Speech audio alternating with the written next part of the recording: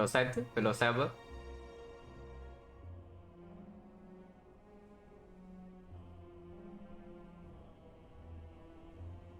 Bombu, thank you very much for the summon performance. Appreciate a lot. Hello Dragon. 8-0, yeah, I beat out of these. I don't know, I would probably say that 5 of these runs they not even have to think too much. And I don't know whether the rest was like super difficult or what. Just Hyrule, no, it's true. It's actually true. Like, you're telling me that I have like 100% or what? If you watch the runs, you also know. Like, at the very least, 5 of them, 5 out of 8 was high rolls. And then the other 3 are not even difficult. And the sample, yeah, sure. Hello, Betty.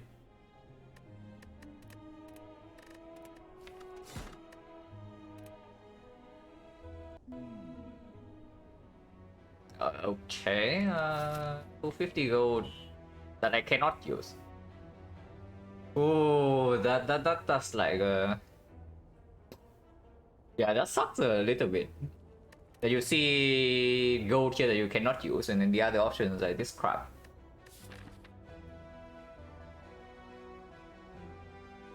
Hello, Southern Touch, and thank you for the good luck, Phantom. Well, this is kind of sad.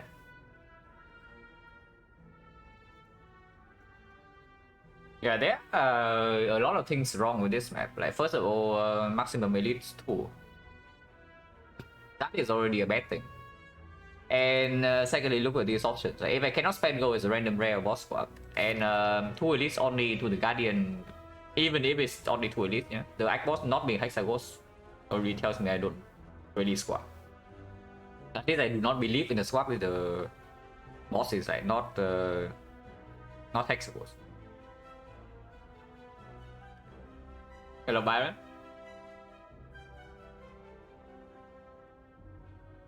Yeah, 2 elites, and then another screw up thing is that if we want to take the gold and we want to farm 2 elites, we need to deal with the first elite on floor 6 with no Neo bonus. Now, Ironclad is strong. Ironclad is strong in that one, but you really don't get away with this if the first few floors are difficult. Especially if you also take 18 damage with this crap.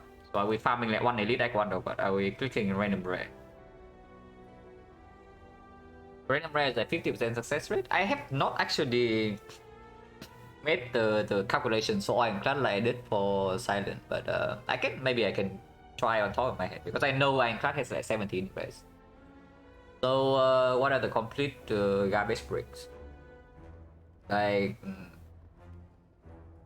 Barricade, Berserk.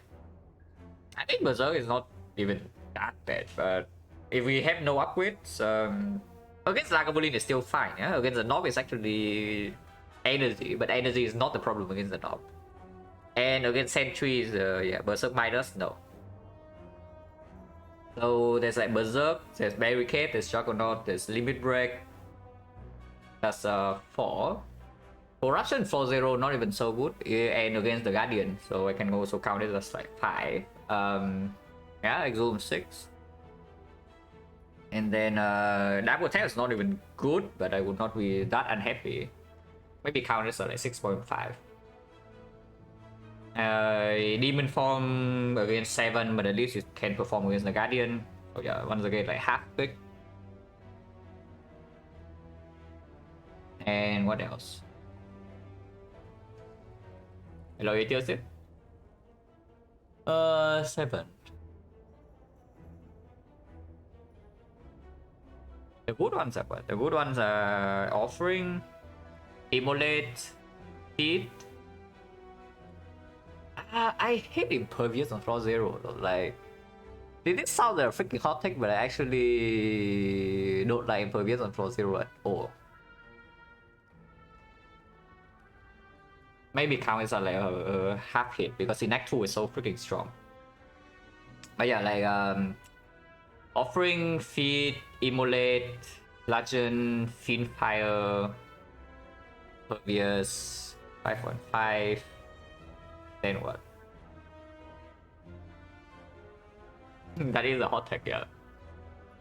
I'm just traumatized, you know, by the one run where I transform into impervious on floor 0. I transform strike into impervious. I mean, of course, it's different than having a rare into your deck because you still have 5 strikes. But I transform into impervious, strike into impervious, and it cost me HP actually every single fight. It's incredible. I don't even know how it happened. Yeah, I honestly don't even know how it happened, but it costed me HP every single fight. And did not even play in the elite. Double tap, it's double tap. So like double tap, brutality, yeah, roughly 50-50. It's Go. Obviously, the thing about Go is that we really want to commit into this because if you don't commit into this, yeah, and you take the gold, that is one elite act one. And farming one elite act one with Ironclad is a pretty big tragedy. I can tell you that.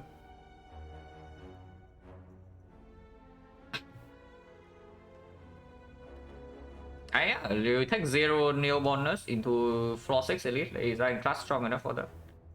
Possibly we are not committing into this. Like if we take the gold, it is always here and here, and then we decide again on this node whether the first few rewards are good enough for us to do this or not. If not, we go here. But then, yeah, of course, one elite icon. So the trade-off that we are weighing here, because if I take a random rare, we are not forced into this. If I'm taking random rare and we farm 2 elites, it's most likely here. This fire into 2 elites in here, 1 elite after chest. But this elite is after the fire, and at least 4 whole wave fights, so we have a potion here. And then another fire here, more advanced hallways, and if we have life to spend, we go to question mark. And then, so yeah, this fight is like reasonable, but we just start with some random rare crap. Hello, hell. But so the trade-off is potentially 1 elite. And what? One elite. That's basically this here is the same 2 fires. We get to spend our gold here, like a lot of gold. After these 3 fights and the bonus, and if these even give gold, like, and yeah, if we take 1 elite, any life loss here we can take, even if we start with minus 18. So potentially here is like 450, 500. So yeah, a huge shot plus 250 gold from Neo. But if we take too much damage, potentially it's also minus 1 upgrade for safety, depending on how much HP we have by this point. Because that is before we see the chest, and after the elite, there's still like, oh, advanced always and no safety fire. So yeah, if things go badly in the first floors and we have no Neo bonus, then we have to rest maybe once. So yeah, I count the bad case. So like we give up 1 elite and 1 upgrade and a random rare card for 250 gold and icon shop. Some robot runs we go into no job until later. Yeah, I also had silent like 250 gold. I also had like silent with 250 gold unspent until way later in the eye. And I would say like on average it actually works out that we can take this floor 6 elite with no Neo bonus. Hello, Panasia. But yeah, like if things go wrong and goes wrong very quickly, like Ironclad, Ironclad is strong, very strong at Act 1, but it's not invincible, you know. Like you only had 3 fights in here, no Neo bonus, you draw slightly badly, so you lose maybe 10 HP in these 3 fights. And then you face a knock or sentries on floor 6 and you are not prepared, so you lose like maybe 30 HP. Well, yeah, and then the act is quite bad, right? Because we start with minus 18, suddenly we lose 30, so we are at, and we lose another 10, so we are at like 20 HP here, so we need to rest. And this is the only fire. Like by going here, we are also giving up 1 fire for 1 elite. Yeah. So that is minus 2 upgrades. We get no upgrade in the act, we have to rest here, potentially risk of death. That is not very nice. But of course, we can decide here. We are not forcing ourselves into anything.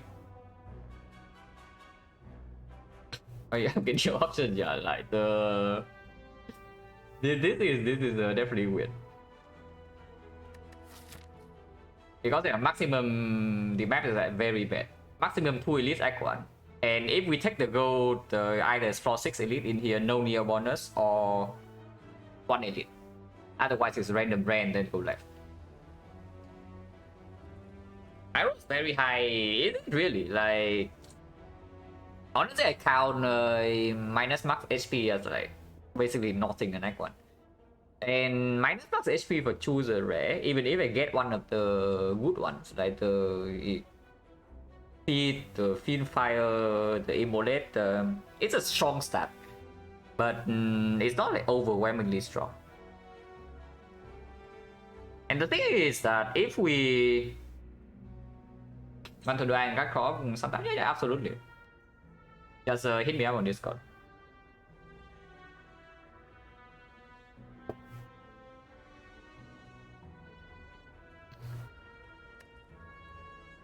Ooh. And yeah, the thing is that you see, if we click the random rare and we get some absolute garbage and we break, this will always be the starting node. Yeah. But let's say this node gives us no wood card and no potion. Can we commit to the left path? We suddenly now a curse in our deck. Because the moment we step into the left here, either we take 4-6 elite, or we are forcing ourselves into 2 elites back to back in here after some advance always. Yeah, I don't see it. I just take the gold, go here and decide again. And if we have to, we are playing one elite deck, one on an Ironclad. I don't know how many runs people say unwinnable seed, winnable, spend more time. I mean, the one seed that is called unwinnable is like proven to be so. So no matter how much time you spend there, you just die. If you play glitchless, you play with the double note, then sure you can win that. But yeah, like in practice, there's no point thinking about it, you know, because you will not encounter an actual unwinnable seed. But you cannot win every run. But yeah, we take this, go and decide again, and hopefully we can take this. If not, yeah, whatever, one elite deck one. I'm experienced with playing a run with no elites, guys. So don't worry. I have that under control.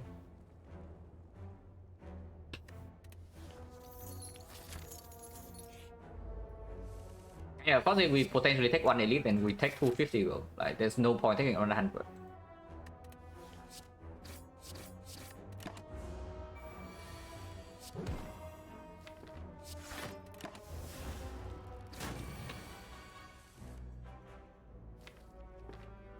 Minus another one. Minus 2 to Cultist is like not the worst, but not the best. Okay. 18 gold, no potion. And picking Iron Wave. I mean, of course, we pick Iron Wave with the other two. Evolve doesn't even work against the boss. And yeah, Boomerang without strength. And there's a viable option in here, so no thanks. And yeah, we do not commit to anything, especially with no potion drop. If this fight drops a fire potion area, I run here right away. But no fire potion. Okay, okay. This is actually good. This gives me way more information than I would have otherwise. Like, if I see something like... I guess Buddha Whoop here, it just tells me to not take the elite. But seeing a fight in here actually gives me way more information. So, that's good. When I take the option, I take damage for 250 gold.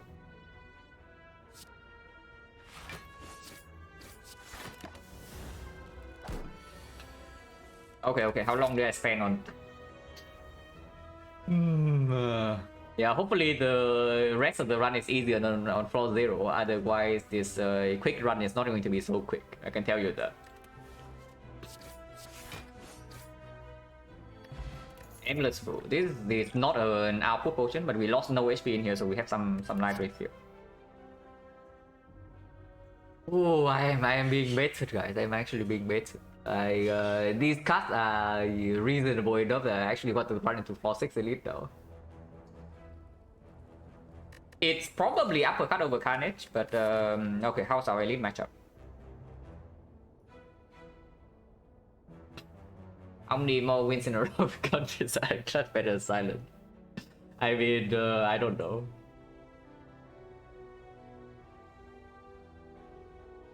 I mean, yeah, like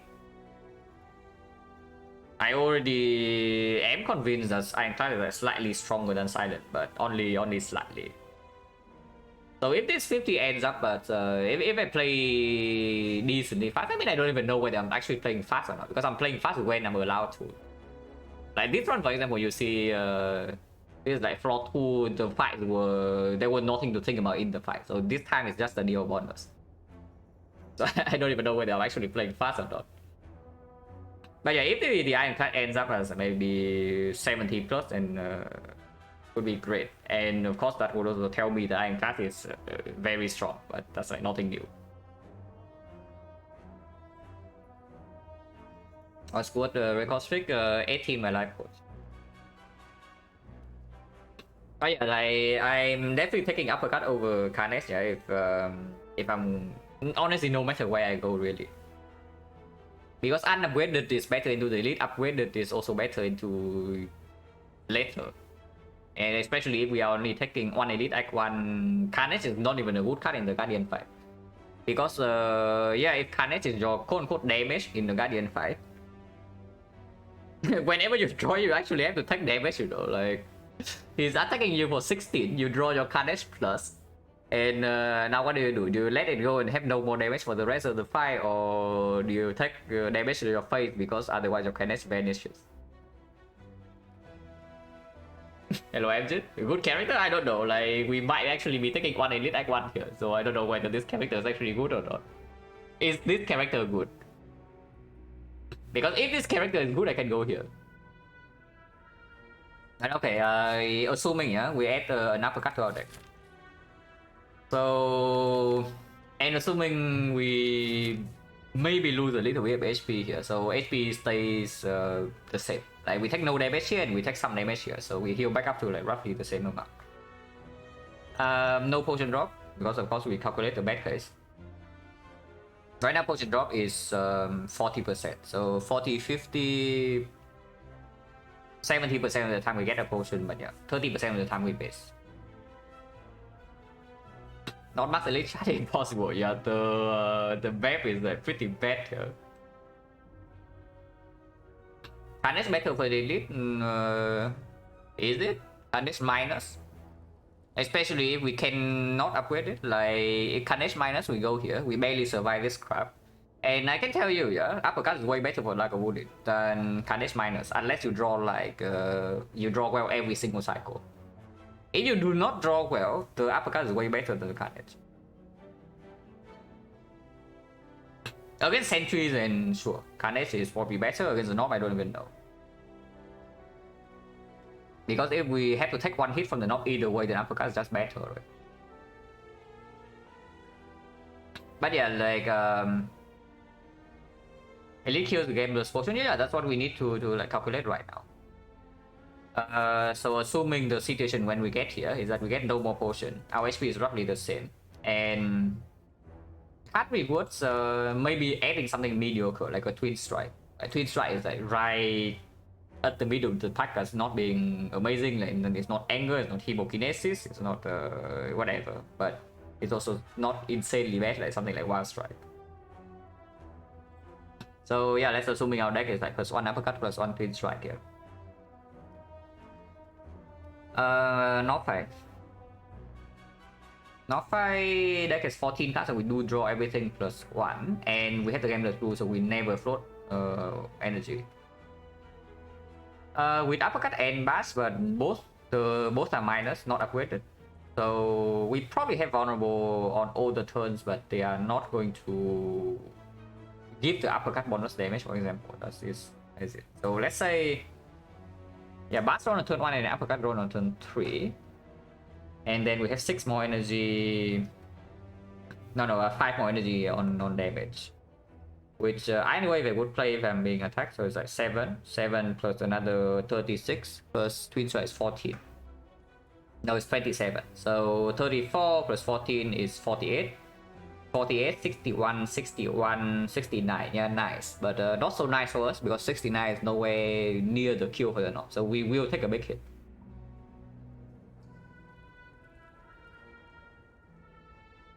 Also, 75 on energy. I mean, we cannot probably cannot even upgrade our uppercut. So I don't know. Numbers go down easy? Is it easy? At least we just talk about why it's not easy. Because 3 turns we have like 69 damage in the not terrible case. In the very good case we have 6 more. So that's 75 in 3 turns. So is that easy? Because last time I checked the knock HP minimum is 85. So we will take a big hit from the knock. Even with the uppercut. Sentries! Sentries. Well, sentries will be extremely messy, I can tell you that. But for sentry probably doesn't kill us on 60, so that is the good thing. But we might have to rest after so that no upgrade Act 1 and then uppercut minus into the second elite. It's not amazing. But we of course have a huge shot. Okay, Lagavulin, how much damage? So North fight we expect to have this blocks for 5 and uppercut blocks for, I could say bad case scenario it doesn't land on turn 3, so it blocks for 2. We block 7, we are facing 32. So we are taking like 25 damage. Honestly 25 damage only is not so bad. Yeah, 25 damage, so we go to 35, heal back to like 40. We can still upgrade into the second elite, yes. 40 HP is fine. So yeah, not actually is no problem if we don't bleed out in the burn in the advanced hallway. Skip first elite is not that as simple as that because we are not playing silent here. We are playing Ironclad. If you are not farming elites on Ironclad, then something is going like very wrong. But before I run into a stupid death, I need to make calculations first. But yeah, Lagavulin, how is Lagavulin? The problem with Lagavulin is that we actually might be short on damage, not on block. Like we can aggressively trade, maybe take 30 in the fight, but if that solves the fight, then sure. But it's not even true. The opening, yeah, let's assume that we will get a good open. For example, bash first into a triple strike setup. Or even double strike, twin strike. And then we are assuming our deck has something mediocre like a twin strike. So 14, 18, 32. 32 we open with 24 damage. 24 uppercut definitely play for 13. So that's 37. 37 the Iron Wave is definitely played for 5.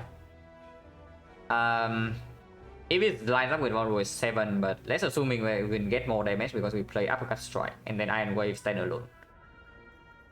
So yeah, opening with 24. One turn is 22.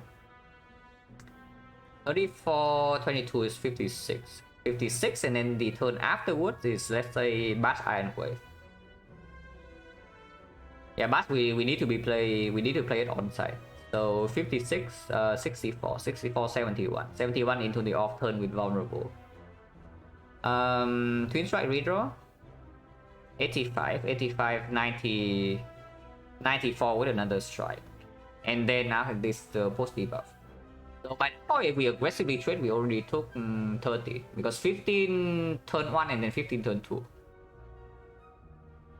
We are still 20 damage short by the way, in the and then the vulnerable runs out. So yeah, Lagavulin is like a 40 damage fight, maybe 45. I mean Carnage. No, the thing I'm talking about is that the Carnage is not even better than the uppercut. Is the main thing.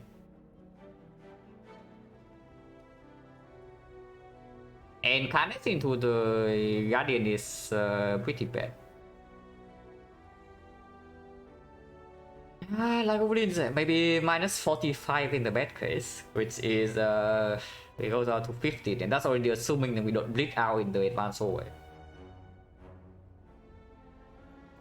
What if I dodge? I'm trading.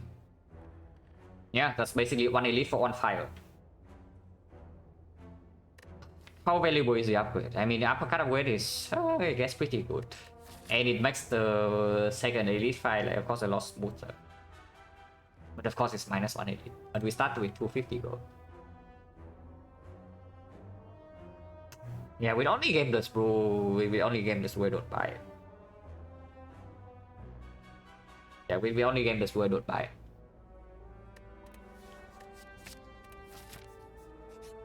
Oh yeah, 1 elite type 1. What can you do? I mean, of course, we can do something else. Like here, for example, this event is already changing the entire calculation because now I don't even know. Like, is this improving or lowering our damage? Because I'm definitely removing a strike here. Into the Guardian, there's no way we remove defense, and of course, defense later can go away on their own with second wind corruption. But yeah, I actually don't know whether removing this strike here increase or decrease our damage into the first elite.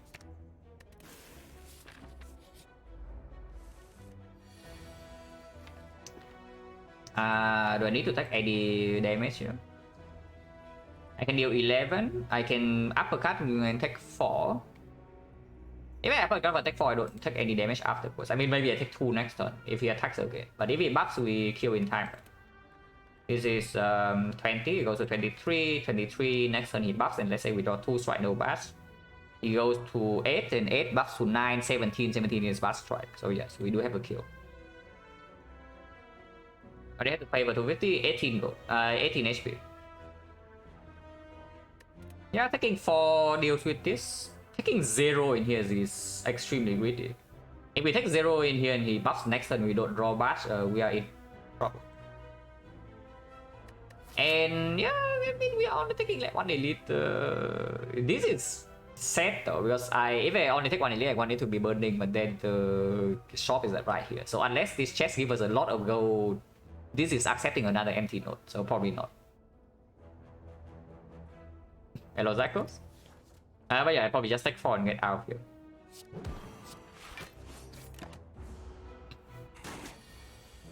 He buffs. We draw 3 strikes, not 2. So we do need to draw 1 strike now. Yeah. So not winning HP turn 1, pretty happy with that, I can tell you. Speed potion. Okay, this potion not extremely useful into the elite. I mean, it saves like 5 HP to Lagavulin, maybe 10 sometimes. But if we are short on damage, it saves 5. Well, that is not a twin strike, I can tell you that. If we are only taking 1 elite in this act, do I really want to add another Iron Wave to my deck? It's not going to be green. Like, we have 2 upgrades right now. It goes on uppercut. And if we do not buy any cards in here, it goes to the first Iron Wave. Iron Wave deck, yeah. Iron Wave, if we are actually taking maximum elite act 1, it's quite nice. We are only taking 1 elite. So how good is this card into early act 2? It's okay. Into the Guardian is not amazing. Into act 2 is like okay, but not premium. And later on is a brick. I don't like it. It's probably just a skip. And tell me we need it into this advanced hallway, because yeah, advanced hallway is coming. But I am willing to potion in advanced hallway.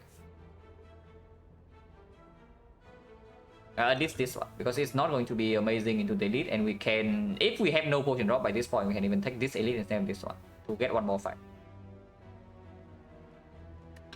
Flex upgrade in this spot, no. I do pick up flex sometime in act 1 and upgrade it, but that is with some very specific stats. Like for example, struck floor 1 into pommel strike floor 2. Then I would consider picking up the flex into upgrading it. In this spot, no way. Because you also see our attacks are 2 costs. We have no cut draw, attacks are 2 costs, so what do you want with the flex? How many advanced ways are we taking? If we are taking too many, I can also see picking the Iron Wave to make it better. 1 here. 2, 3, 4. Yeah, this also has 3. This has 2 only, but a short. So at these 2, but probably 3 more advanced ways plus this one, so 4. 4 advanced ways, I guess it's okay. Because if the card rewards in here are extremely bad, we can also upgrade the second Iron Wave here. And yeah, into early act 2 it still performs. When the Iron Wave falls off is when you actually need your deck to do something very specific. Usually maybe end of Act 2. It is okay, it's okay. I don't hate it too much. Just because of this. We can probably skip, but it's fine. Iron Wave plays here if we draw on. If we draw one, it would play here.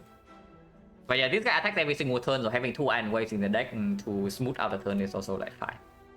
-6, Gambler's Blue is stronger. Gambler's Blue is the stronger potion, so I don't really want to use it here. I just accept the 6 damage.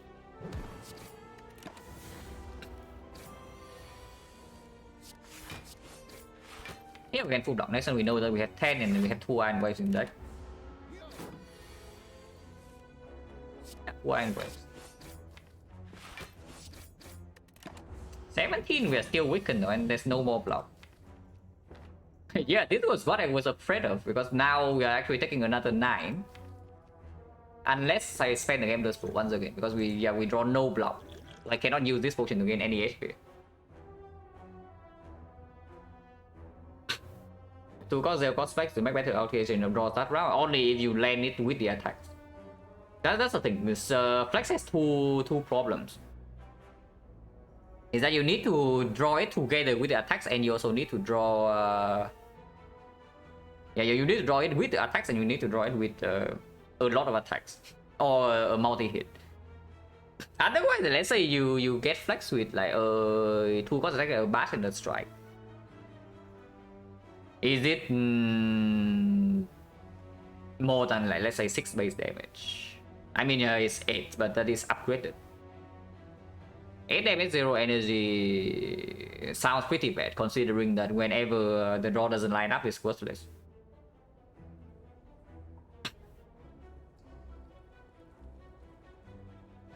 But yeah, we are taking 9 damage here. I still do not use Gambler's Pool. 2 off.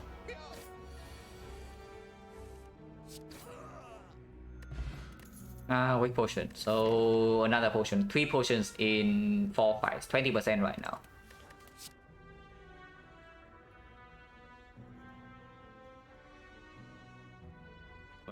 I guess I'm not too unhappy about not running here.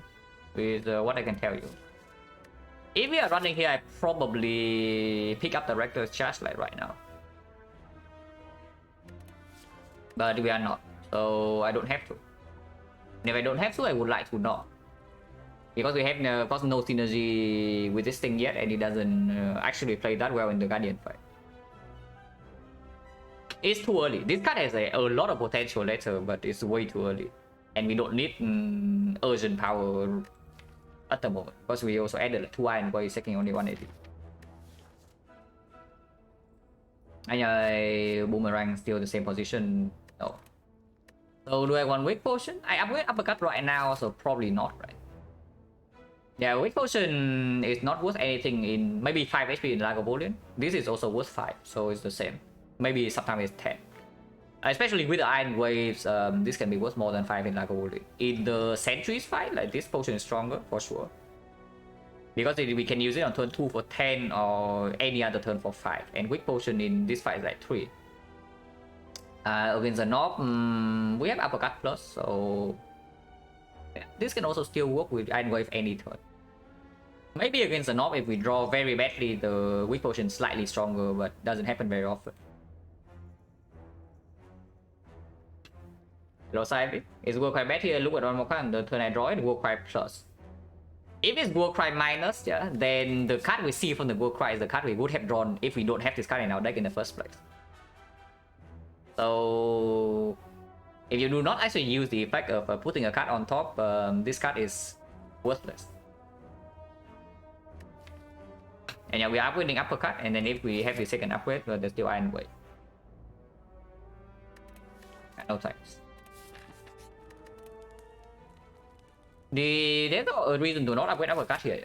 Is that if we see a Shockwave in here, we can ignore the Uppercut upgrade. But whatever, I don't bet on that.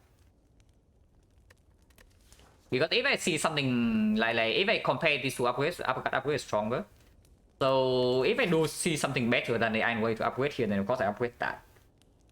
The only way this upgrade turns out to be bad is that I see a shockwave, but then I have a freaking shockwave in my deck, so like, who cares really?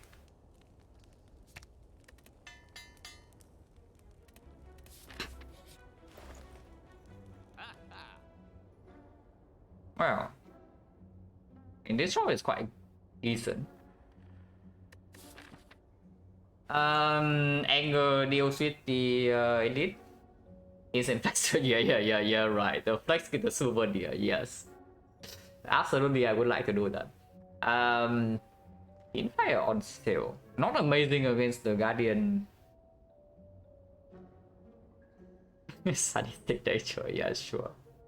Sadistic nature.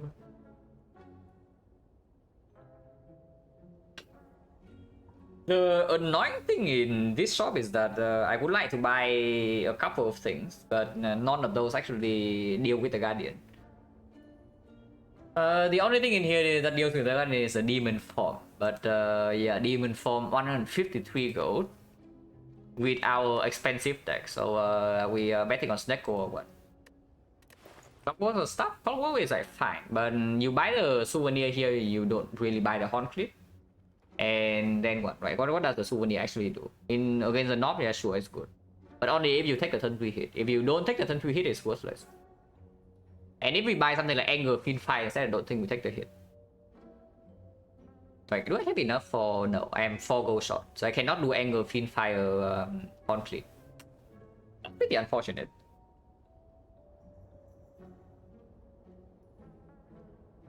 Papa, thank you very much for the raid. What's my opinion on operations event on Watcher? Usually unnecessary. But if you have something like an omniscience in your deck, or if you have no way to actually block it, for example, you are swapping into Busted Crown and yeah, your damage is fine, but your block is looking bleak, yeah, sure, operations good. But I think, yeah, I would also like to sneak this Bloodletting in my deck somehow. But it doesn't perform against the Guardian, is the thing. I mean, of course I can ignore the Anger, but I have a feeling that this Anger is going to be extremely good in Act 2. Unless I see Snecko after this, but then I have Snecko and Ironclad with like Fiendfire, so like who cares?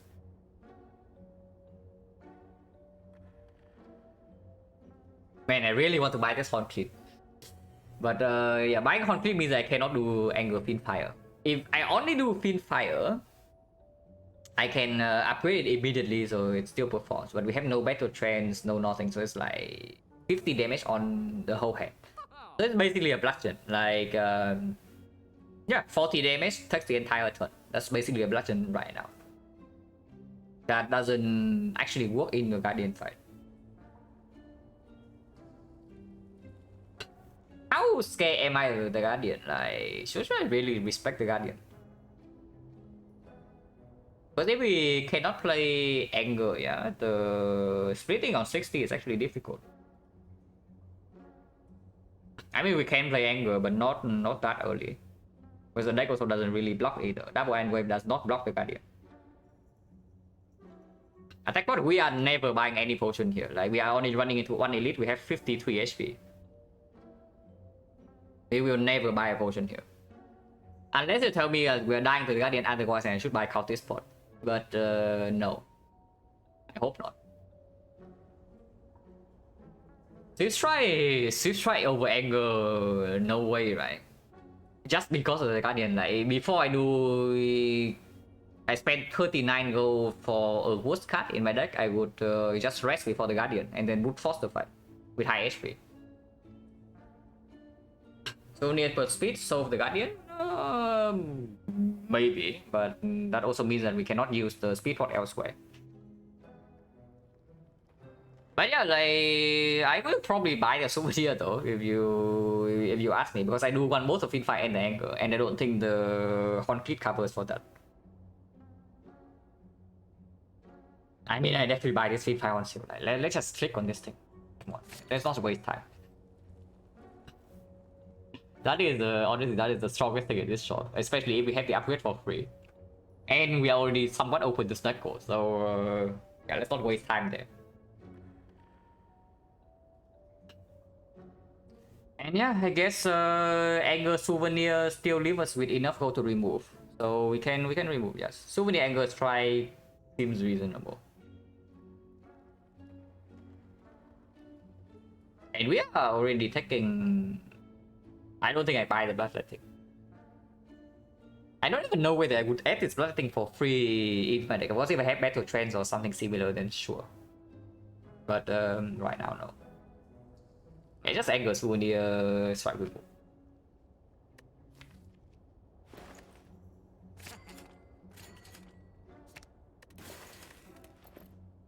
That's a pretty strong sword.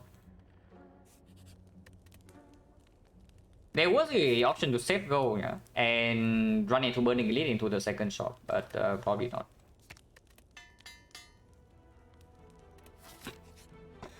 Especially if this doesn't give us like 80 gold. Which of course 23 is still good, but it's not 80.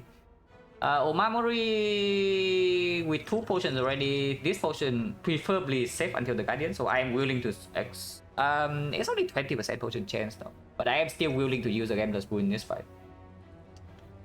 And because Omamori... I mean, we take this, but Omamori says that... maybe I don't mind question marks that much. So going here gives us more flexibility in the pathing. Like 1 question mark, and then the second one is optional. So if we want this thing, we can go here. If not, we can still take away if we say that our deck is not ready for either the Guardian or the actual. So just take the Elite right away. I can bullet. Just multiply Anger, right? Instead of deploying Bash. Deploying Bash only makes sense if we actually draw Uppercut next turn and open. So 5 out of 9.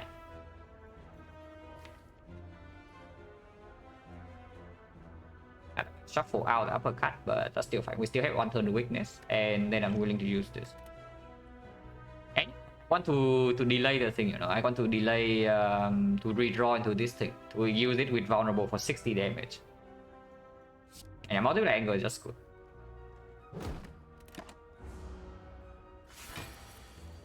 Okay, so we shuffle out the Uppercut and the Iron Wave.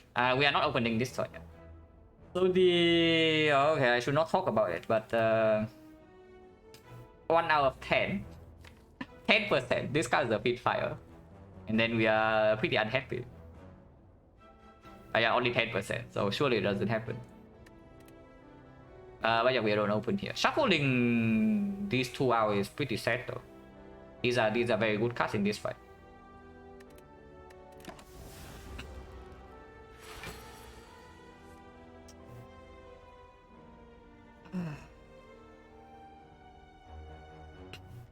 Well, what can you do, guys? What can you do? Like, not much you can do.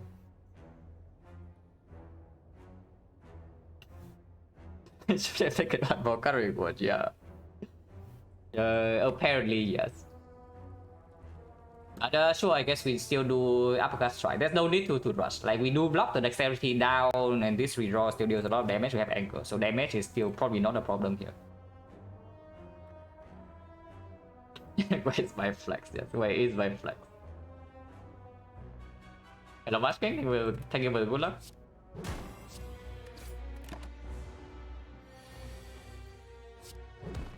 Yeah, of course we extend the vulnerable here. Yeah, attack that.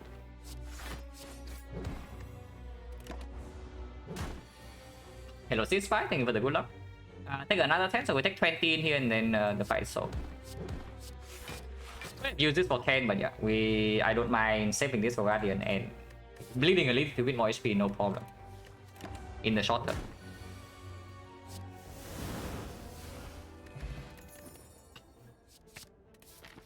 Well, that is extremely clear. Unless you tell me we really need the struck for the Guardian, but yeah, no thanks. Before I pick the struck over the Battle Trace in this spot, for to deal with the Guardian, I just use it on third one. I think we have 2 of them.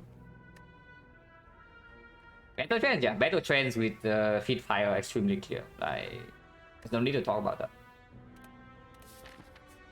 Total change right now is 30. I am still willing to use it. We run into a nasty advance away.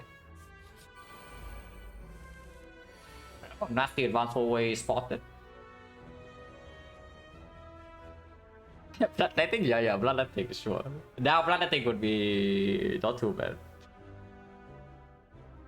See, I don't know though. Like, is that actually that good? Because the thing about bloodletting is that most of the time our battle train is going to do feed fire combo. So what does the bloodletting actually do? It only gives energy for the uppercut and bash combo. It makes no sense, right? If you do battle train into bloodletting into another cut and then you feed fire, that is minus 20 damage. So do you really get 20 damage out of the one cut you play? You play one cut extra, and you also pay 3 HP upfront for the bloodletting. So yeah, is that actually good? Port for what though? I mean, now we actually probably need to save this for the Guardian, so I really don't want to spend this. But yeah, port for what?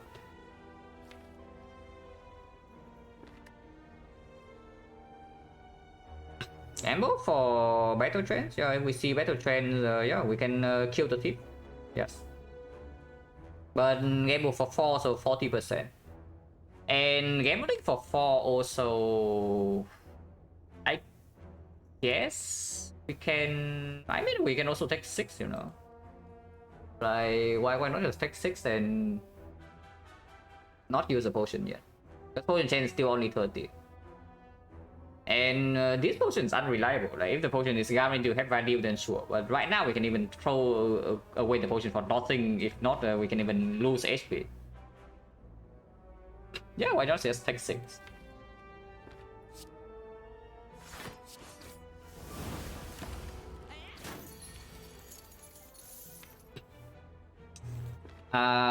Triple block in here.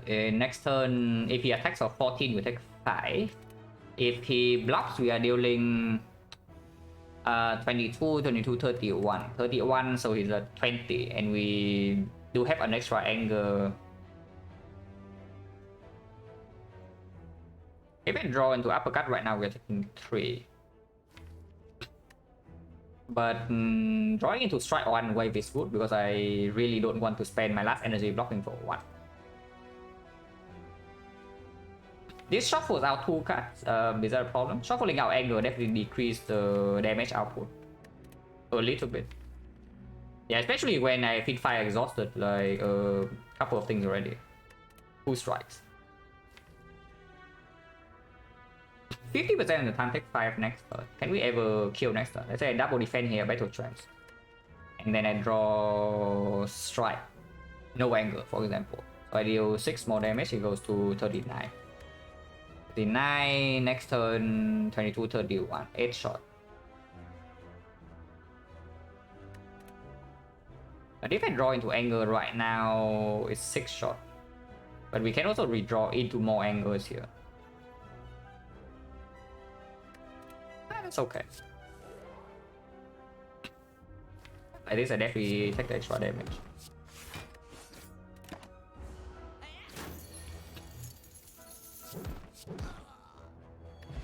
No potion, 40%. Barricade, yes. Exactly what we are doing in here. Wild Strike to create the wound to feed fire away, yes. If it is powerful, then absolutely. But no.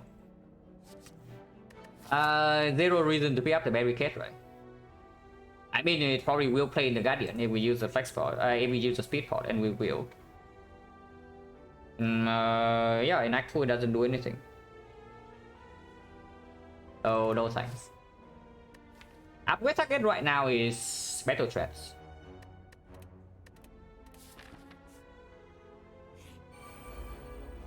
Okay, we are running into question mark. If this also ends up to be a fight, we are running into this question mark. It costs the short Act 2, yeah. Yeah, it has a negative effect. No need to trance here, yeah? And trance here also means that we are actually vulnerable, so let's not do that. So do I take 1 or not? Well, Secco is already open with Feed Fire plus an uppercut. So do I take 1 here or do I take 0? If I take 0, this guy goes to 18, he's for 11, but we either draw 2 defense or we draw 3 attacks and then we kill. Okay, so let's take 0 then.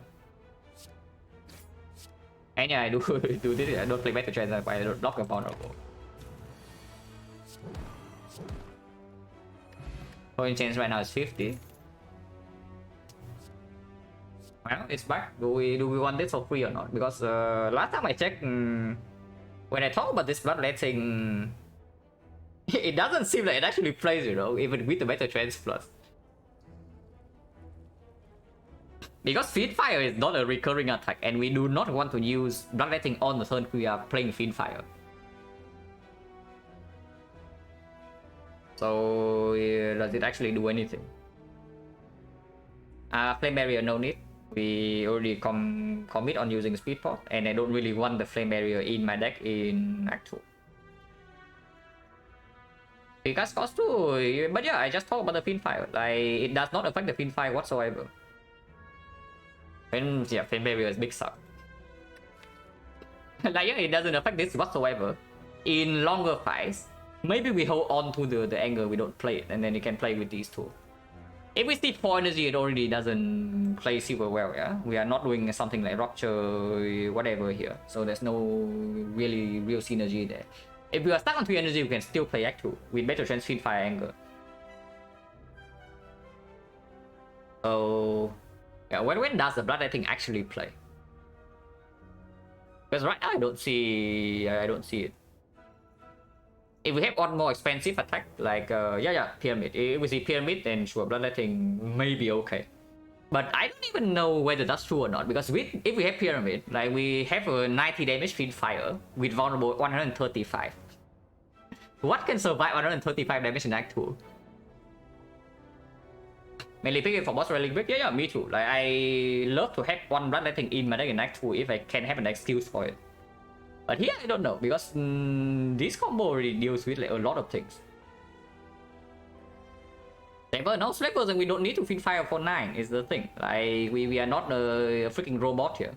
We adjust our play according to the situation. So against Slaver, we Fiend Fire for like 50. And then we still have some other things to do. Now, energy is mostly P-Box. If we don't see exactly the P-Box, I don't really see bloodletting performing that much at the moment. Like, what does it convert into? We are playing, I guess if we play 1 extra defense, it's worth it. But then we are playing 2 cut draw for 2 block. 1 cut draw for 2 block. And if we convert like our 3 HP into a strike, then it's definitely not worth it. Unless it has a little threshold somewhere, but then Fiend Fire already deals with that. Yeah, I don't see it. I don't see it. It's probably just a skip. Chance 50, so now I am even more going to use this. Yeah. I mean, if we save it until the Guardian is still fine, because not splitting Guardian on turn 2 is a very sad story.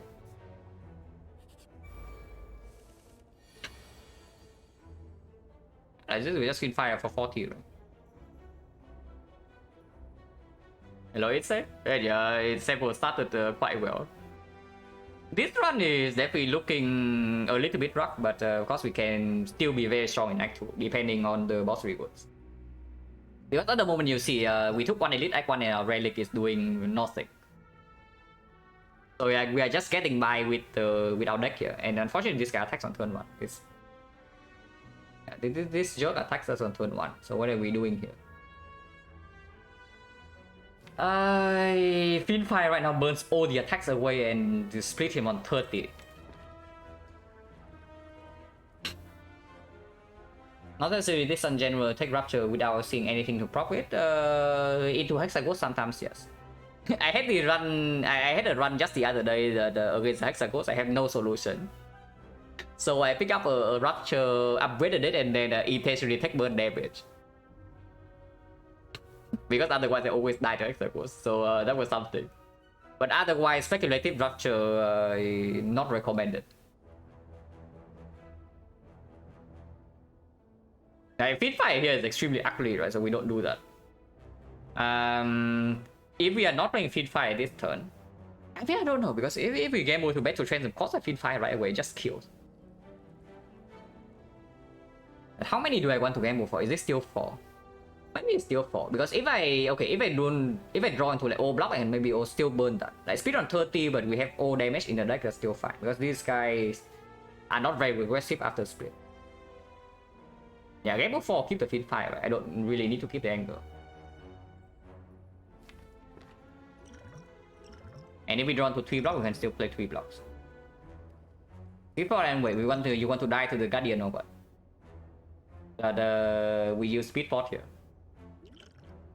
But I really don't want to die to the Guardian, you know. Okay, whatever, we burn this then.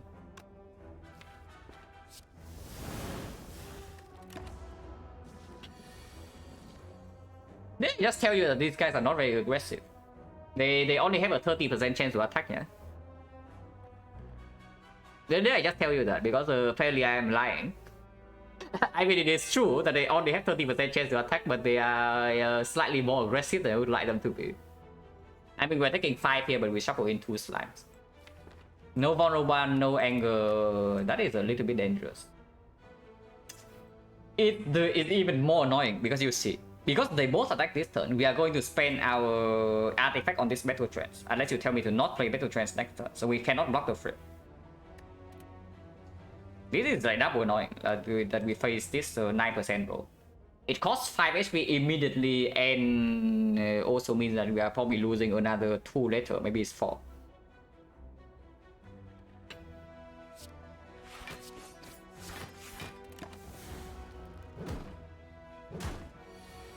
Yeah, now they both debuff. We do draw 3 energy though, but we are frail either way, right? We are frail either way. I do play this Battle Trance because I do want to redraw into this duplicated anger. And yeah, uppercut double strike is 31, so we kill here. Not drawing any slime this turn is annoying. Potentially taking 7. Very cool, yes. Absolutely perfect, guys. Amazing fight. Okay, at least we got a potion back. Not really, right? Unless you tell me it's combust. Is it combust? Are we ever scared of not dealing damage to Guardian? We also have power potion. I'm also willing to use power potion against the Guardian. Are we using 2 potions in the Guardian fight? Oh, that would be a little bit sad.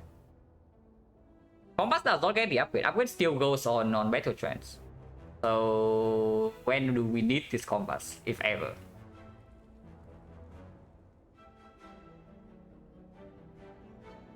Not really anyway, right? Because if we use the, even if the power potion completely breaks the speed potion with 5 dexterity permanent, even if we have to take 36, you can still deal with that. So no damage scaling in the Guardian fight, not a problem. Randolph, thank you very much for the 10 months. Official or not? And yeah, some example is 10 months. 10-0. 100% win rate, but maybe need a larger sample size, you know. Okay, I'm just kidding. But yeah, probably not. Omamori, life loss in here, I don't really want to take. If I take life loss, we are resting. So I guess Shining Light I can do. But Shining Light into resting probably is still better than Battle Trance upgrade, because we have a Regal Pillow, so resting is more valuable than usual. Yeah, Serpent very good, 150 go for free. And then of course Dead Adventurer, Mushroom and whatnot. Regret can also be taken, yes. Sure, we go to question mark. Because we also draw a potion here. If this fight does not draw a potion, then sure. Wait, what? Fight? Bonfire Spirits? Okay, sure. This is the shrine, so this is the fight, right? Fine. But question mark, fight. Shrine. Fight. And fight again. So we roll 10% here. 80% here, and then another 10%. Okay, interesting. I mean, yeah, whatever. Fine is fine. I don't really complain too much, but so do I take 3 here? Because if I don't take 3, then the Fiendfire does not actually instant kill. Yeah, sure. Taking 3. Yeah, sure, taking 3 is fine. Otherwise, I need to draw Fiendfire Battle Trance. So the chance to draw Fiendfire next turn is 50. If I draw Fiendfire, 4 out of 9, I also draw the Battle Trance. So yeah, 2 out of 9, I save whatever HP I'm saving next turn. And if I cannot play the Fiendfire, then this fight also gets messy later on. Let's just take 3 and get out of here. Like, because if next time I don't draw... I guess if next time I don't draw Fiendfire, we are fine either way. So I play 1 attack. And then afterwards Fiendfire for 4 is a kill. Because we block weakness with the Souvenir.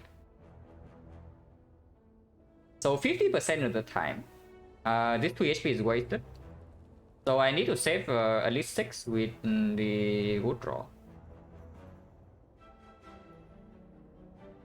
Okay, I draw Fiendfire next turn, no Battle Trance. This I attack again for 13. I play, let's say I play like Defend Iron Wave instead. Defend Iron Wave Strike, I deal 11. So he goes down to 33. I am not weakened. The turn afterwards I have Uppercut and a Defend.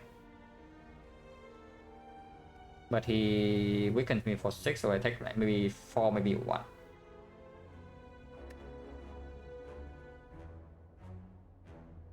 Yeah, it doesn't work out. By it doesn't work out, I mean that we don't really save much more HP, even if we cannot play Fiendfire this next cycle. So we block 3 here. And yeah, like we draw like 3, just kill anyway. Fortune. Guardian Soul. We pick this armor when the Guardian is dealt with. And I don't need to actually use a potion. Or we can do a second Battle Trance. Because yeah, Souvenir Battle Trance, we can do 2 Battle Trance in a row. Into a huge Fiendfire, because it even increases the chance that we draw into Fiendfire with the combo. Now, picking up the second Battle Trance means that the upgrade on the first Battle Trance definitely gets slightly weird. And yeah, Armament's upgrade also plays with the Battle Trance itself. I would not pick a third Battle Trance is the thing. I mean, of course it's uncommon, so it's not a huge argument, but picking the Battle Trance in here makes our upgrade worse, slightly worse. And it also turns down the Armament Plus, which is very good with the Battle Trance itself. And extremely good in the Guardian fight. Yeah, just take armaments to upgrade. Gamblers Brew, no. I think I keep this. I wonder how many potions we are blowing in the Guardian fight itself though. But we'll see. How long is this act 1? Holy crap, 1 hour. Yeah, one hour basically. I mean, it checks out. For a run on the more difficult side in Act 1, usually I take 1 hour Act 1. On silent, maybe like 1 hour and a half. Yeah, but yeah, let me tell you, if we don't really see a better, if we don't really see a good boss reward, this one's not going to go faster. Unless we die super early act 2. But yeah, every potion we need to do it right now. Hello, Black. Yeah, so yeah, first question is whether I am Fiendfire this turn or not. And I do want to play Battle Trance beforehand. I don't mind burning away the anger because now I have the... Now I have the thing. I guess I just open Speed Pot, play Battle Trance, and then see afterwards. I don't think with 5 is everything we need to do the power potion, especially with Armament Plus in the deck. But yeah, I want to preserve this Battle Trance. So the awkward thing is that if I Battle Trance into something like Uppercut, I mean armaments I will play it. If I draw into too many defense, it's also weird. Yeah. Because we are burning this whole hand away. Burning anger away is completely fine. And if I draw badly with the Battle Trance, I can also open Power Potion. We open this first. before playing Battle Trance, play Battle Trance and see whether we need the second one.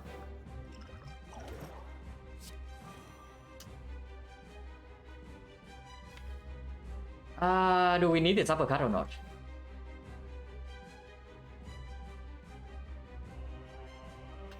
I definitely preserve defense over strike, right? Yeah, this is pretty set. Not that bad though, because 5 dexterity, eventually all these upgraded, we can attack through the taunts at no problem. Do I have to feed fire? I mean, probably yes, because otherwise I'm playing the anger.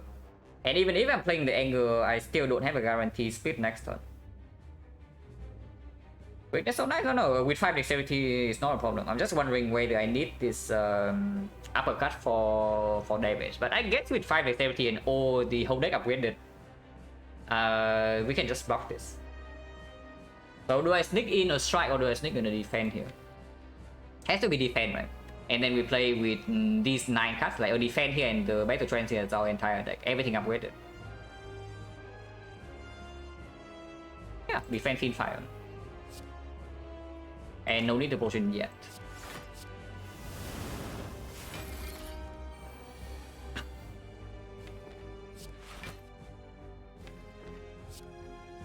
No need to deploy Bash. I mean, we can play Bash for 4 HP, but it's not urgent. Because honestly, with 5 dexterity and everything here, you see this block for 12, all the defense block for 10. Defense plus will block for 13. Armament block for 10. Like even if we had to take 36, yeah, who cares? We can block it. Like this also deals more damage immediately.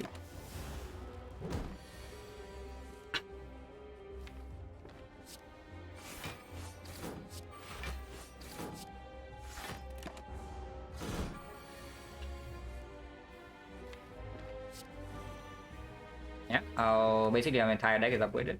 I mean, two more cards, but that's fine.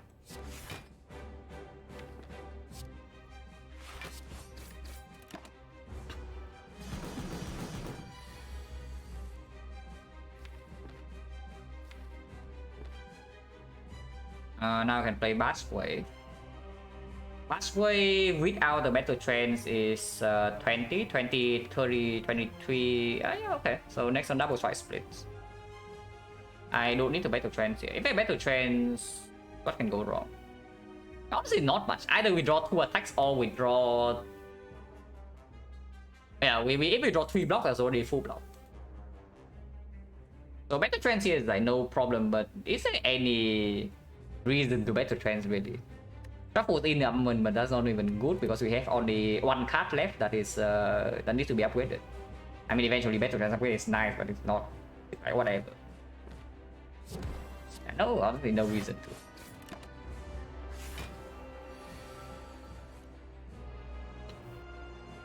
Hello, no random crits. Thank you for the good luck. We can still play armament, yeah. So if I Battle Trance immediately, or I can play armament first to upgrade this Battle Trance. There are 2 lines. I can Battle Trance right now, 75% I draw into this, upgrade the last card, or I just upgrade the Battle Trance first. Possible to draw bet? No. It's actually impossible to... like, because even the brick in here, we are not even taking damage. We are just play 3 blocks. Even if we draw bet here, we just play 3 blocks and take 0. Yeah, because there are times we cannot split if we draw into like Iron Wave plus maybe the second Iron Wave or a strike. This is 7 damage and the other is 13, so we are a little bit short, but then we just play 3 blocks.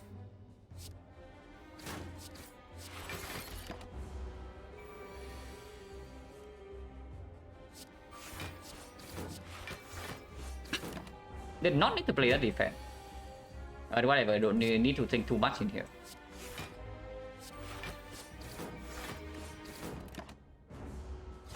And yeah, 5 dexterity and armament plus soul this fighter. Who would have thought?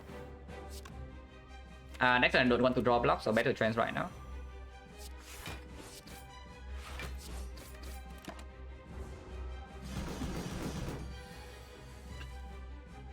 And I do want vulnerable distance, I do draw. 5 decks, yeah, 5 decks with our entire deck upgraded, of course, is completely solving this crap. That's also why we save the potion. Like this fight without 5 dexterity can be a little bit, just a little bit weird. I think we're still fine. But that was before the armaments. Like if I have armament plus and the battle trance, I know that the fight is probably okay. Maybe that should mean I can save this, but potion chance is also decently high. And also 5 decks I got the speed potion with the souvenir.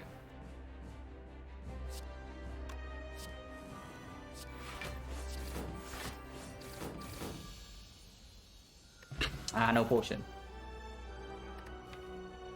Heat, Immolate, Berserk. Yes, Berserk. You want bloodletting? Here's your bloodletting.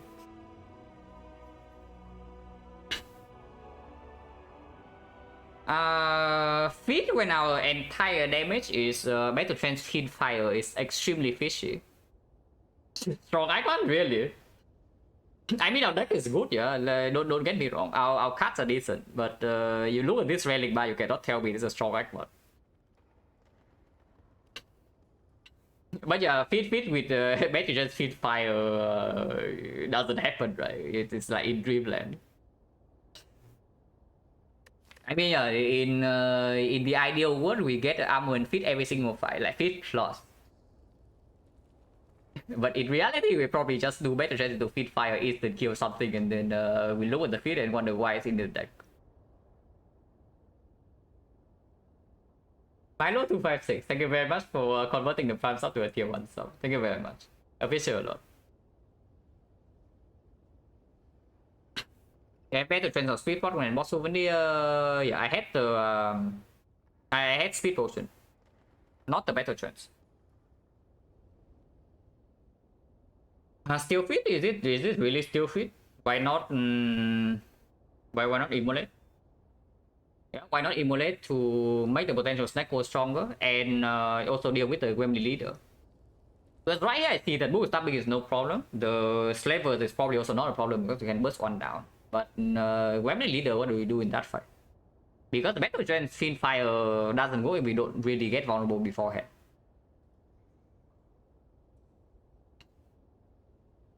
How much health would Fit have to give me to be good? Honestly, even as low as like 15 is good enough. But the thing is that I think it's just going to...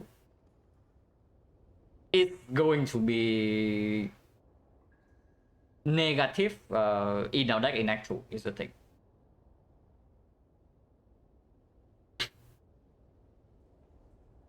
It'll misplay for flame carrier for full fire deck, yeah. It's probably just... It is immolate, right? Right now, damage doesn't scale, which is slightly annoying thing. Like our block scales slowly with armaments, our damage doesn't scale at all. With no strength scaling, we have front load from Fiend Fire, but nothing to deal with bosses. So right now, something like Chem is potentially a big problem when we have the whole act and we have a power potion. But obviously the other two immolate plays. Immolate immediately address like at least like a few small problems. Am I worried about Act 2? No, I'm telling you, like if your entire damage in the deck is Fiend Fire Battle Trance, under what circumstances will you get the fit off? Because Fiend Fire Battle Trance one-shots a lot of things. And you also need to not draw the fit on the same hand as the Fiend Fire. So if the only damage in our deck right now is the Fiend Fire, which is almost true, we have Anger, but Anger alone doesn't really cut it. If we are basically playing Fiend Fire every single fight to end it, then when does the Fit actually go off? If ever. Yeah, I don't see it. And before I do Berserk, because the Berserk souvenir also means I cannot play Battle Trance beforehand. So I need to draw Berserk before the Battle Trance. If I see Snecko, if I see 4 energy, the Berserk also doesn't play really. Because Fiend Fire also... Yeah, Fiend Fire is like 2 energy and the full turn.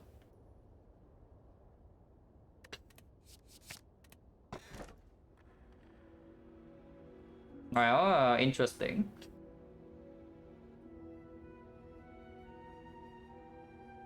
Color, right?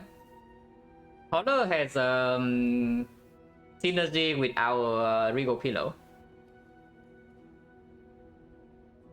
And I guess in hallway fight we do have this to hopefully one shot some of them, and this also covers a little bit.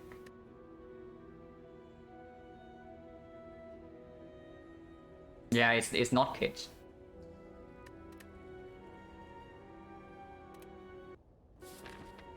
And yeah, collector, so immolate plays here.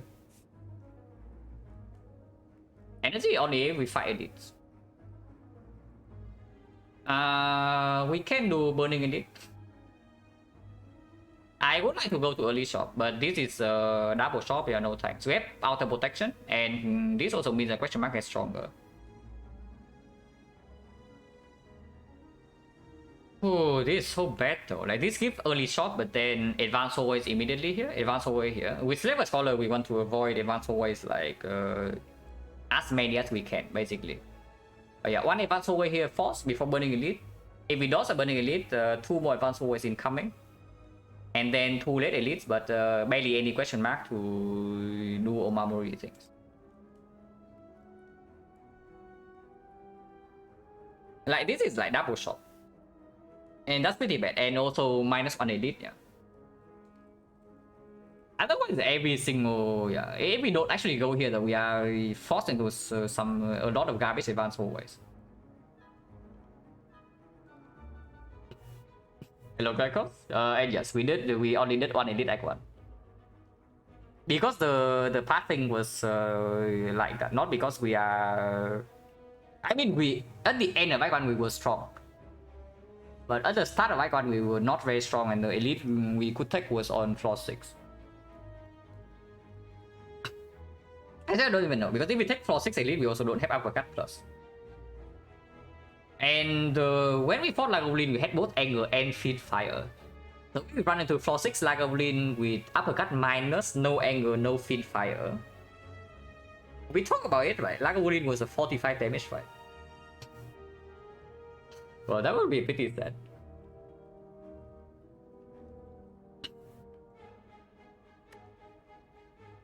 Should not be advanced hallway before negative. No, Act 2. Act 2 you only have 2 fights before advanced hallway. 3 fights only Act 1. Act 2, Act 3, you only have 2 easy pools. So this fight is advanced hallway. Double shot, we're getting further behind or what? But Slaver Scholar, yes, Slaver Scholar doesn't. Double shot is not even that bad. Double shot is not even that bad, because if the shot here is bad, we can also pivot. Not pivot, but we can also refuse. Question mark fight chains reset? I think so, yes. Yeah, like double shot is not because double shot is good. Double shot is because we don't really want to fight some garbage advanced hallways before force edit. That's basically it. We are dodging the advanced hallways, not because we are wanting to go to the double shot. How bad is Avocado Red? Pretty awful. Because we don't have the energy to do vulnerable into Fin Fire, so we need to take turn 1 hit. And our deck doesn't have a lot of front load block. Like we have armaments, maybe Iron Wave block for like health. Maybe Iron Wave maybe armament defense block 13.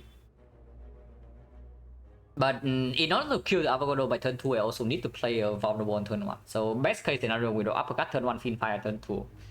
Even then, we are still taking.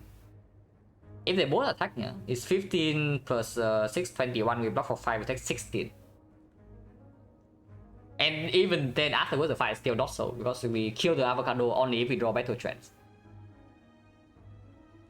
And avocado red is not even the worst advanced way for us. It's the unfortunate thing.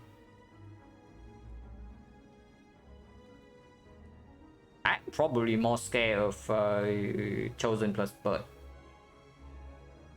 Not Chosen Cultist, yeah. Chosen Cultist, I think we are okay. Because Chosen Cultist actually give us time. But Chosen plus Bird is dangerous. We have no burst answer unless we want to feed fire that thing.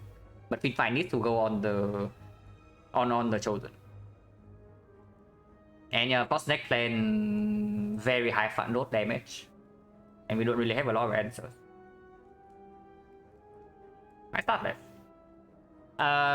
Super question mark. Late question marks we take take at least one. So not a lot of fights in this act, but with the Slaver Scholar, that's also what we want to do, right? Taking multiple advanced war is just bad. And if we really need cards, we can buy the cards in here.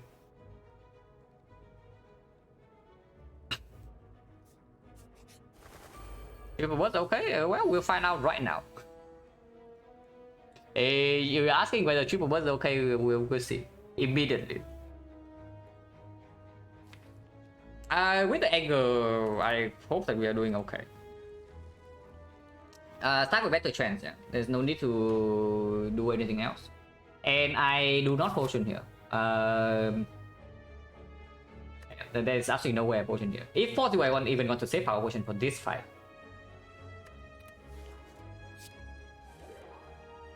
X7 down onward is probably okay. We don't need immolate in this fight. And yeah, you can see also right here, if this is a feat, it makes no difference. But at the very least, we have the option to play the immolate. If this is the feat, we just burn it away immediately, because we are playing feat fire. So 5 times 5, yeah, we kill this immediately. And yeah, we do that. I mean, I can also triple block, take 0, but that is probably a very bad idea to drag this fight out. Yeah, 2 plus 25 is perfect.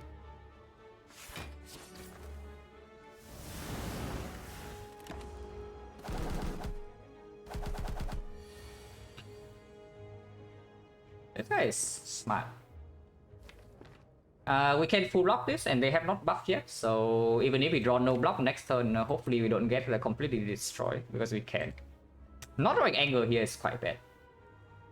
But maybe we can redraw into battle trend, and then we can down whatever is attacking next turn. The other line, of course, is doing something like armament uppercut, take 9. But yeah, let's not.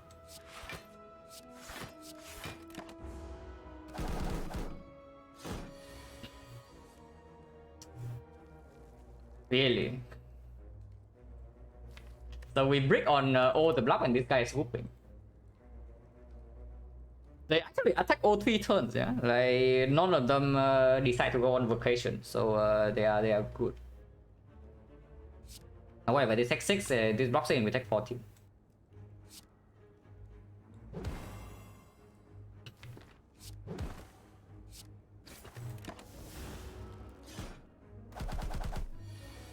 OTK, silent usually doesn't have a lot of problems here. Yeah, now they buff.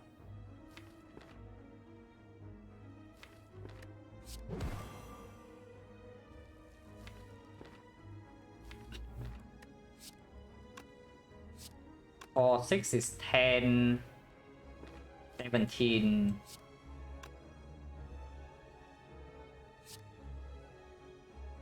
Next round will run sound. This guy guaranteed to attack.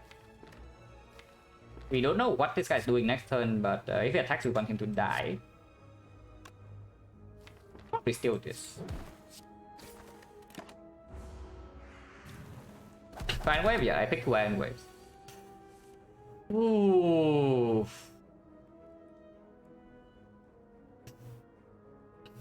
So it's another -6. This is the smartest the burst can be, I can tell you. These bursts are playing the optimal pattern to deal as much damage to us as possible here. Because you see, if this guy is attacking for 6, we are taking yeah, 6 damage. I mean, I guess we are still taking 6, so it's the same. We are still taking 6. But they are smart. Yeah, like very extremely intelligent.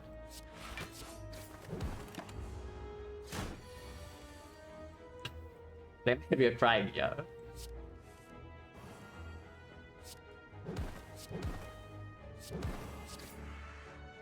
It's fine, that's why we are not in hallway fights. Ooh, green. Well, green card, 2 vulnerable swords. Fiend Fire can burn the deck down.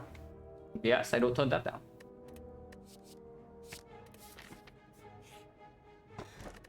Ocean is actually fine. Question mark fire, yes, of course.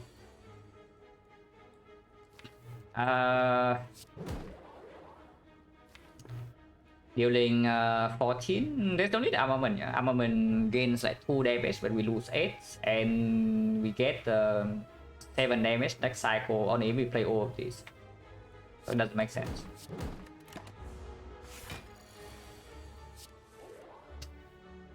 Really.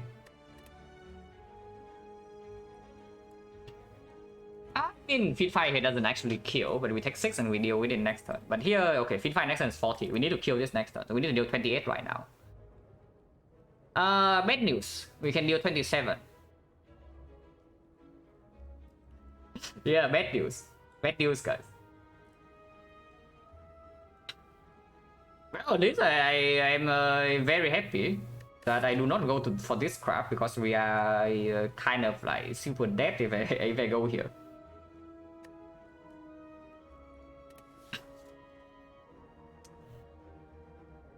Oh, that's bad. Like potion right now, it only needs to give me 1 damage to save how much damage?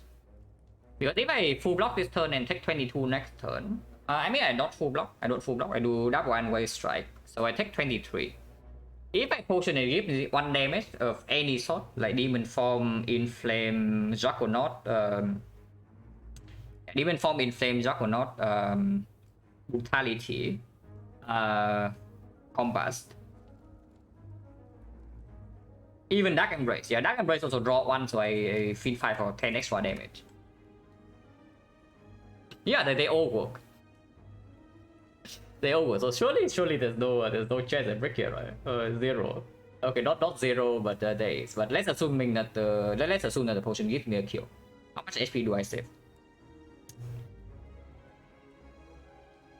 Yeah, this turn is definitely just double and no. If I get a power that gives me a kill next turn, I need to play Immolate Ironclad. So I go take 6. So I take 6 and then that ends there.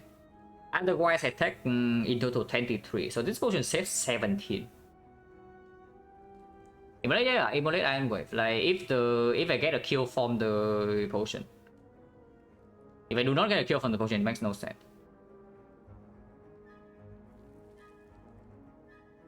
The potion is always 10 damage next turn? I guess it's true. We just use potion next turn. Yeah, it's actually correct. Like, why take a roll? It's true. We just potion next turn if we feed 5 the card away. Like, don't need to be fancy.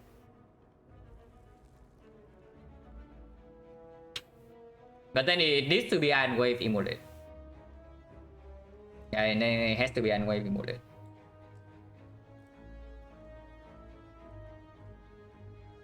So I guess we do that, take 6 and get the hell out of here. Like, that is enough damage, right? It's 26. 26 next turn, 50? Yeah, 50 is enough.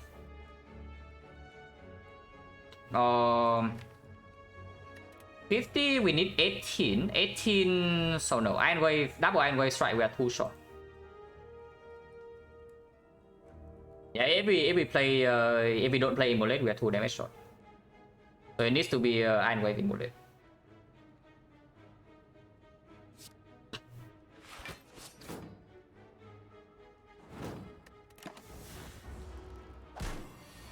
Explosive potion. Okay, would have worked. Would have worked.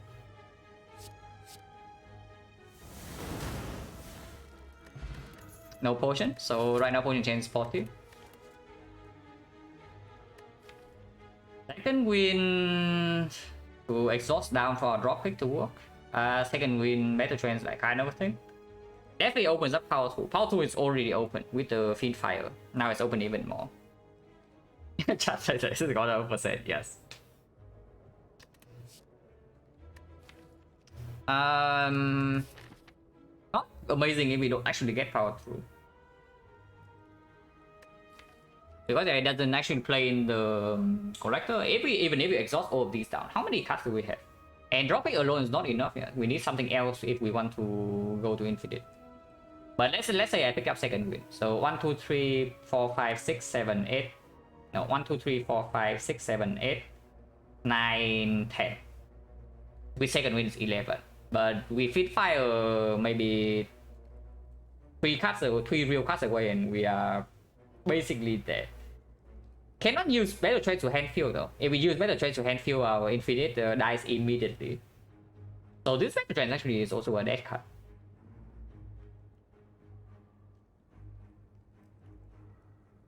If I don't pick the second win and suddenly we see power 2, then it'll be quite sad though. Team Fire alone exhausting. It's like okay. It's okay. And we also have 2 shops to maybe find something to work with it. Trends to hand fill once. Then Finfire sucks. No, I'm saying about after the exhaust. Like after exhaust, if we want to lean towards infinite, we need to fill hand somehow.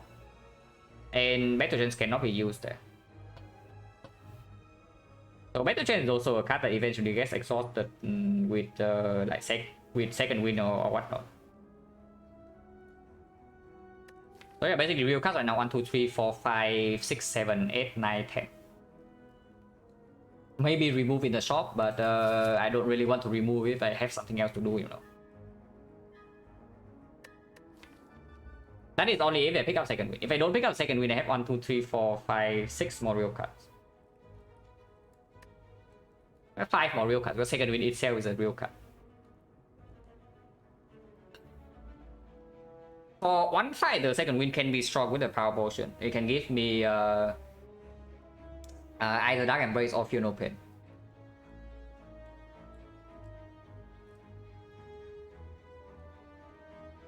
If we don't see... Okay. The potion bell is so freaking confusing because the potion bell tells me that I would like to get ahead in the short term. Like if I can get ahead in the short term, we can save the potion and then late game is like so. But I don't know, like what is the choice that gets ahead in the short term? Because the second win can be very good and it can also be very bad. Honestly, right now it's just bad, right? Because after Battle Trend, you're going to play Feed Fire and not the second win. It is only the hash pick of Power 2, but Power 2 is already picked with the Feed Fire itself. Yeah, so no. Picking this to exhaust to infinite when we don't even have the pieces yet is way too optimistic.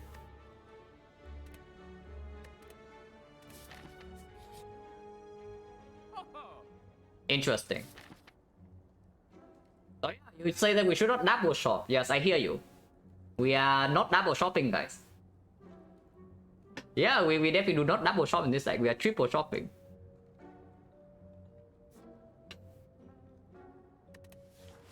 Okay, what is in here? Is there anything good at this? Yeah, there's something good, but if we buy the good things, the next 2 floors are empty. If we take the good thing here, the next 2 floors are empty, and it's at maximum price, 173. And this shopkeeper is really ripping us off. Plus of blood, I think. Yeah, plus of blood, I think. Yeah, this shopkeeper is freaking ripping us off.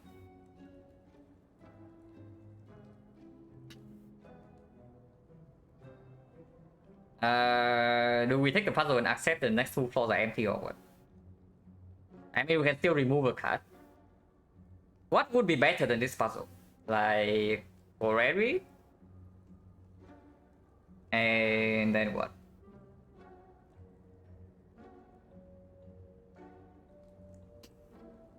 The soccer, thank you very much for the sub with the 10 bucks. The Fisher, yes, this one is definitely not free. If I have to say whether it's on the more difficult side, like so far I would say it's difficult.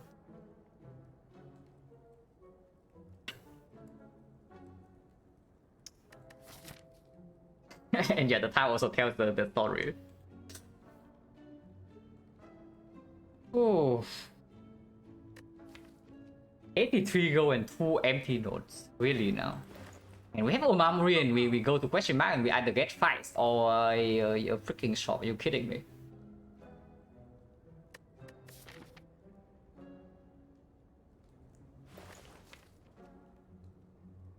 With Battle Trance, and it's going to be Battle Trance Plus.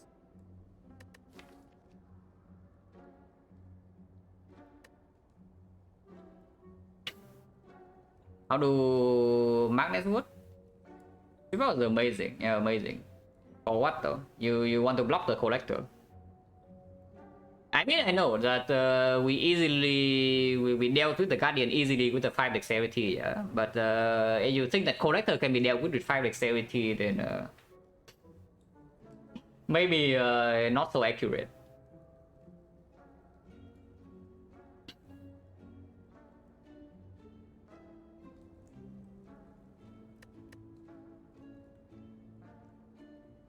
The block book, why not just kill the book? Like why block on 10 kill? Like in elite fight we have 4 energy. We are a lot stronger in elite fights.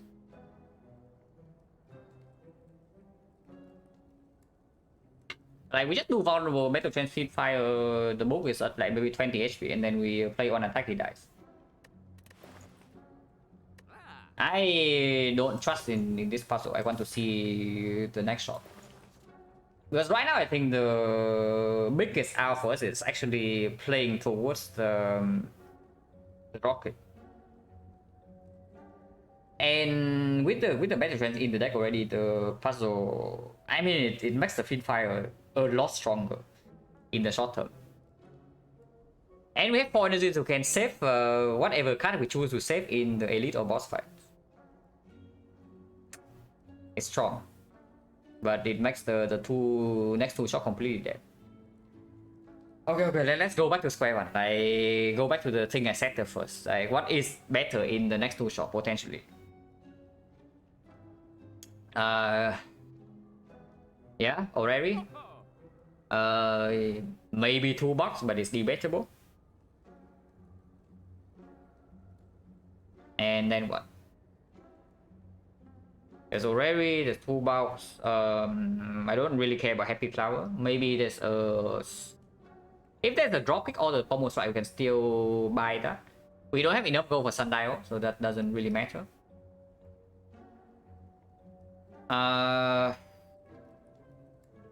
Yeah, but basically, if you take the puzzle, we can still buy cards. Also on Dead Branch costs 330 gold on average, so we cannot afford it. Of course, I could buy it if I can. Cauldron way too early, even with the potion bell. Before I buy Cauldron, I just buy the potions, you know. And Cauldron is definitely not better than puzzle right now. If we are in like 4 shot, then sure.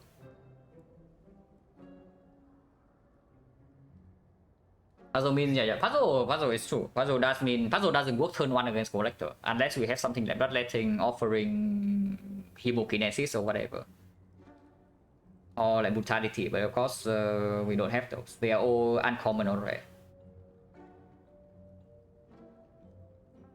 But it's true, the puzzle doesn't work immediately. So if we need the Fiend Fire Fadol on turn 1, it doesn't line up. And right now, honestly, the puzzle is only for the Fiend Fire, because if the fight is long enough, the Fiend Fire doesn't solve, then we already have some Battle Trance armaments. Brimstone, yeah, Brimstone debatable, but I do think Brimstone is quite good in this spot, because we do block vulnerable in the hard fight, so the hard doesn't completely wreck us first cycle even if we don't see a disarm. That's why collector next one doesn't deal with collector is another thing. It is a thing. And collector is very far away. Right now we still have 2 more elites to worry about. On a speak against puzzle in hallway fights, I don't know, because in hallway fight we want to end the fight with 1 Fiend Fire, so there the puzzle is better. I'm just seeing that maybe I'm talking myself into nonsense here, because against the bow stabbing puzzle definitely plays. Like, because we can, the fight is not long enough for us to hang around and wait for Battle Trance Fiend Fire. Yeah? So having the puzzle to make sure that we get a big Fiend Fire is very strong.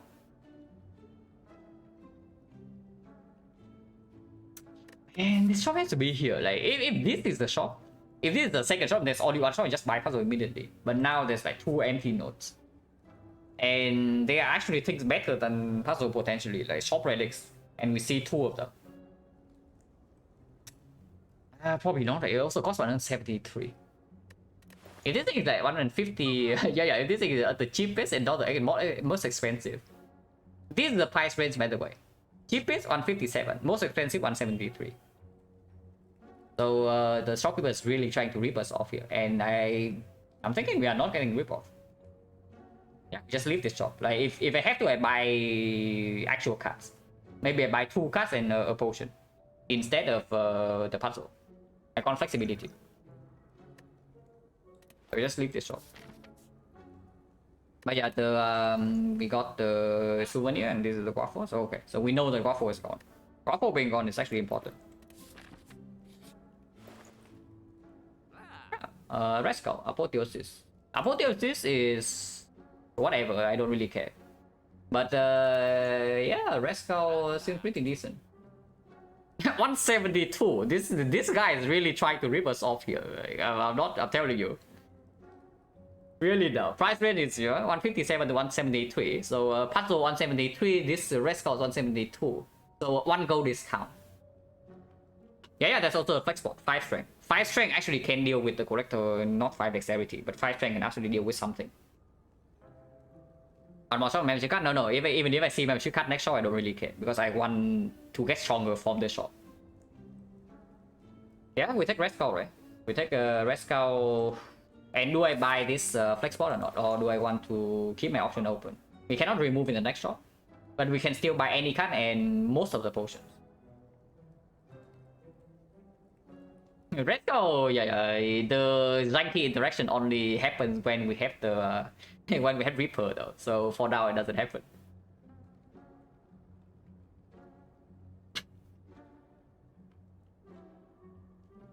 Yeah, if we have Reaper, we can actually keep the strength even after going above. Apotheosis? No. In this part, Apotheosis doesn't do anything. Like we don't really have energy fat load. We only have core cards upgraded and we have Armorant Plus. So actually we are not paying 200 gold for Apotheosis here. 86. 5 strength. But this shop is completely empty. What else can we buy in this shop? Does go good with artifact in a weird way. This thing actually applies an invisible debuff to you, but only if you start the fight from below 50, but you go above 50 during the fight. Then the artifact will block the thing and you actually keep your 3 strength. But yeah, the debuff from this thing is hidden. It's not shown on the UI, but it's there. Yeah, what is better in the next shop on 86 gold? Either a card or a potion. So what potion is better than this and then this flex spot? Not really anything, right? This flex spot is yeah, just it. So the only way we don't take this flex spot right here is that we see either we want to save our gold, which I don't want to. We are not in a super strong spot. And if I save this for later, then sure fine, we have potion belt. Or we buy a card. What would be a premium card to buy, I guess? Oh yeah, there's another option here. I did not even talk about the option. The last scratch, thank you very much for the sub, appreciate a lot. If I deep down again, we're getting another 3 strength. Actually, that I don't remember. Yeah, I actually don't remember that at all, whether if we go back down again, we get 6 strength or not.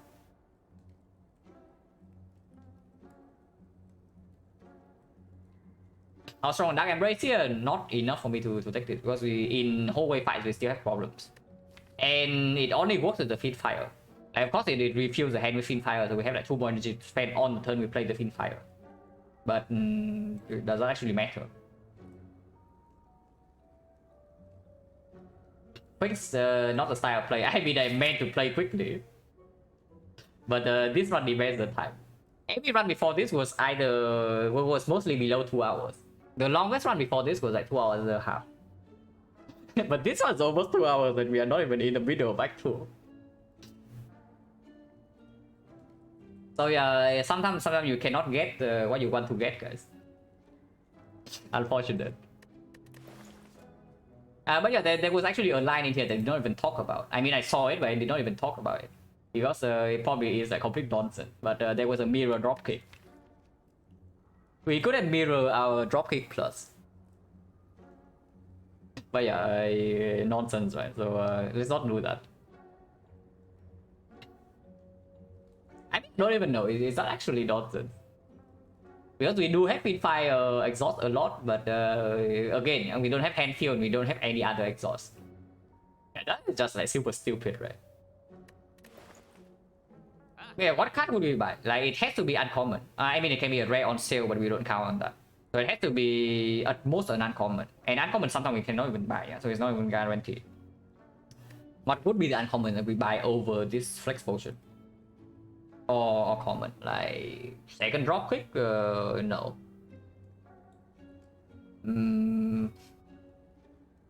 Yeah, I don't even know. Like, power through? Power through is probably comparable with the flex pot. The point it has higher long-term value, so probably slightly stronger.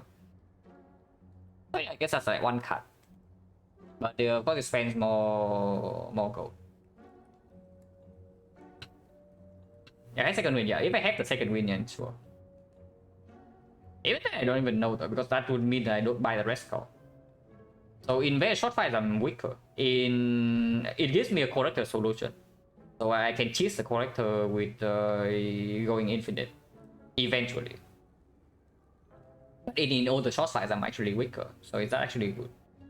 Probably not. There's only the power through, right? Shockwave. Oh, shockwave. Oh, shockwave. Okay, shockwave will be on sale, guys. No problem. Shockwave will be on sale if we see it. But yeah, I don't mind this. So basically, two uncommon potentially better than the potion right here. Okay, third shot. Definitely upgrade. Immolate. Yeah, immolate first before the battle traps.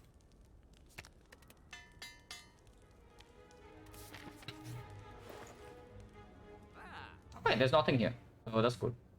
Yeah, so Cauldron's gone. Already still in.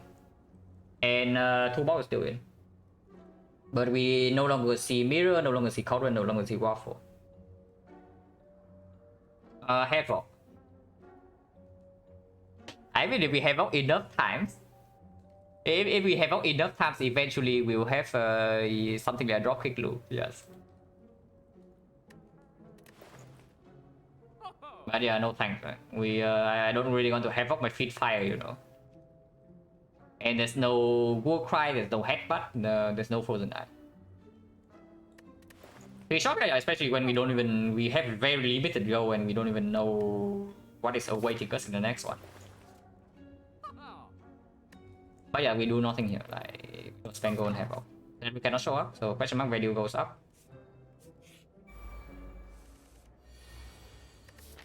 Huh. Yeah, okay, cool. Yeah. Question back, guys. Event for our lovely Bowery. So we saw a chest, a shop, and what? What did we see? A fight. So we went to 4 question marks and we have not seen a single event in Act 2. Interesting.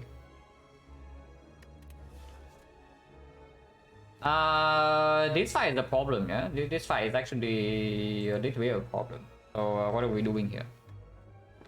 Immolate Anger or what? Or Anger Feed Fire? I want to keep my Immolate. And I mean, we have Red Skull, so if we take a little bit of damage, we enter this fight with Red Skull. That's like fine. Maybe I even want to take damage beforehand. That is a little bit too much damage though. We want to enter the fight with 37, so we need to take 10 here. So I take 16. Yeah, I need to take 16 in this fight. 10. 10 damage for 3 strength at the start. That is good, right? Because if I see slavers, I got to kill one on turn 1. That is definitely worth more than 10 HP. And if we see the Gremlin leader, if we keep killing the Gremlins, we cannot activate Rescue until she decides to one-shot us. And that would be quite sad if we get one-shotted. I mean, at least we did not get attacked. 39% to get attacked by both here.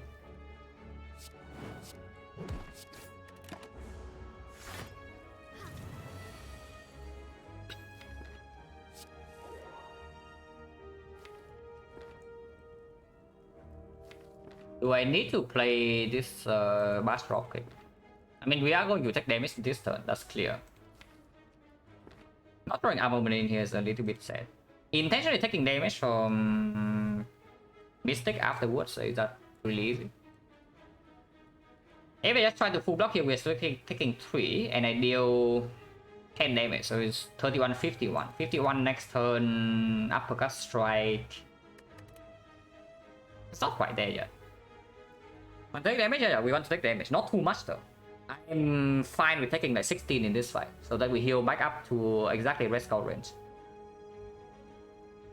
But not more than that. By opening with Mass Tropic Iron Wave, immediately we take 13. So afterwards I can take like 3 more. And we force her to keep healing. That's probably fine. And we immediately enter red skull in this fight. If we do that, so we kill this easier. Otherwise, next turn can get it. Yeah, sure. Armament. This hand. 41. Next turn we have strength, so it's 24. This is going to be 13, 37. If we play the Iron Wave here, we kill this next turn. And she is still healing. Let's do that.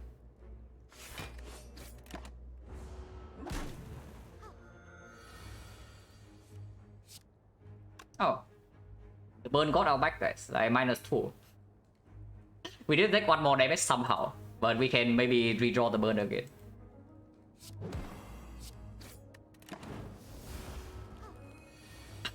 Or we can...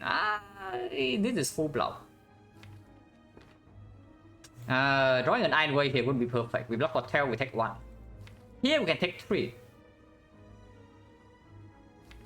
She will not attack until maybe like 3 turns from now. And then we also have burns. I guess take 3 is not too bad. Like we're taking 2 more damage than the perfect threshold, but it's fine. Like HP above 50 back down with 6 strength. I actually don't know whether we actually get 6 strength or not. I know that you go above this thing will block it. But I do not know after this thing block and you go down again, you gain another 3 strength. That I am not sure because I have not played Ironclad enough.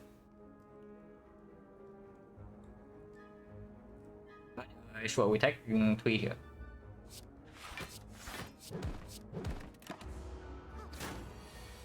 I think yeah, of course.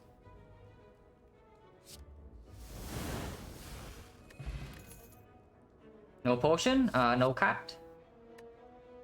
Unless you tell me we have a cerebral armament as scaling damage, but yeah, no thanks. This is not a champ, this is a collector. So potion chance right now 50. Tone's fine. We don't kill this. We attack anything right now. And yeah, Red Skull is already in range. We have to retake the fight immediately. Unless you tell me to take these 2 to collect potions first. But I want the fire here. To upgrade Battle Trance. Or maybe even upgrade, like let's say a Pommel Strike.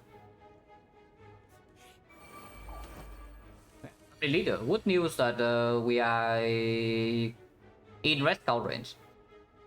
Exactly because of the reason I said. Because otherwise we are not going to get into Red Skull range until she decides to one-shot us. And that would be very sad. Unfortunately here, what are we doing here? Not drawing vulnerable, not drawing immolate. It's very bad. It's actually very bad. Do we have to waste Fiend Fire to kill Ramlin or what? And then next turn you can still... Then next turn you can still decide that, here's 33 damage. 1, 2, 3, 4, 5, 6, 78, so... No, doesn't work. With no more battle trains, I cannot bet on the chance that we draw lethal next turn. We do have lethal sometimes. If we draw a vulnerable plus immolate, maybe a drop or anger, we have a kill next turn. If I go in right now with the Fiend Fire on the leader. But probably not. So I guess I can deal 17 to the wizard and then Fiend Fire this thing.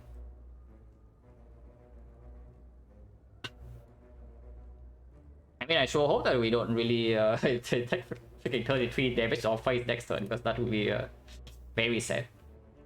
But yeah, not being able to Fiend Fire the leader here is quite bad, but at least we are in rest coverage.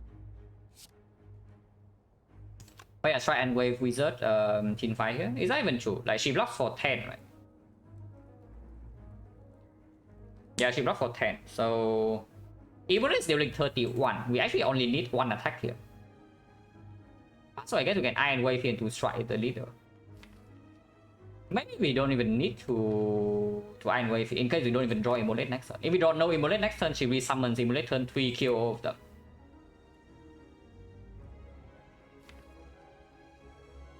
Potentially wasting 1 damage if we don't play Iron Wave here. Strike Iron Wave, Strike definitely goes on the leader, but probably Iron Wave also goes on the leader. Yeah, they are the chunky gremlins as well, so we cannot even do armaments into small attacks to kill these things and keep the Fiend Fire around. But yeah, that's fine. We do 17 on the leader and then we Fiend Fire this guy. That wasted so much damage, but whatever. Oh god.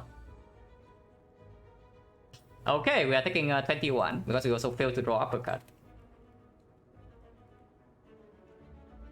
And we need to waste a little bit of damage next turn because the wizard is not dead. But what what can you do, guys? Ouch. We summon, doesn't matter, we start with Iron Wave. Want the Iron Wave in the reshuffle. I mean, I know the uppercut definitely goes here first, and then I know that anger I want to generate. The difference is only 1 damage. Yeah, it's probably like this. Anger here, uppercut, drop pick, leader, and then we see what we redraw. He should die next turn. Yeah, burn got our back again. So if we want to play the bash for 4 more damage and extend vulnerable, we take 2. I don't want to take 2. She should still die next turn. And she might not even attack. Now she does attack, but she does die. Well, that was nasty. 40% potion chance now. These do not help. We literally just fought the leader, so the clip plus, unless you tell me we need clip plus in here, but with immolate plus, with potential potion use, I hope not. Clip doesn't actually save us from the slavers, yeah. Man, now I'm scared. On 20 HP, with low fat load block, skill potion can be used to block a little bit, but if we see slavers turn 1, we better kill one of them immediately. Yeah, taking that much damage on the against the leader is like really bad. I can fish your question mark first before the elite.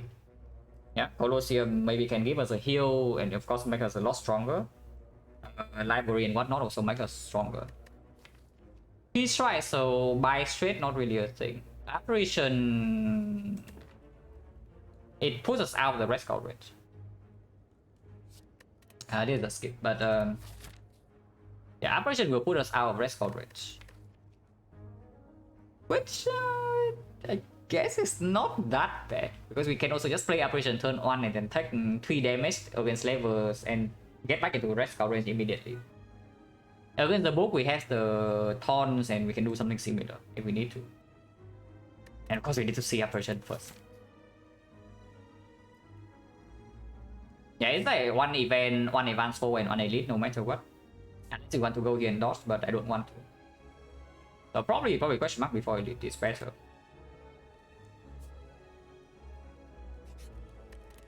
And yeah, we are upgrading better trends, right? Like resting right here with the Regal Pillow, even without Regal Pillow, we are still out rest coverage. When rotating, probably after I'm done with defect, which maybe next year. If I'm still playing Spire.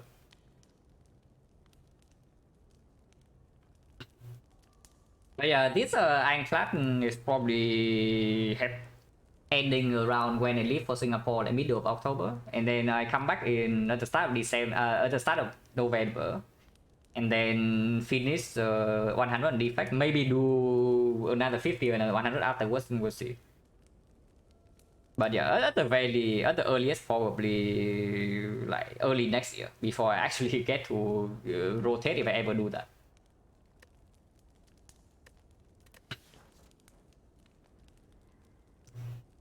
Staying in red scout range is definitely good for slavers, only if we don't die immediately. It's not, it's very scary against the book. But maybe we can kill the book in 2 turns. And yeah, probably I can use skill potion. Only skill potion though. The other 2 potions do not actually bail us out.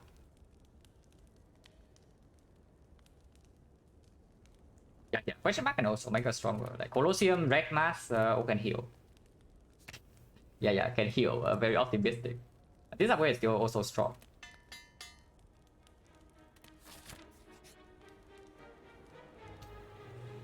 Really though? Like this event here.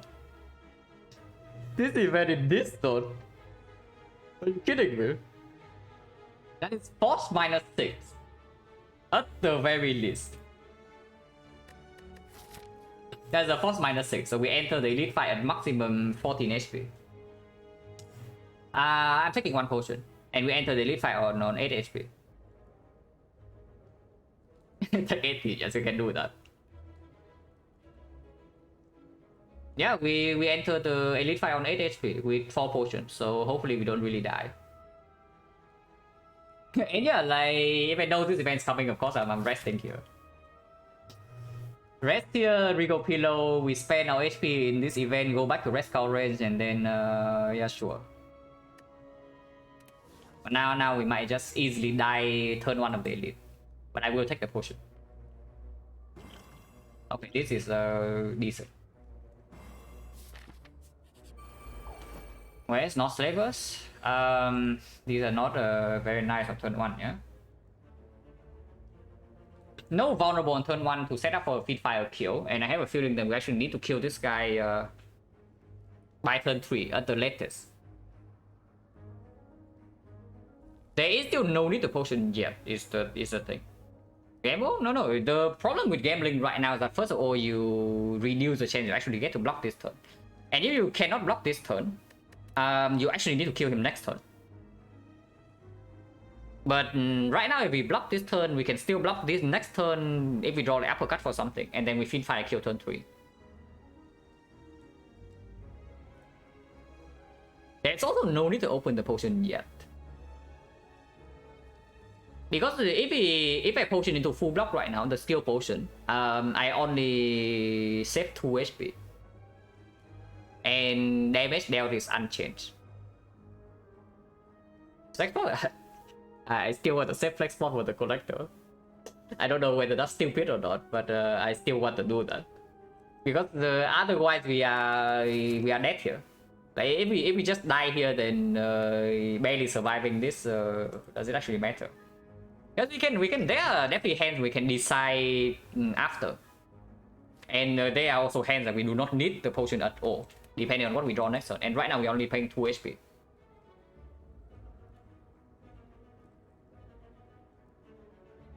Yeah, we are only saving 2 HP in here. Of course, it deals 10 more damage immediately.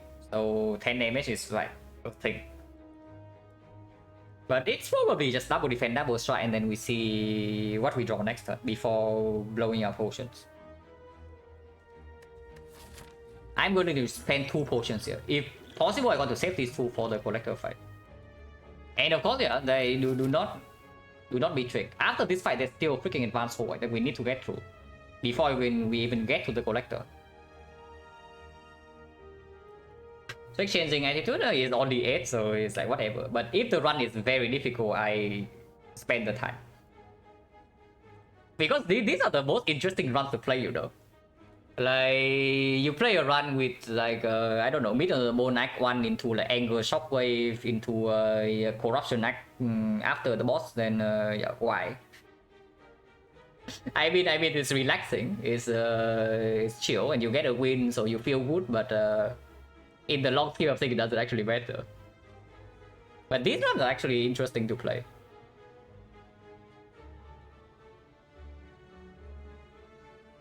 Because apparently we can die every fight. But yeah, probably just double defense, double strike.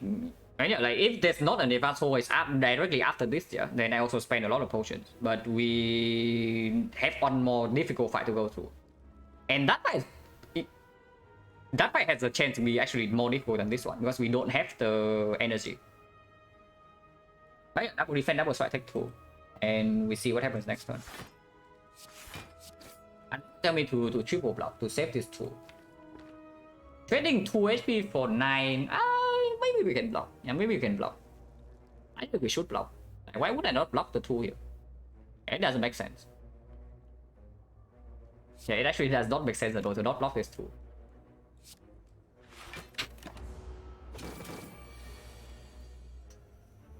Uh, 24 on turn 2.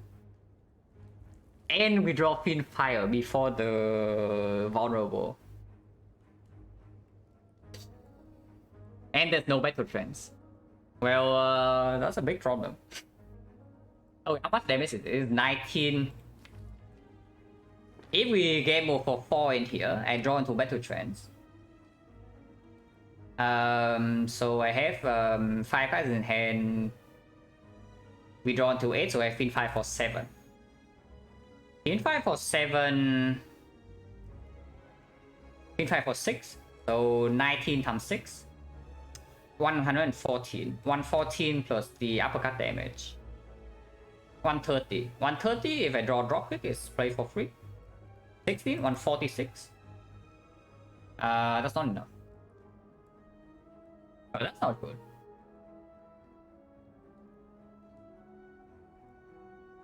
What do I open first though? Do I open skill pot or do I open game test pool?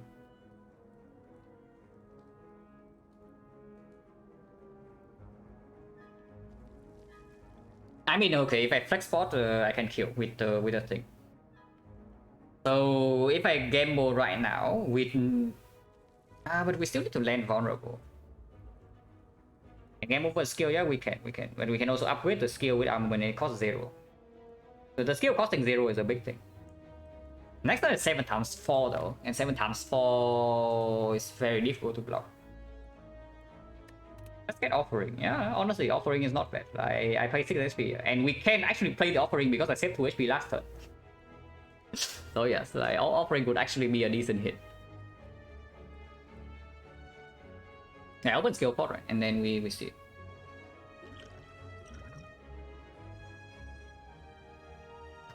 Shockwave is very strong, but we still need to use a second potion. If I take the flame barrier, we don't need to. I cannot bash. If that flame barrier is only dealing 4 damage because it's not even multi-hitting. It's shockwave. It's shockwave, and then we game move for 4. I keep the shockwave in hand, game move the other 4 cards, and then we see.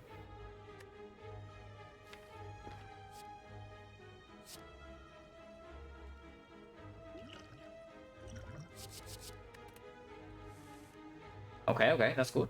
Good. We kill this turn, right? At least I hope we kill this turn.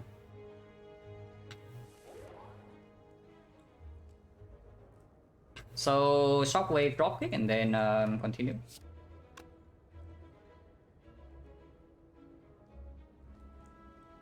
How much damage is it? I should calculate before I play the other cards. So 16? 16 and I have I want to shuffle in the dropkick. Yeah, I actually did not I was thinking I want to redraw to Battle Trance, but it's true. Shuffling in the dropkick is just good. Maybe that's bad. Actually, no. Even redraw to Battle Trance is just better than dropkick, right? I can still play the Battle Trance, yeah. So if you you can choose. Like basically, it's choosing between the dropkick and Battle Trance. It doesn't change the odds. We draw exactly one card, and if we play the Battle Trance first, then we shuffle in the Battle Trance but shuffle out the dropkick. The other way, we shuffle in the Battle Trance but shuffle out the dropkick, and we have exactly one draw. So yeah, the Battle Trance in the draw pile is just better.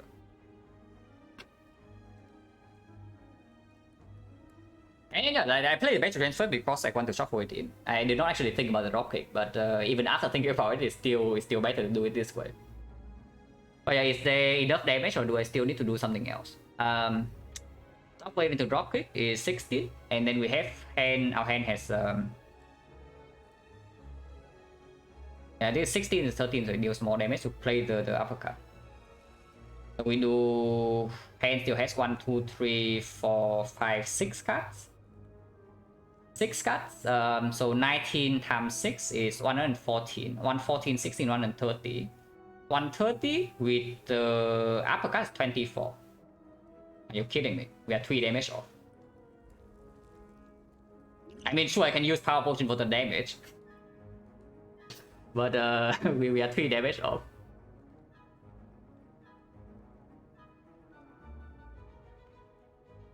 The strike, yes, the strike. The strike. Yeah. Shockwave dropkick, and then we see. Actually, wait. What am I talking about? I can also not play Shockwave. If I don't play Shockwave, is that more damage or less? Because I gain 1 card, but I lose out on the damage on this. 7, no, yeah, 7. I'm thinking, because uppercut is always played over the Fiend Fire. So if I start with uppercut instead and not play the Shockwave, what happens? Uppercut into dropkick, and then I have how many cards? 1, 2, 3, 4, 5, 6, 7 cards. So it's a 7 card Fiend Fire for 19 each, which would be 133. 133 plus 16 is 149. 149 with dropkick is lethal. Okay. It's already lethal. If I only need to not play Shockwave, I just play uppercut first and use this card as the fodder for the Fiend Fire. Okay, uppercut first and then dropkick. I'll check 16. 16 minus 16 is 32, and then 1, 2, 3, 4, 5, 6, 7 cards. Yeah, 32, 7 cards, 133. Yeah, it kills.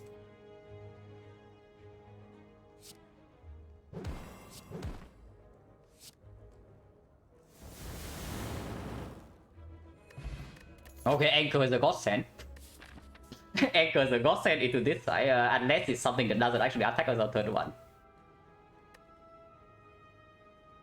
So it was needed if we did not redraw immediately into the Battle Trance, because we need 1 more card in our hand for the Fiend Fire to kill. So the skill pot was basically for the fodder. Got back the tier pot, second win is back. How many second wins have we seen in this run? Like this is the third one, right? It's still not good. And we have like 1 more card reward, so the chance to see a second dropkick or something like I don't even know. Yeah, it has to be dropkick, right? There's no... I mean, dual wheel can sometimes work, but that is very slow. And on 14 HP, I don't even know how slow we can take Collector. Combo, yeah, the thing about combo is that it is not infinite though. It's good, but definitely it's not infinite. Advance, yes. Advance always next and it's force. Spot Witness? Yeah, what about spot weakness? Because I have a feeling that we are resting before the collector fight. So we are going to be out rest card range. And we still need to finish the fight decently quickly. And spot weakness is very easy to land in the collector as long as we don't draw it turn 1. No way we draw spot weakness turn 1, right? Surely not. It cannot happen, guys. Literally impossible. But yeah, we draw spot weakness any time after turn 1 it will land. Because the minions always attack.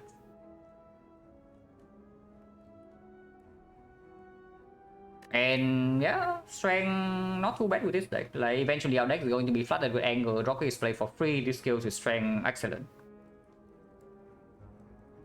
Yeah. And I don't know, maybe we see a Reaper here. Always possible, you know, like rare card chance is decently high. Yeah, rare card chance is actually pretty high. Maybe not. Like, what rare card have we seen? We saw Barrigan in Act 1. Have we seen anything in Act 2?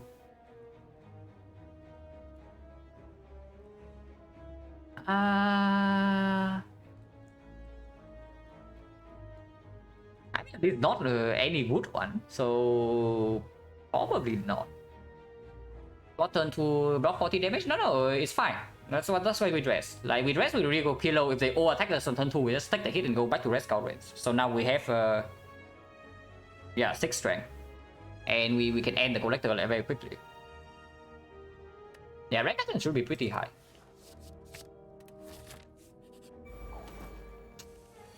Okay, Anchor's useless, but Souvenir plays. Excellent showing by spot weakness here. Oh, we don't have that thing. Okay, I forgot about Sliver Scholar. It's fine. We can play this fight on hopefully on free energy. But our Battle Trance Fiend fight combo still works because we are blocking the confusion. Is that good suck? Yeah, it could suck. For sure.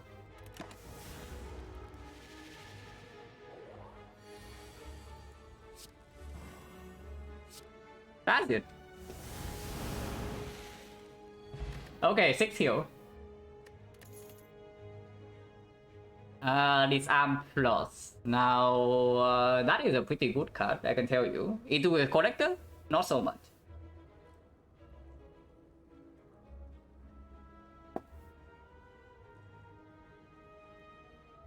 Yeah, into the collector, definitely not so much.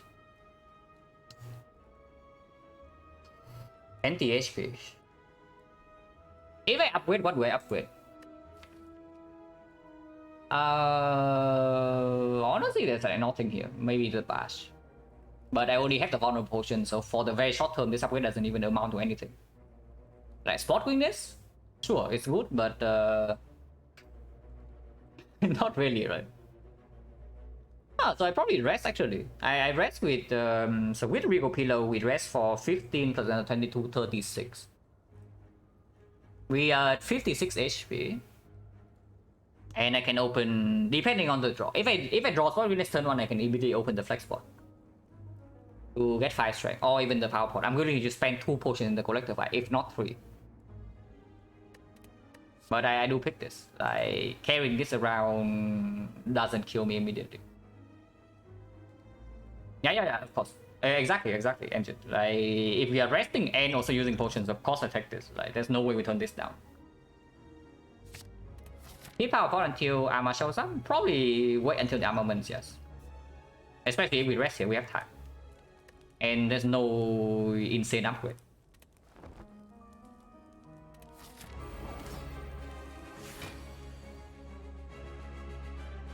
Third one could be better, I can tell you that.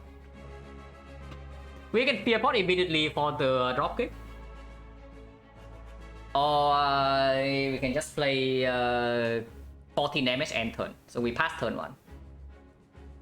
It's for good. So I mean, don't speak too soon. If I fear pot in here into the dropkick, I can draw spot weakness immediately. 1 out of 15.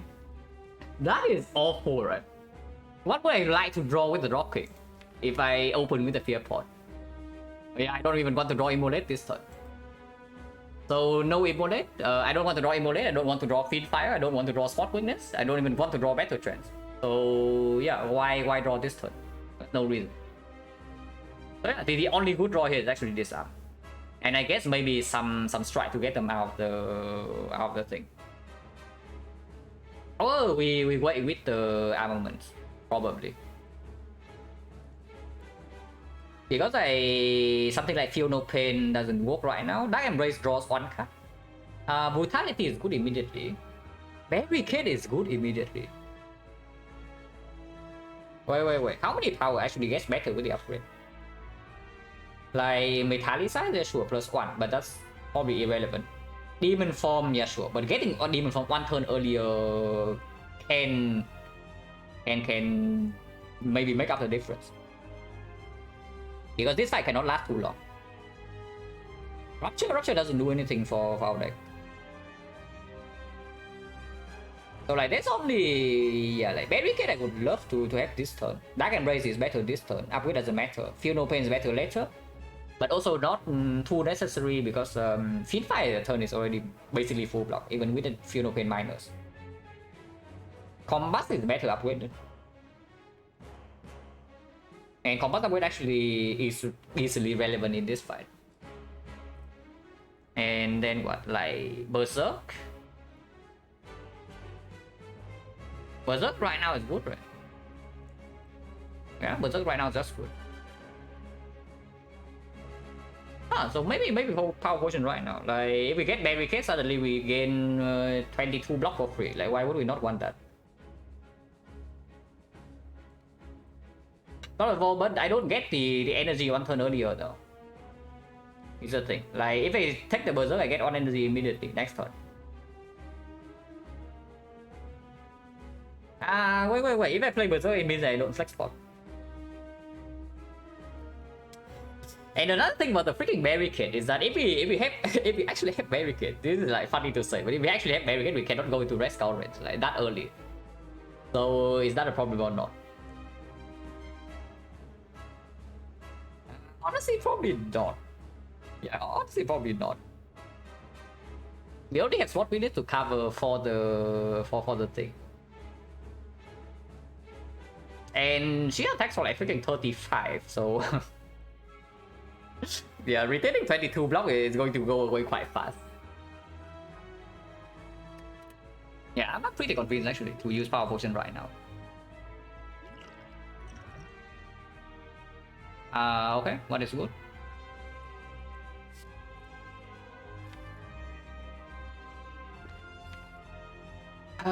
Corruption means that we can use all, basically energy is not an issue, but and we eventually get the loop, yeah.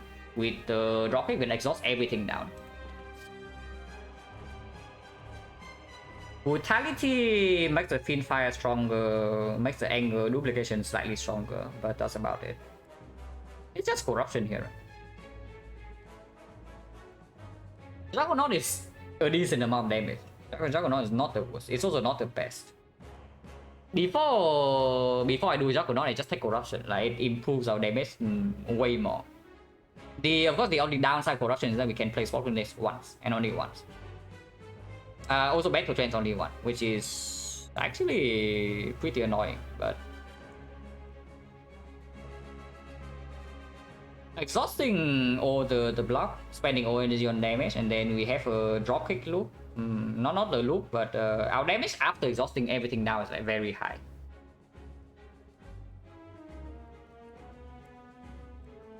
Yeah, it has to be better than the other two here, right? Like if corruption is up against something like Barricade, and then maybe I have to wonder. But in this one, corruption is just better. I will Juggernaut seems easy. Yes, it's true. And this one, corruption is just better.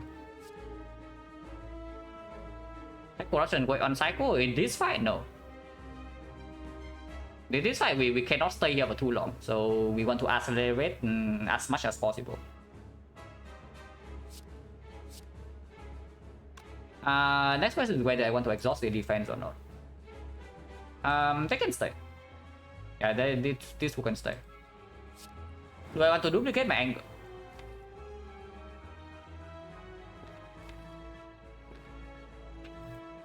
With no energy problem whatsoever. We also have a burn.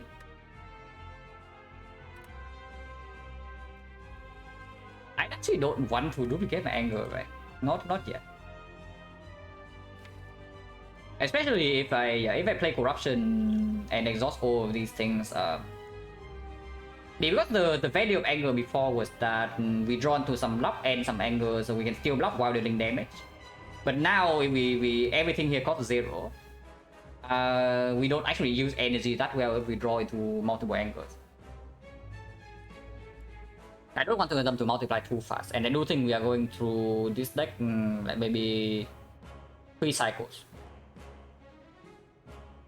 It's only 6 damage though. It is not any more than that. Flex spot can wait. We can wait on flex spot.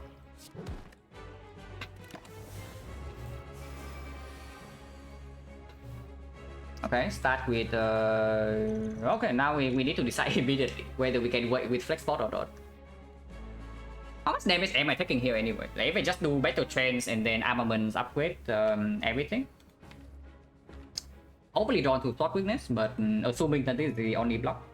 We disarm the collector, play the uppercut, so she goes to 18, weakens down to 13. 13, 27, we're taking 20. 21 is perfect. 21 is actually perfect, so we perfectly enter rest call range and keep her weakened for next turn. Of course, we cannot play any other block if we want to enter rest call range immediately. I can maybe save this. The thing about saving this flex potion is that battle trends exhaust now because we have corruption in place. So a big field fire turn is not going to happen after this turn. And we play it immediately. So the value of the flex spot the trends too. I mean, yeah, it's possible. It is possible, but if I save battle trend, I also save the armaments because otherwise I upgrade 1 card. I can upgrade like maybe 1, 2, 3, 4, 5, 6 more cards here.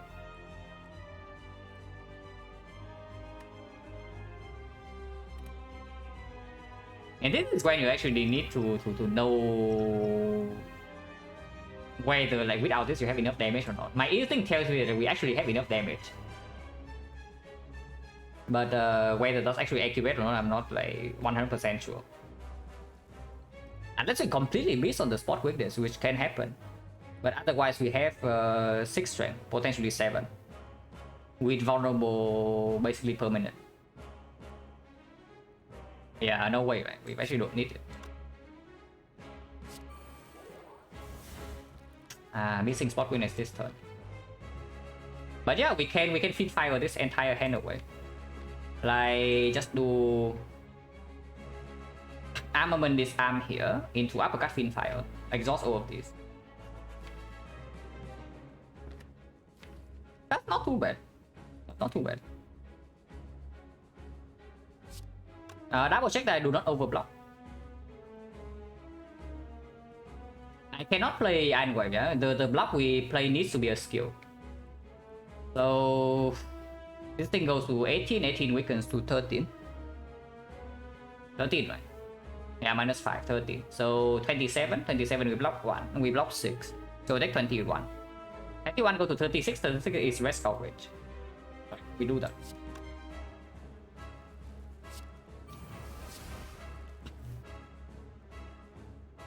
And I'm on defense doesn't matter. We can fight this turn. And of course we all go in on the collector.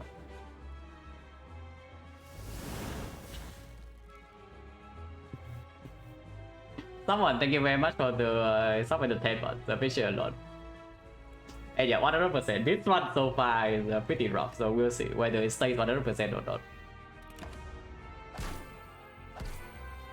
Yeah, perfect rest coverage, and now we draw spot weakness.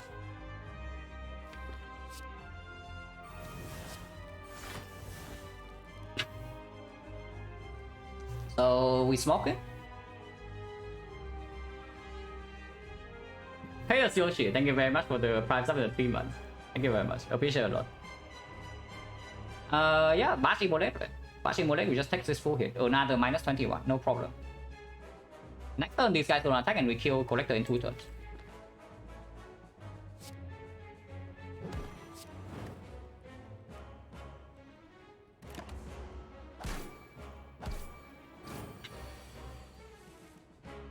We just end her easily.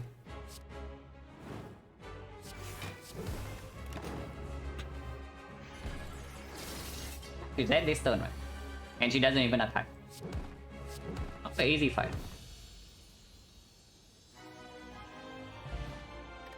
Rewarded with the smoke bomb in our potion belt, like perfect. A real corruption. A real corruption, yeah?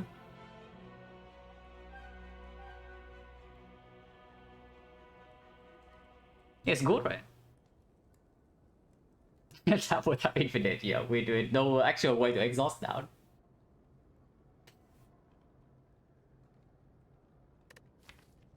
Like, the thing about getting corruption in here is that we are actually close to infinite in a lot of fights. Not amazing in a regular moment is mainly to just to exhaust these down. Like energy cheat, not so much.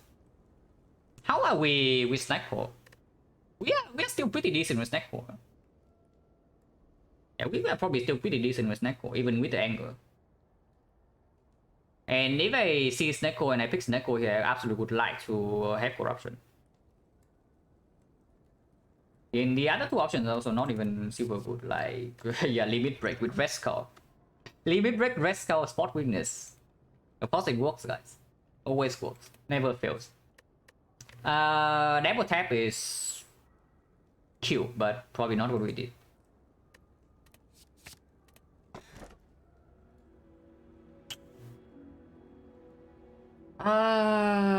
Cube bloodletting. The bloodletting with the Centennial puzzle and the cube. Reaper makes the whole way fight actually a lot less threatening because we are entering them with actually 3 base energy, and the Act 3 whole way fights you cannot one shot with Fiend Fire. Yeah, that's the back with potion belt, of course, but we need to be strong in order to collect potions, is the thing. Yeah, Reaper we have no actual sustain. Our fort load cut draw is not very good, but we do have anchor to protect. It kills the Regal Pillow, not that it matters too much because force farting. Yeah, force farting in Act 3, and we still have to recall, so we need to pass for like 2 fires before we even have an option to rest. Just stock pillow just ended up exactly 50. I mean, I also use potions, you know, if I end up like lower. And if I did not have the HP from the pillow, I also do not take that much damage on turn 2. Because I take exactly enough to go into Red Skull range. So we'll still work out like the same way. I mean, I deal less damage with Fiend Fire, but that's only like 15 damage per card. And we way overkill Collector at the end. But yeah, it's not the cube. We have no manual activators, and card draw will be a problem later, but not now. The thing about the cube though, I would say, is that it allows us to actually hand fill for free in the hard fight. If we actually end up with some block positive infinite, the cube allows us to fill hand for free. Yeah, free. For 25 HP or something. Very free. Bag is better if we survive Act 3. I'm just wondering whether... Yeah, if we're just talking about Act 4, the bag is probably just better with the potion belt. But I'm wondering whether we can survive Act 3 or not without the energy from the Reaper. The sad thing about the Reaper though is that the moment we have 5 energy from the Reaper, it will stop playing because yeah, after corruption comes down, we no longer need energy. And why do we need 5 energy then? 4 is more than enough.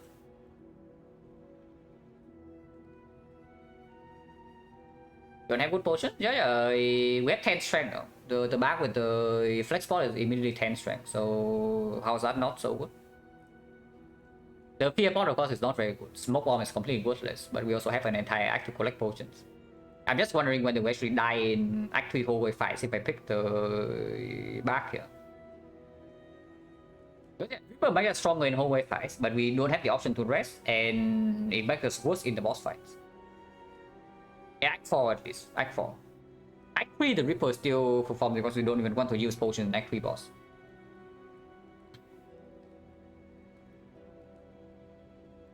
How are we in hallway fights? Like... pretty bad, right? Playing this on 3 energy in Act 3 hallways is not going to be a very good time, I can tell you that. But maybe we can use some potions to bail ourselves out. Yeah, maybe we can use some potions to bail ourselves out. Because I don't think we are ahead enough to pick up a relic that is useless in boss fights. That's the thing. I mean, is it useless? Like 5 energy, it gets the corruption in play faster. Because if we actually take too much damage in hallway fights, and we need to rest with Regal Pillar once, and we don't get to upgrade our corruption, for example, then on 4 energy it can get to some weird spot, like we can play corruption, but then cannot play uppercut, for example. That can happen more often than usual because of the battle trends, but probably not. Yeah, probably not. It's a back rank. Yeah, it's back, and then we hope that Anchor, Red Skull, and some potions can bail us out in hallway fights. Can also see 1000 gold.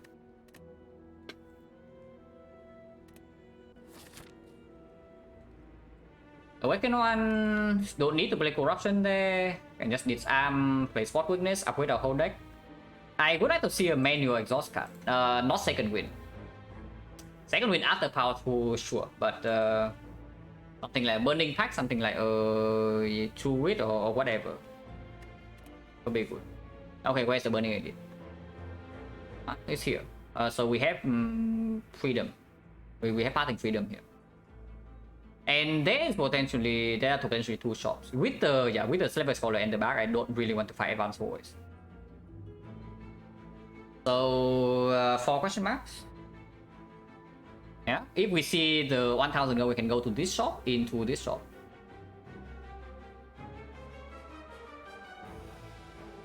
Can get all this stuff, yeah, sure. We actually have not seen any real events since Act 1, right? In Act 1, the 3 question marks we got to was all fights.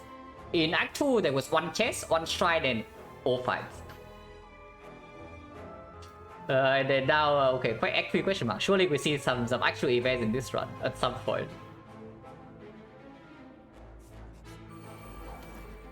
Surely, yes. But yeah, Spot Fiend Fire. Do we have a Spiker solution?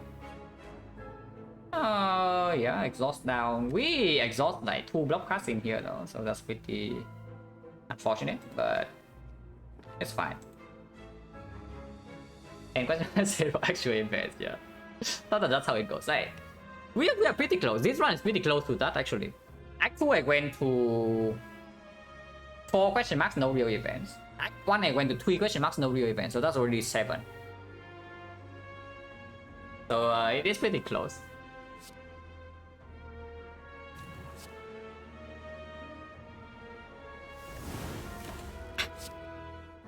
The Spiker solution? Well, we'll figure it out when the time comes. Maybe Iron Blade. Yeah, probably Iron Blade.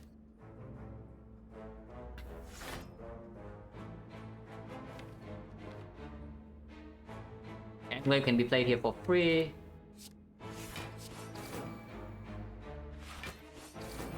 You can still attack this, but Immolate already kills. Oh, maybe Anger here and can defend Immolate next turn, take 3.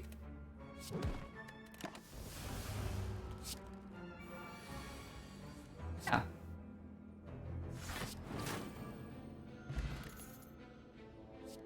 Trench for our barricade that will surely come. This doesn't really play with anything. Close line plus, almost a consideration, but we... Of course we pick any shockwave and we already have an uppercut plus. Yeah, I don't think I need this. It also doesn't really play in hallway fights. But yeah, Entrench is a meme, right? Like, even with corruption in the deck.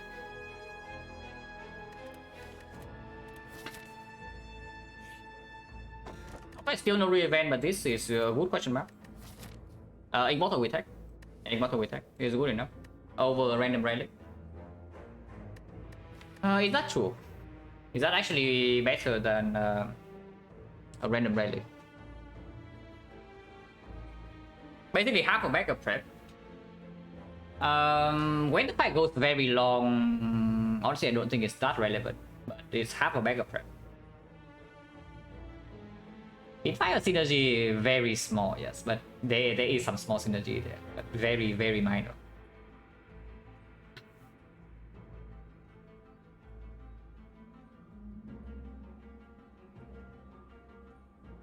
It doesn't actually help us win this, is the thing. Like, if you say that our standard output is enough, then I take this immortal.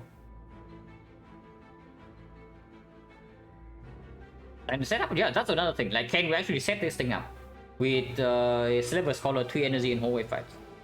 How often can we actually set the thing up? Because the way I see it right now, our deck is not exactly a glass cannon, but our deck's way to killing stuff right now is, yeah, we don't really block.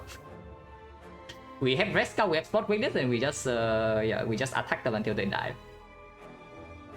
And if we are playing a deck like that, Immortal is not that easy to set up. We can key this, like see one random relic over this.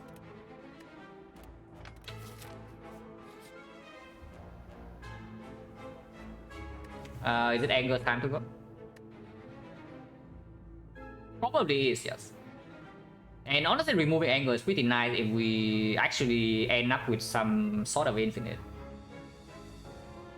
that we play with, like Finfire. Like Finfire Corruption exhausted, we see another drop kick or whatever. Yeah, it's good to remove the anger. I mean, it's definitely not this, and this with the Corruption is not too bad, especially with the Smooth Stone. Still more question marks. I have zero interest in fighting advanced forwards in this deck. Before I do that, I just go to double shot to buy cards. And potions, maybe. Okay, don't have a choice. We got Shrine, so this will be a fight. But that's like fine. We can use Umamori. If the Tongs is good. Yeah, Tongs is good. Tongs is actually better with armaments. It's definitely worse with apotheosis, but with armament it's better.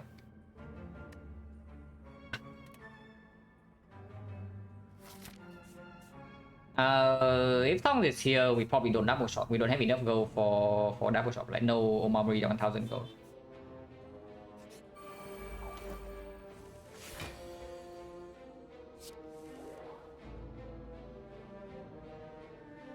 Top deck King Immolate, not very nice. If we play Corruption here, I guess we still have to play Corruption now. I know there's a fight, there's a Shrine, like the Tongs event is Shrine. So just Shrine garbage.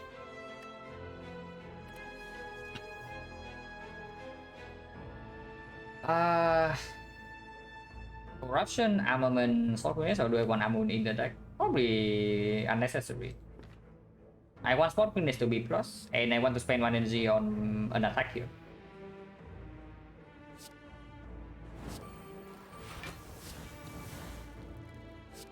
This can stay. Block for 9, 0 energy is good. Next time we can get completely wrecked though, so hopefully not.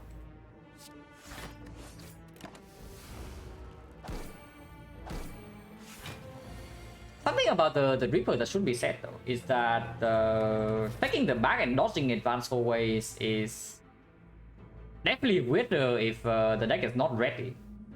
Right now the deck is not ready, but we also have a big shot. And we farm maybe 3 elites in this deck, so hopefully that can do something. We're taking damage this turn, how much? Block 15, block 21, cannot kill this, right?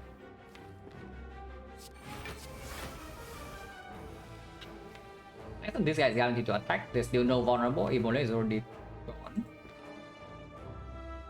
We are dealing 20, 31 damage. 31, 37, it's a 16. 16 is like a number card. It's okay. I mean, I don't even mind going into Red Skull range in this fight. Entering Red Skull range in the advanced 4 ways and then families with Red Skull is probably a good way to do it. And with the tongue, I can immediately recall here if there's no upgrade target, so that I have a potential rest before the boss counter.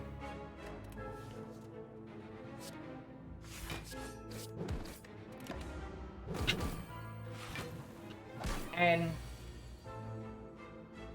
that's fine. Take another 9 here and disarm this or disarm the other one.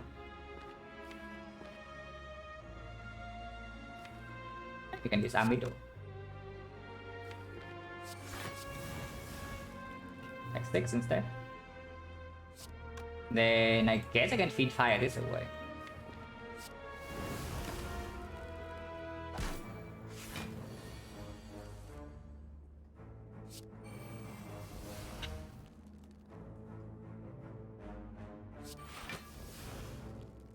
Oh, that is not enough. So we're getting like completely wrecked or what?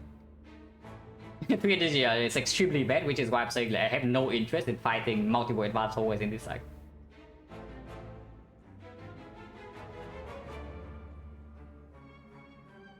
This is how much? It's 35 plus 19. It kills this. And full block here.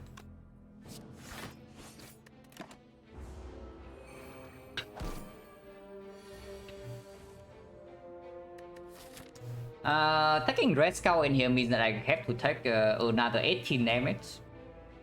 Probably not a very good idea, even if the elite is coming immediately. Oh yeah, no. It doesn't tell me to take advanced always over the elite, but that's like completely stupid, so let's not.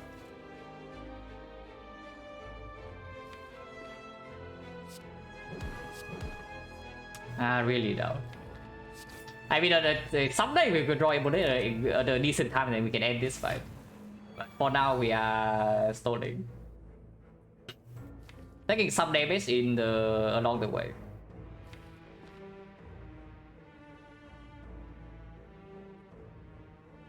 This works, right? This works.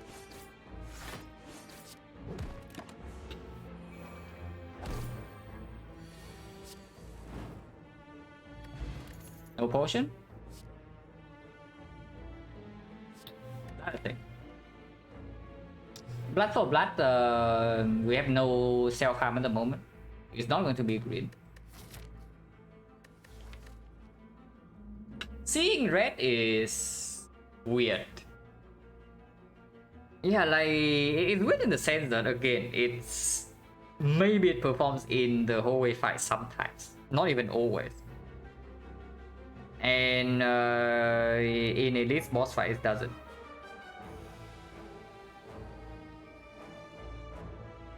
Will I take a seeing red plus? Probably yes. But like, when does this thing play? Like after battle trends to get corruption down? Because if we draw corruption seeing red immediately, we can play corruption and then seeing red after to gain 2 energy back to play something else in hallway fights. That's not too bad. That's not too bad. No other exhaust synergy yet. Of course, we pick up Dark Embrace, feel no pain. So if we have like Dark Embrace, the seeing red is completely good.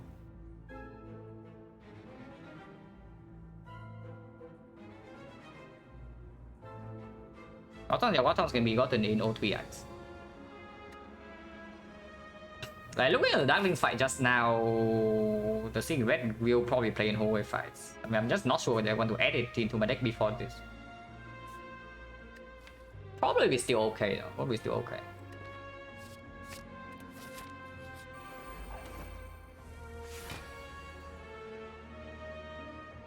Oh, better be careful here. Better be careful in this fight. Because apparently Immolate is not in our hand right now. Neutral potential later, yeah, only if it doesn't break us next turn. If we don't draw Immolate next turn, if we don't kill any dagger right now, we are in big trouble. So, is there any vulnerable potion on the Retromancer right now? Because I have a feeling I want to actually do that. Vulnerable and Retromancer, play drop pick on the Retromancer, and then if we draw nothing else, maybe I can decide whether to feed 5 Retromancer or not. or 60 or attack the minion. And the fear potion is not super amazing anyway. I'm willing to go down to red skull range in this fight.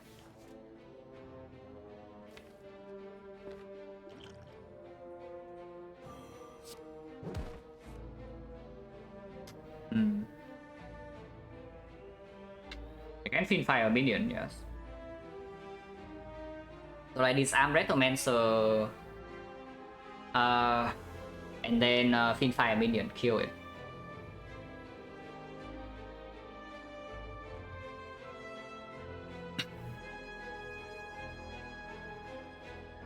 Oh, and I mean honestly, we are not even amazing against all 3 elites. Dripper or no Dripper is another thing.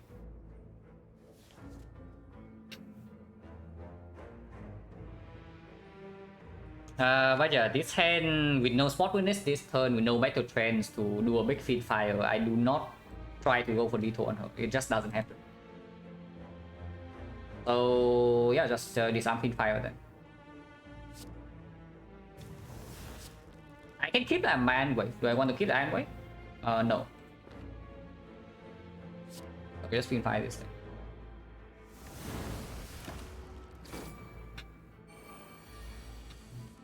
Okay, Immolate is drawn, which is good. She does resummon though, so if we Immolate kill all these, she does resummon like 2. But we don't redraw into the Immolate decently quickly here. And Battle Trend still kept in our deck, which is good. Do I want to keep the armaments or not? Not drawing spot witness turn 2 is pretty annoying.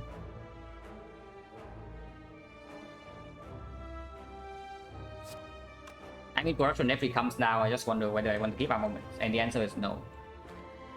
Yeah, it's definitely no. Like, these guys already upgraded, we have tongs, and armaments is not redrawn until 2 turns from now. So just seeing red corruption, armament, and just play the rest. We do not land uppercut on the Retromancer this way though. I'm going to tell me to not play corruption. That is like very stupid, right?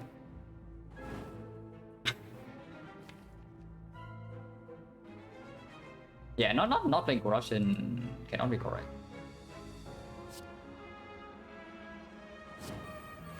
I can save this defense if I want to. Do I want to? No.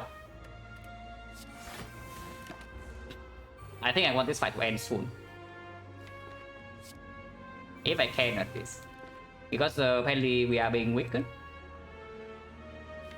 And we take heavy damage this turn, yeah, but we enter red skull range. Unfortunately, we cannot support this turn, so if we don't kill the dagger, we are getting 2 more wounds. And next time we are weakened, we know that we draw 1 defense. Which is a big problem, right? So we probably still need to kill 1 dagger here. Probably I have to spend a bash on that, but sure. If I kill 1 dagger, I would also kill the second one, because there's no lethal on this next turn, so we have to kill this. And I do not bet on the redraw. Summon again.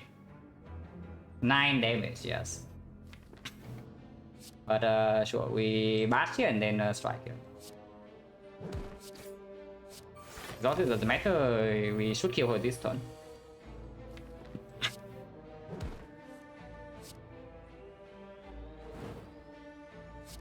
We do. I can make a fiend fire. Okay, now we are maybe getting somewhere. Defender, thank you very much for 5 the 11 months. Official lot. Perfect HP by the way, like exactly above red skull range. So now we enter the next elite fight with no red skull. Perfect. Inflame plus. Oh, inflame plus. I mean, we take this, yeah? We take this. It doesn't solve all of our problems. And maybe it even makes the Awaken 1 fight worse, but it should make every other fight better.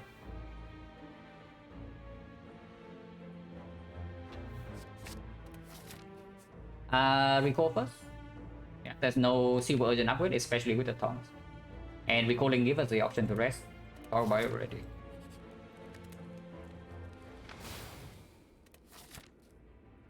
quite a big shot. Just in time.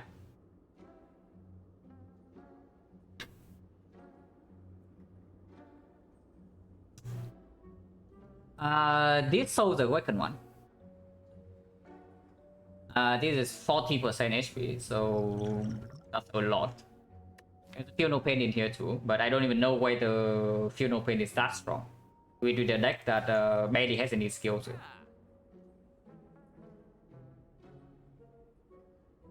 Yeah, Brimstone is a huge beam in this spot. We have no Reaper, we do have one disarm, but no actual weak chain, and our damage is actually not that high. We're talking about Brimstone, yeah. That's before we see the boss reward, so. Because potentially we could have seen a Reaper or something, and then Brimstone gets a lot stronger. In this spot, probably not. I can see... Are we not buying any relic here? Because I have a feeling I just want to buy potions if I don't want to go to this shop, and I don't want to. Regardless, we are always taking this chest into this elite, and afterwards we can decide again. But let's say I'm doing 2 potions. We just fought recommend, so the value of 5 potion definitely goes down. Against Giant Head doesn't matter as much. Against Nemesis, yeah, sure it's good, but not as good as the other 2. How much is the blood potion? 40% is 30. It's 30 HP. And we can always use this right before we die, yeah? So we can stay in red skull range until we are single digit, and then we can use blood potion back. Do I want this 10 dexterity or not? I think I do, because otherwise, what the hell is our plan against the awakened one? No, really, what is our plan? Maybe we are fine. Maybe we are fine. If we get a good field fire, we can buy blood potion. No, I don't want to bring blood potion right now. Is the thing. I definitely do not want to bring blood potion immediately. Like, we play this arm on the thing, we never play any power, we keep doing spot wins, armament chain. Like, we field fire away the corruption eventually, so the awakened one has only 1 strength, minus 1 strength. If we play in flame, it's +1, so maybe let's assume that we play in flame, for whatever reason. Don't know what, maybe we need to rush the cultist down. But yeah, let's just say I play head +1 strength. So, weak chain, not permanent, but almost. If it's multi-attacking, it's like 7 times 4, we can do 20. 20 is nothing. Yeah, 20 with Smooth Stone, with Armament, plus with Double Iron Wave, we block easily. Without the dexterity. Against the... the thing about Speedball against the heart is that... But still no pain, not good here. We don't have enough skills, is the thing. Which is also another reason why the Speedball might not be that good. If there's nothing else in the shop to buy and I'm not double shopping, I also buy the Feel No Pain. But I'm seeing like whether I actually need it or not. Because Feel No Pain also makes the Awakened one fight worse, but apparently Awakened one is not a huge problem. So yeah, that is fine. The Awakened one fight.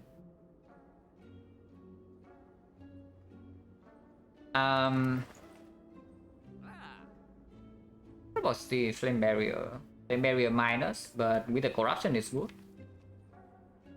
Good card in the Awakened one fight that we don't play the corruption. Very strong against the heart if we reflect a multi-hit. Remove is nice. Remove is always nice, but only if we have nothing else to spend on. So do we have anything to spend on? 110 here. 210. And if I take the Feel No Pain, I don't take the Flame Barrier on sale, but 287. 287, we have 37 gold. 37 with this is 97, 97, 110. So we cannot buy Relic and Nightfall, but we can still buy potion for the potion belt. This sometimes we go, but not always.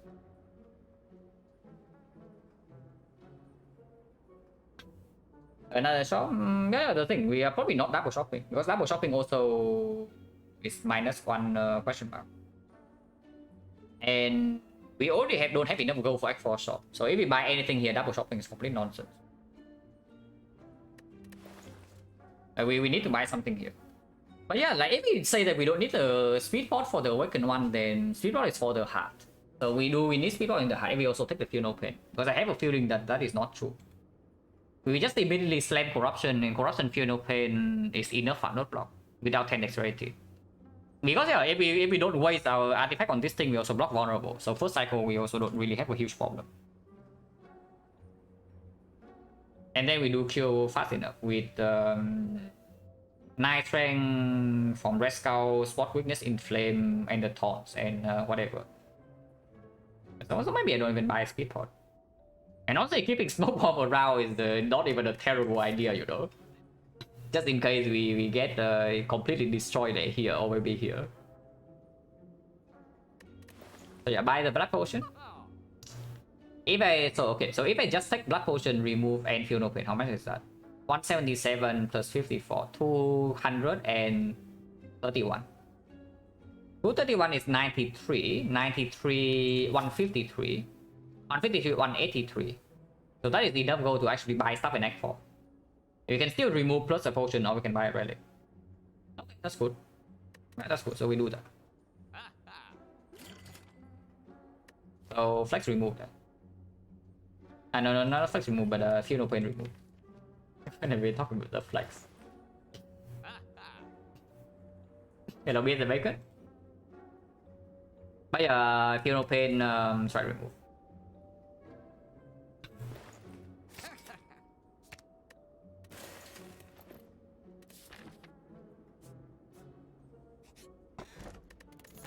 For back marbles, here it is.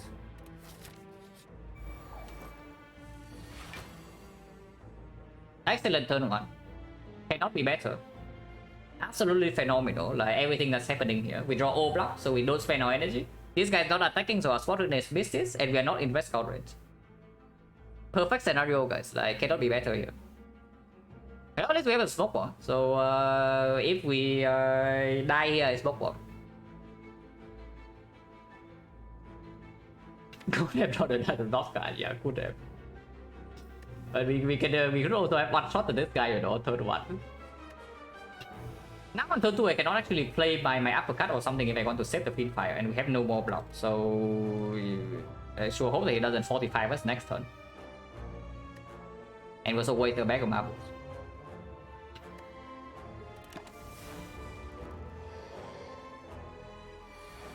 Okay, that is not the 45, but we also don't get the Fiend Fire comeback cooldown. It's like fine, I guess. We do Corruption Disarm, take the damage and move on. We get Red Skull, we get Red Skull Strength. And Corruption is down. I can play Iron Wave here with Waste Akabeko. That's not a problem actually, because Fiend Fire is already in our hand, and we are not waiting to rejoin before playing an attack. So block for it, we are still in Red Skull range. If there was mid 18 in a row, I mean, I don't know, because we might very easily die this run.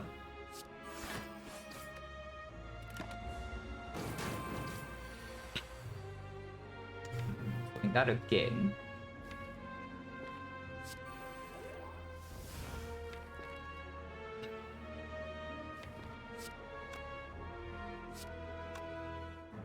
Honestly, uppercut drop kick first, because if I draw into the Feel No Pain, I would like to upgrade it with armament. And I only lose out on a little bit of damage. I can also leave Bash and upgrade it. That's not terrible. Like, yeah. Why do you need Bash upgrade? Yeah, I don't. See, that's the answer.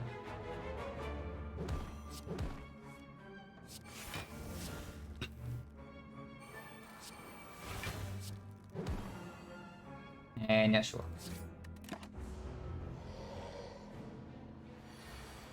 Okay, 45 is here. We draw one block.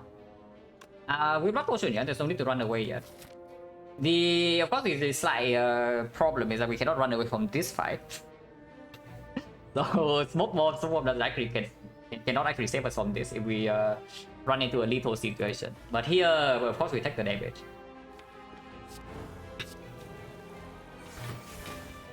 I can play this, I guess, for 1 damage. Like this redraw is not going to matter.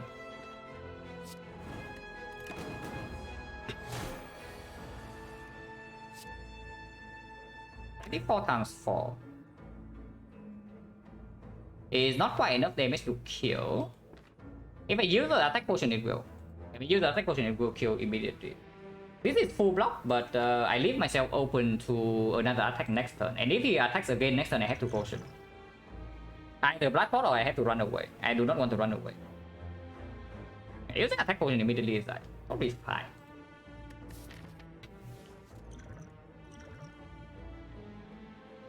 And it doesn't matter what we pick here. There are 2 cards, so we can just use some Speed Fire Fodder.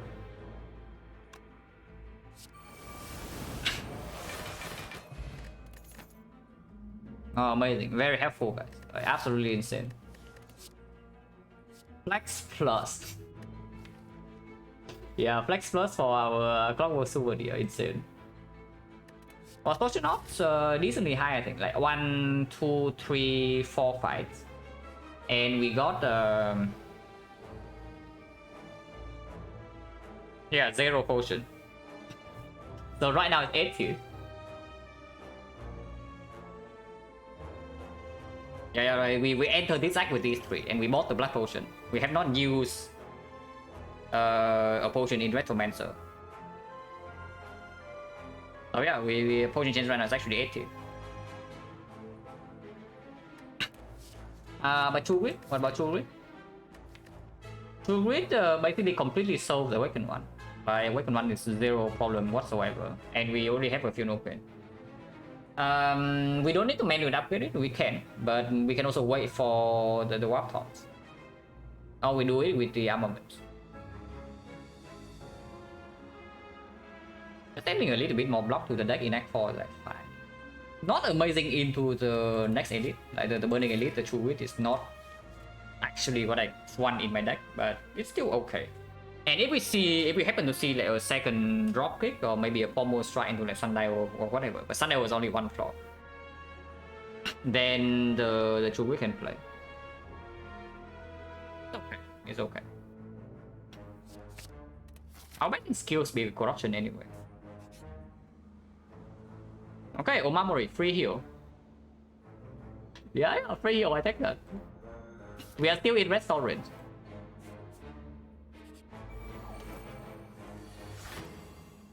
Yeah, True Wit gets upgraded, and Bag of Marbles means that dropping works on turn 1.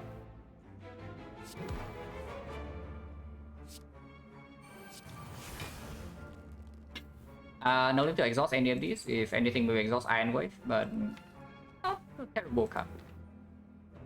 These things they get exhausted by corruption later, and we are playing corruption on side. Here's also 12 damage. I do want to stay in Red Skull range, so this right now heals to 39. Yeah, I want to take 2 damage in this fight.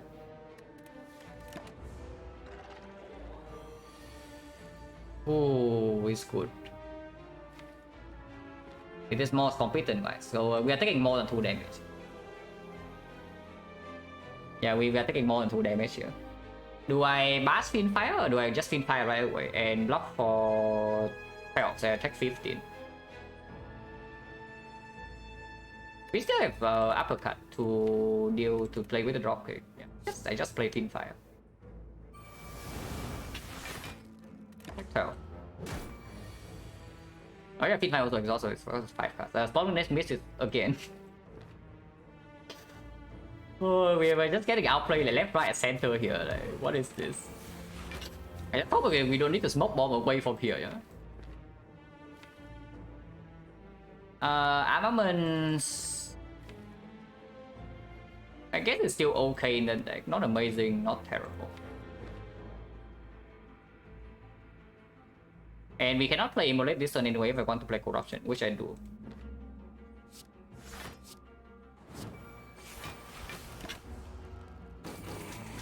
Yeah, now we draw Spot Weakness. Okay, we did not. But I do want to make the trans here though, so we probably miss the Spot Weakness again.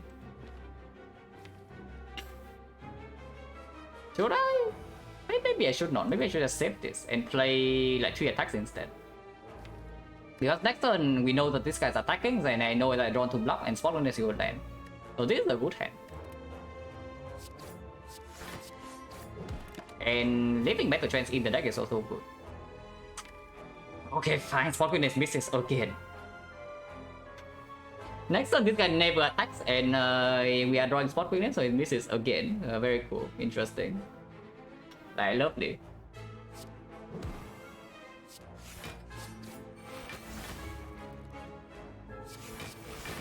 At least we could block this turn, and maybe we kill before he attacks us again.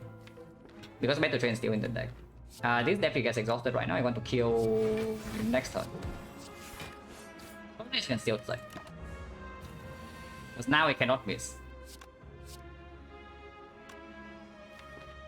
Like this, we redraw into the dropkick for 3 damage, and now it dies. Our boss good, so opponent change around 70. And Train's back again still doesn't do anything. But what about the boomerang? Yeah, what about the boomerang? We actually have a lot of strength. We have Akabeko. We have 10 strength for 1 fight. Notably, probably Spear and Shield. And the only strength skilling card we have at the moment is Fiend Fire, 1-time use. Yeah, I don't hate it, the boomerang. Of course, picking the boomerang here turns off decrease the possibility that we can lean towards like some dropkick loop nonsense. But maybe we have enough firepower, especially with the power potion. Maybe if we can save this blood pot to just barely win the hard fight with our resources.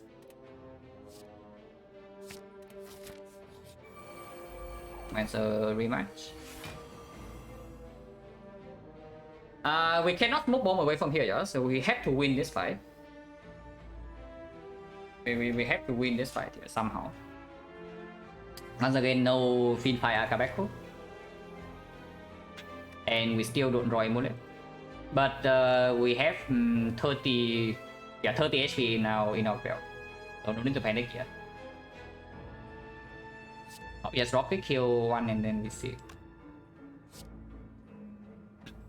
I really don't want to use any potion here if possible. Because we need the power potion in Nightfall kind of. Like if I use any potion here, it's a blood pot. Template is fine.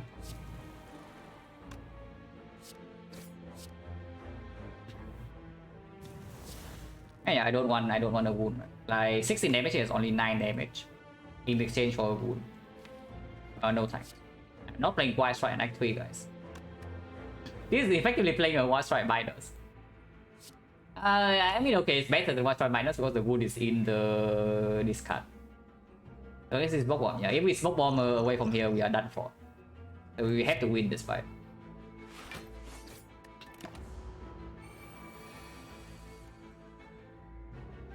Ouch.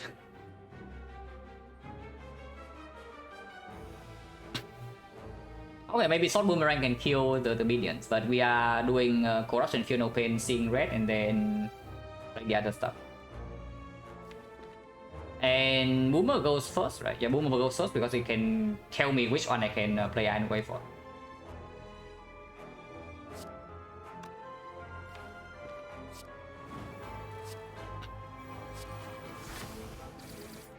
Okay, this guy. We are still alive on 1 HP. Yeah, 1 HP. We are being hit for 26, 35, and we have 36. So we are on 1 HP. There's no need to potion yet. Because for all we know, maybe this fight drops a Pantograph, maybe it drops a Lizard Tail, and then we can preserve this potion. Double check before I just entered and die for no reason. I have 36, and this 26 is nice, so yeah, it's 35. We are living on 1.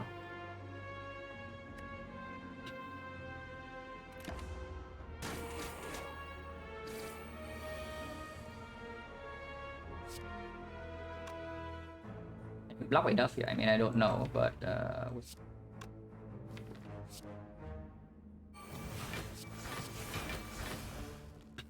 no, we don't block enough. So we are forced to potion here, or we die this turn. So yeah, Blood Potion, and we cannot apply Vulnerable on the Retromancer. That's quite bad.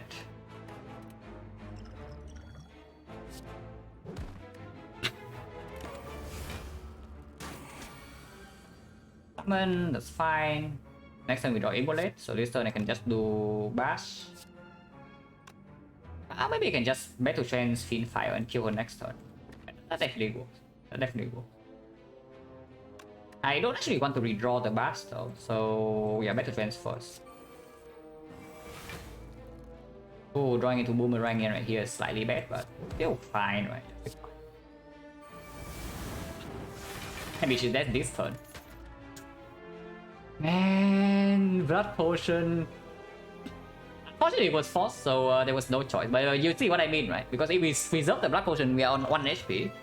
And we pick up Meat of the Bone, then maybe we can save this potion until Act 4. Only Slam Plus. Yeah, no thanks. It doesn't do anything. And Havoc still also doesn't really work. And Armament also no. Potion Chance right now once again back to 80. So I really don't want to smoke this fight if possible. Hopefully we can win this fight on 33. None of these help, right? Yeah, definitely none of these help.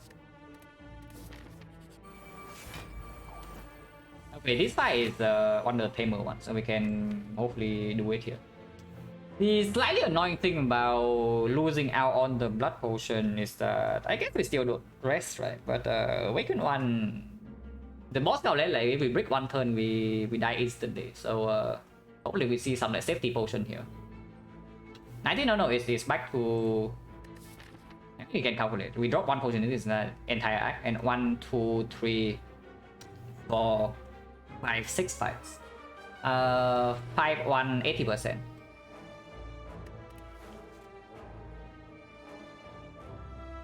This fight maybe we can deal with.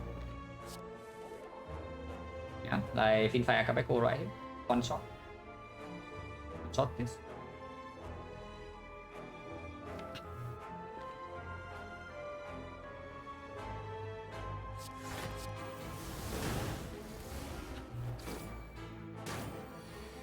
I think mid if we smoke bomb get our rest go, yeah, sure.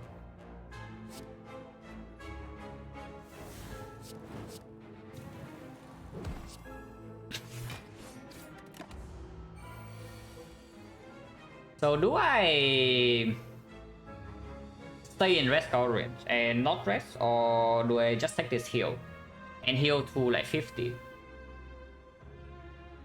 Heal is better. I don't actually think, yeah, we don't actually need rest cover range in the Awaken 1 fight. Like after we kill the 2 minions, we can slowly chew it away to deal with it. Pretty slowly, so we will have to take some fun load damage. So having as much HP as possible is just good here. I mean, yeah, sure, if we have a choice. There might also be a scenario where we don't have a choice and we have to take damage here. We'll see. Immolate is probably still a good draw, right? It's a good draw. It's a good, like, maybe we only need to play 2 attacks, so we have Immolate. Yeah, it's good rest scout range for second boss, yeah. Yeah, so the main thing about Awaken 1 is that we also don't really win the fight by simply having a lot of damage. At least not with this deck. It makes us kill the minions easier, but I mean, I hope that we don't have any problem. We can have a lot of problems there also. But we do have an Immolate, so maybe we can draw this in time.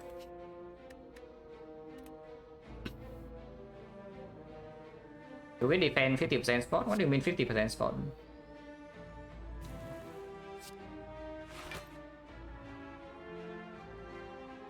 I'm just wondering whether I should wither away this Immolate or not. And I guess it's okay to do that. We have all defense upgrade eventually.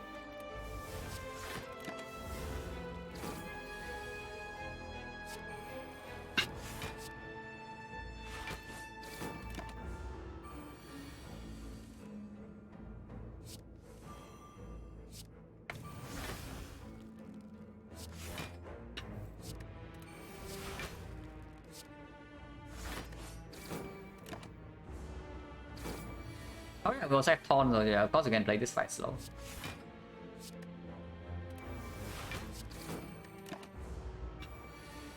Yeah, we will just die. No potion. Sacred Back Life, guys. Like 1, 2, 3, 4, 5, 6, 7 fights. We got 1 potion drop. Well, that's cool. Sacred Back, by the way. And yeah, not on these. Like these are definitely not positive. But yeah, we can upgrade. And what is the upgrade? Maybe True Wit, maybe Sword Boomerang, maybe Corruption, maybe Feel No Pain. Probably Feel No Pain, right? Yeah, probably Feel No Pain. Whatever the second fight is, I will play Corruption on side. Maybe Sword Weakness. Actually, no. Maybe Sword Weakness. Maybe it's actually Spot Weakness because we need to kill the second fight quickly no matter what it is. And our exhaust, actually no. Feel No Pain in both donuts and the time meter also has long-term benefits like shuffle in day, shuffle in slime. So we gain 2 block every time the thing attack in trading for 1 strength. And along the way we have 1, 2, 3, 4, 5, 6, 7, 8, 9, 10, 11, maybe 12, maybe 13. So this is like 17 block versus 1 strength. So energy, we are going to have 4 energy now. From every fight from now we have 4 energy. And we already have the tops. And into Awakened one we don't even play Corruption, so the upgrade is completely wasted there. Are we playing Feel No Pain in the Awakened one fight? Honestly, no, right? Yeah. Depending on the draw, no. If we can get away with not playing it, I will not play it. Just exhaust everything down slowly with True Wit. We have all upgrade the defense second half, no problem. Permanent Wick. We just play Uppercut into dropping into upgrade 2 upgrade the defense every turn. Or maybe 3 upgrade the defense.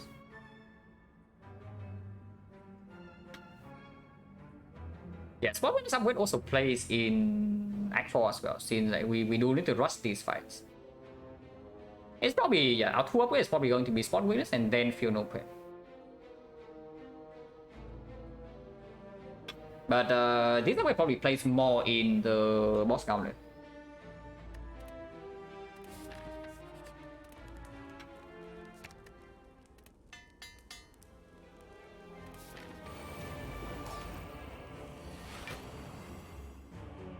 And probably Immolate is good.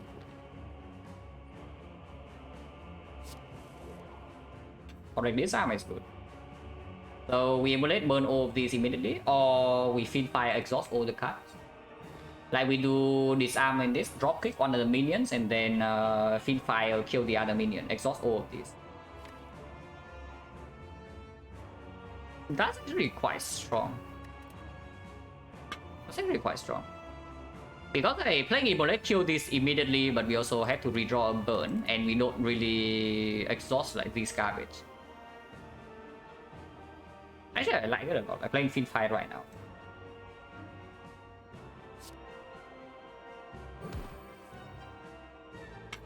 Okay, I like it a little bit less. Yeah, I draw exactly the uppercut and like it immediately a little bit less, because now if I play Fiend Fire, I exhaust my uppercut. So no weakness for the second half. Which is that a problem or is it not? I mean, okay, I know that the disarm comes here, yeah. Unless you want to play uppercut and not disarm, but that doesn't make sense. I've got Fiend Fire, then we don't play disarm plus. That doesn't make a lot of sense.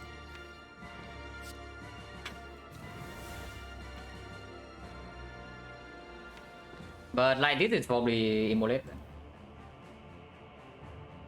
Kill fast? No, I don't want to kill fast. I want Witness to block while I'm exhausting down. Tell me I can still do it. Like for example, I do Iron Wave into Fiend Fire with this. Exhaust all of this. Keep the thing away. How much do I need Witness really? First half I don't need it, right? It's only 20 damage for multi-hit. Second half he has 0 strength. So it's going to go to 30. But we get voided sometimes. 30, these are blocking for 10 or 9 each. Yeah, it doesn't work. Actually need this uppercut. I mean, we take just a little bit of chip though. It's like one here, two there. One here, two there, and we have a lot of strength with the boomerang.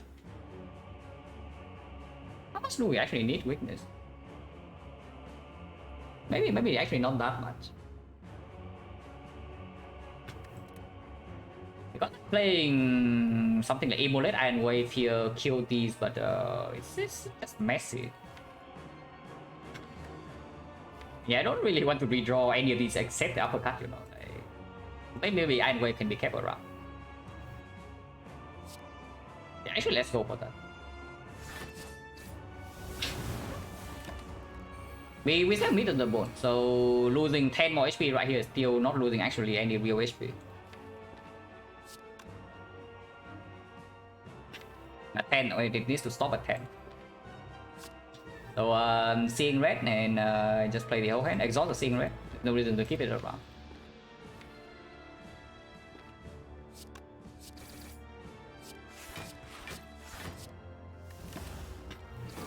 At 7. No problem. We armament this hand. True Wit away the feel no pain. Play spot weakness. Play defense. Full block. And next turn this thing dies.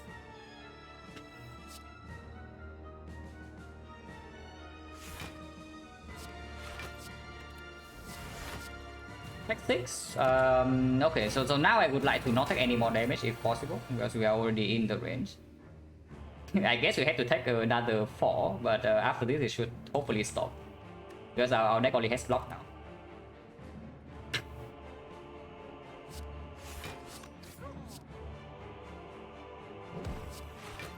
X5. But yeah, this is still very playable.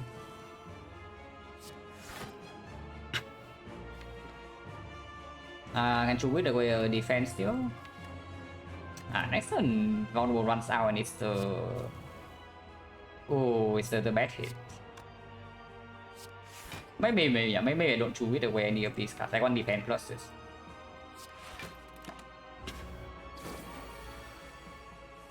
We still need to block this crap. So no vulnerable down, but it's fine. We can play this fight slow.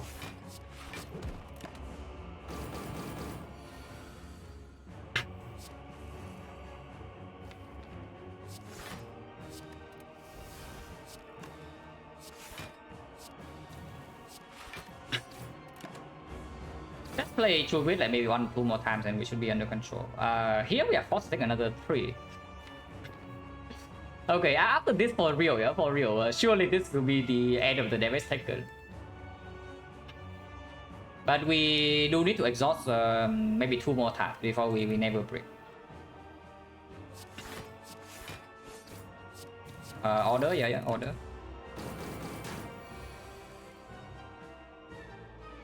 This is fine.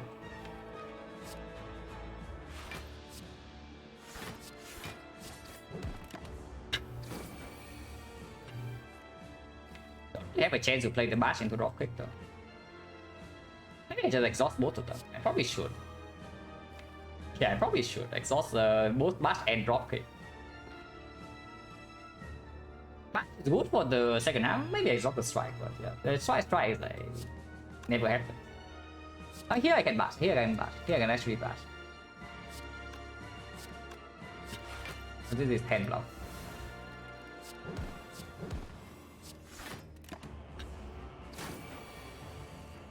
Spot when it's on more time and I can split right away. But yeah, blocking 40. Maybe I should exhaust my spot witness and then the other stuff, and then I guarantee to draw into like 4 block cards. And we take another small hit. Or I spot witness until I have enough strength to one shot. That's also another line. Wait, that's better, right? That's better. Yeah, that's better. Then I only made a mistake by playing the bastard.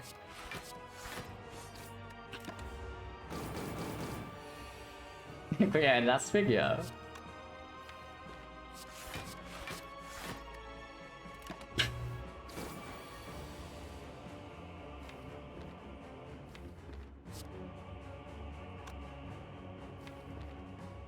But yeah, I can exhaust my drop pick. Like do spot weakness. To with the drop pick, play defense, play back to trend, still have one energy to do something else.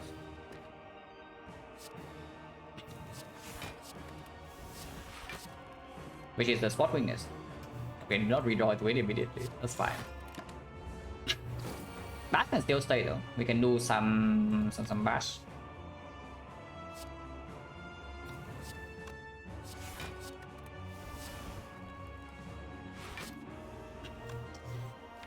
Oh, this guy is like getting pretty close to dying here. Heal faster, please. I can trigger away the armaments because yeah, armaments doesn't really do anything anymore. I mean, it is a block card, but it's less efficient than all of these. But I can also use armament double defense. How much strength do I need? Let's say eventually I exhaust down to guarantee that I have bashed the not boomerang. How much strength do I need? This right now is 34, 200. 240. Probably need to spot witness like 2 more times. Yeah, I guess someone's gonna go.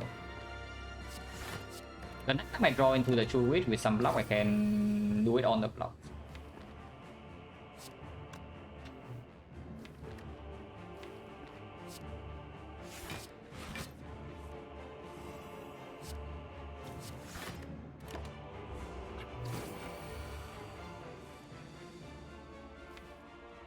Yeah, like this, do double defense, true witch on the block.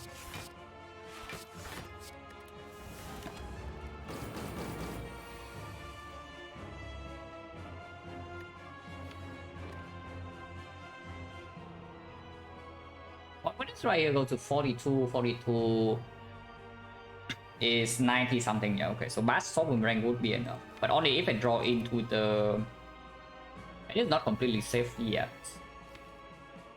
So I'll probably true wit a few more times, true wit away the iron wave, true wit away the spot weakness, true wit away another defense, and then we are set.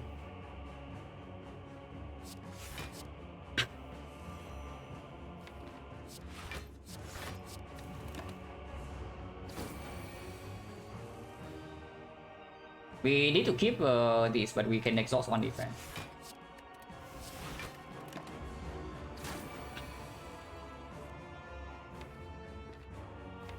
Oh, defend true with the iron wave, defend against spot weakness.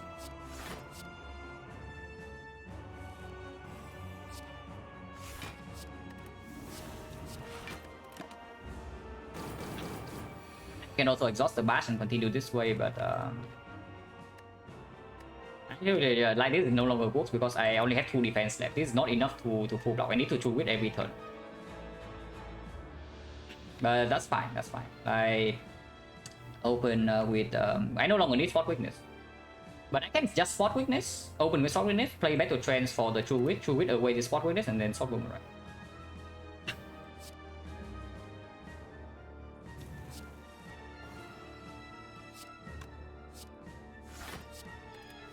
I can do it for wait for one more turn, like right like this. No, this is impossible to break. This always I always have a kill next turn.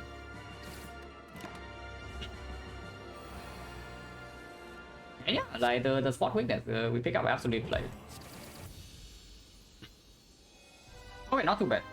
Barely any HP loss and no potion use.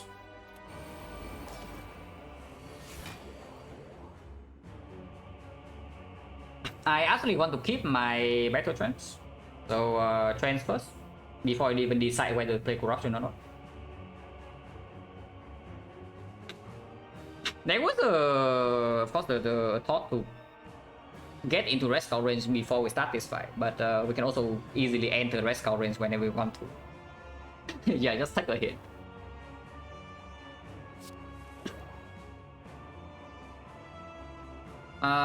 Do I immediately play corruption?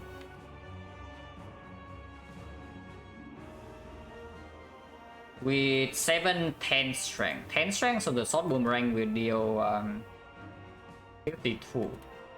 But we have no shockwave, so the artifact shield is going to be slow. We can strip all layers in this turn though. Like we can even land this arm here. or land vulnerable here, but maybe landing vulnerable is better because it opens up the dropkick next turn. Probably not though. Probably disarm still stronger. So like, if I do not play corruption this deck cycle, yeah, then I start with Feel No Pain first. How are we blocking next turn? Yeah, we can block. Okay, good talk. So I do play corruption. And hopefully we have enough gas in the tank to not die to this fight. 44.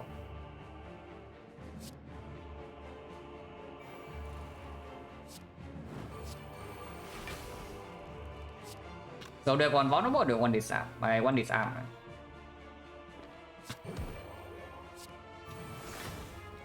And block one more too. Oh, I can take 8 here. Take 8 and push me into restore range immediately. It's actually just good because keeping this around for later. Because right now I play any defense is over blocking. So and keeping defense around later it can also be upgraded with the thoughts. The only reason to always play this right now is that I die 2 turns from now when I don't play one. So do I die on? I'm going to be hit for another 24 here and do another 30. So 54. If I take 8, I go to 36. So I need to block for 18.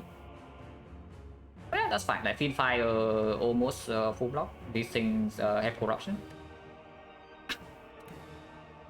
It's dangerous because yeah, I don't shuffle until like 4 turns from now. So I can block 2 turns, but what about 3? Okay, maybe that's really stupid to not full block this hit.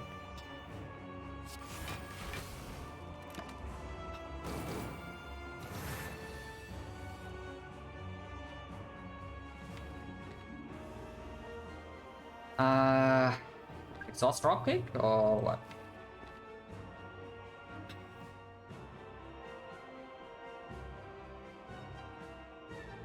I am scared. I am very scared here. But okay, we 1 turn, 2 turns, 3 turns. So actually, we need this thing to die, or we need to draw full block 2 turns from now. I don't want to potion yet. Because any Dark Embrace barricade or whatever is so huge in Act 4. Because this turn we're still not taking damage, yeah. Next turn we are facing 30 and we're facing another 30 here. 60 and in total in our deck right now there's 6 block, there's another 6, so 18. 18 plus another 6 is 24. 24 plus another 3 is 27. 27 plus Fiend Fire, maybe for 2 cards. So 3 cards. So 27 plus 9, 36. 36, 60, we're taking like 26 damage. Smoke, yeah, only after you kill 1. But do I play Immolate? That's the next question. Because if I play Immolate, I'm stuck with a burn. Honestly, probably not. Yeah, if I don't play Immolate, I should exhaust right now. There's no need to keep armor so much.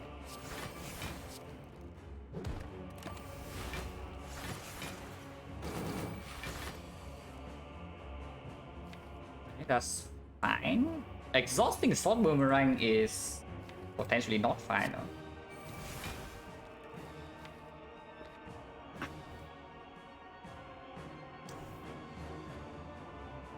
Oh, so this turn if I go for maximum block, I can do this block for 6, I can block for another 6, so I block for 12, I take 15. Next turn, oh, this is very dangerous. It's like extremely dangerous, and there's like no block left in the deck.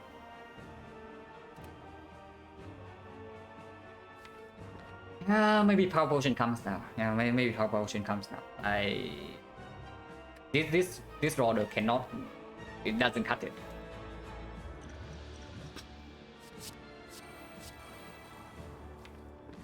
So yeah, this time we just take damage then. If we have Dark Embrace, and we go again into Red Skull range.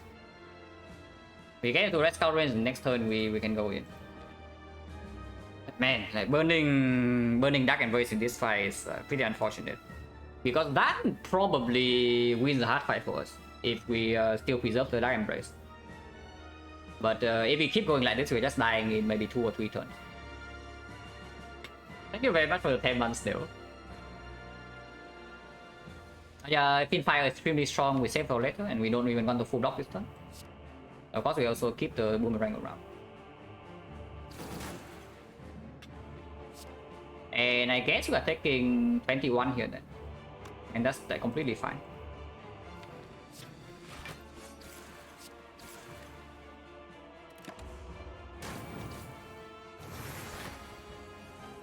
Really unfortunate that the Dark Embrace is spent.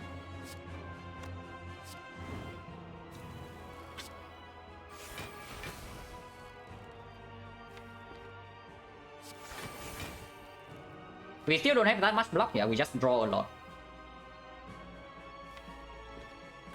So we do need to spend our resources carefully. But Bastia is probably a given. Next time we can do drop into Finfire, for example.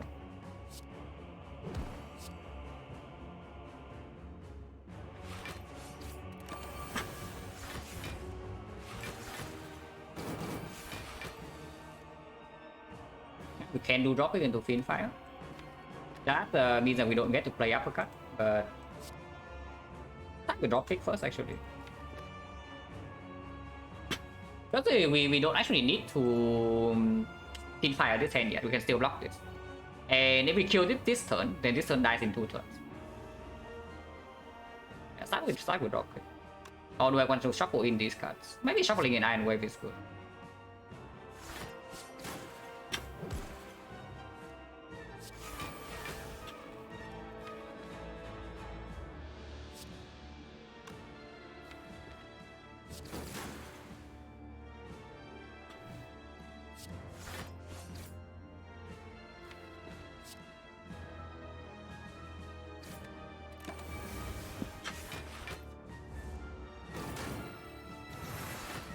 Okay, now we killed it this turn, Finfire this thing next turn, everybody's happy, at least I hope so, because we can easily still brick and die here next turn. Unless we draw dice this turn, which I should. Yeah, I should draw to the dice this turn. Shuffle in the drop kick.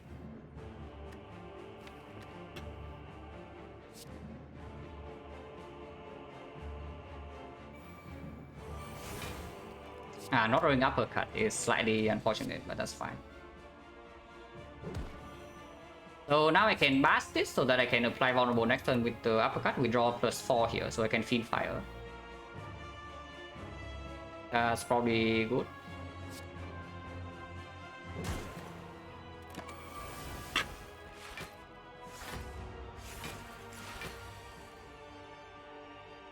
Actually, wait.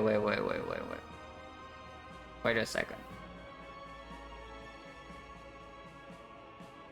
Iron Way, Sword Boomerang, Finfire blocks for 1, 2, 3, 4. That is not enough.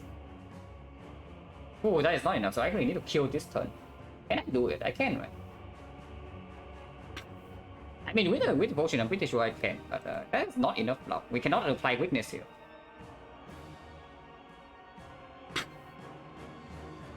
So uppercut into boomerang, and the uppercut into drop it into Finfire. So much damage. 1, 2, 3, 4, 5, 6, 7, 200 and yeah, that's enough. That's enough. Definitely enough. No, that's not enough block. No, it's more than enough damage. It's not enough block. I'm talking about block. Like damage, we have little here. Because in my mind was thinking we just block this turn. With Field No Pain, yeah, it's not enough, right? We cannot burn the entire hand. So we can burn like 1, 2, 3, 4, 5, 6, 7, 8 cards. Actually, no, we live on 1. Okay, we burn 8 cards, we have 24, we live on exactly 1 HP. Yeah, that's like barely enough. But there's no weakness here. And we cannot burn 9 cards. We burn 9 cards, we lose this fight. But we also have lethal this turn, so it doesn't really matter.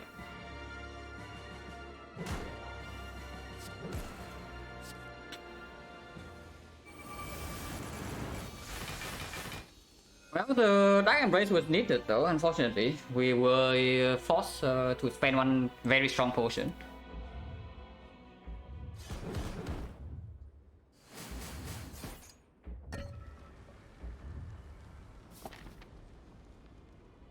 Entropic is here, yeah, sure thing. But yeah, looking at the fight just now, I also see that our total block in the deck is not very nice.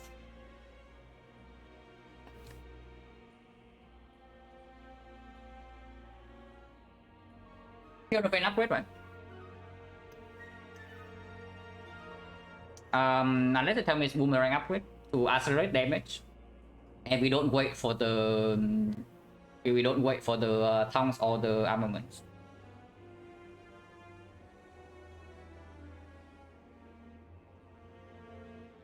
If we see something like a dual wield for our dropkick or boomerang, feel the pain upgrade is absolutely better.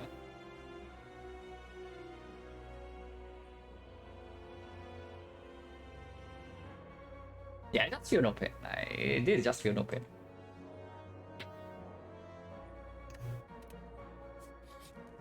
Especially since feel no pain give us like this upgrade also give us 2 extra block immediately when the heart shuffles in some garbage.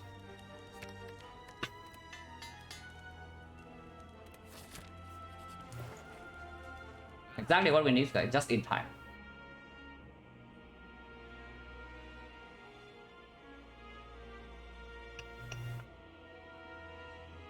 Another flex spot. So this is 10 HP, that is the pair. Another smoke bomb, yes, another smoke bomb. Can't remove, how valuable is it? Like on strike, still okay. Yeah, smoke bomb and foot.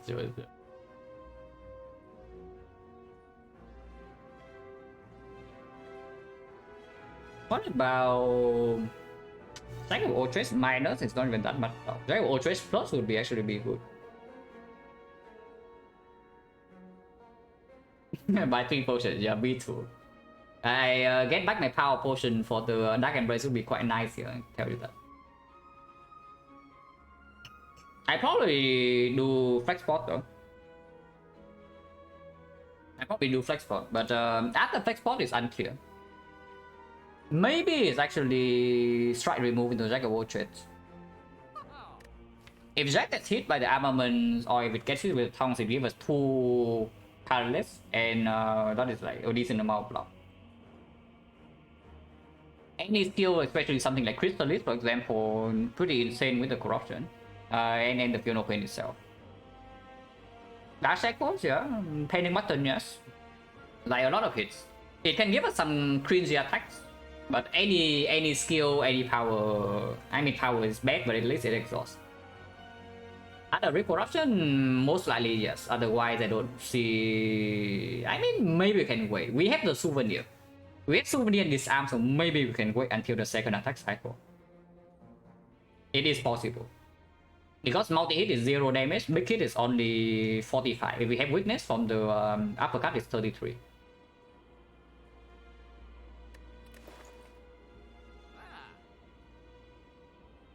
But I can absolutely just see Black Spot and Jack of Ultrace remove. And we are left with like 10 gold. Unless the tell me 10 HP is stronger than remove plus Jack of Ultrace. Is it? Probably not, right? The remove alone is already worth quite a lot of HP. And Jack of Ultrace is positive. So just do that.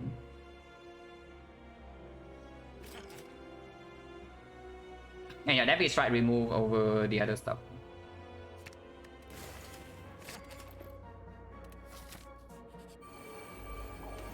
And yeah, you wonder when you take the Jack of Ultrace, and we answer maybe now. I am very willing to spend 1 flex spot immediately to... because we are probably never using it in the hard fight. Unless something very different happens. We can still get wrecked next turn, but I want to get 10 strength right now, basically, before my artifact goes away from this crap. Okay, we just flex spot, use our entire hand, and then move on.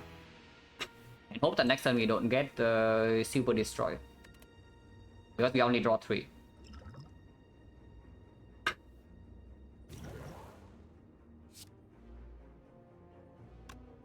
We can keep one of the blocks around if we want to, but I don't think we want to with 10 strength. With 10 strength, we are trying to end this fight fast. This will never play. Okay, 9 strength. Yeah, excellent. I meet the bone value, guys. Taking how much damage here? 8, so we take we block for 42. We are taking 34 damage to our face. Okay, red skull range. Red skull range means the bone range, and maybe next time we can kill this. Battle Trance and Fiendfire are still in the deck, so I don't know whether I would like to break Akabeko yet. But if I play the Bash Nest will be played here though, because I cannot turn around. If I do not play the bash on this guy, then the True Wit doesn't always exhaust the burn.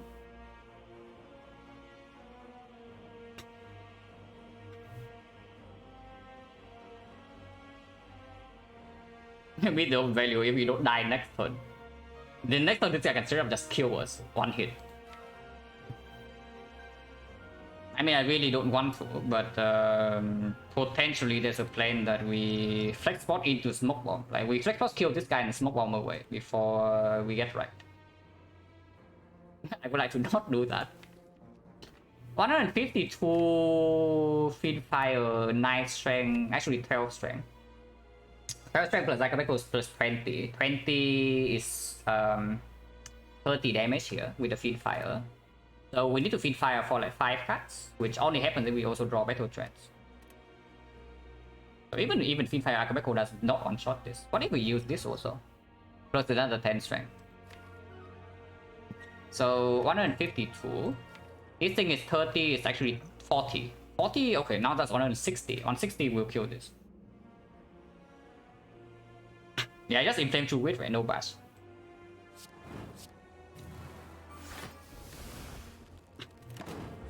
Oh yeah, we also get Red Skull, plus 3 strength. Okay, we can kill this, right, immediately. And we do that.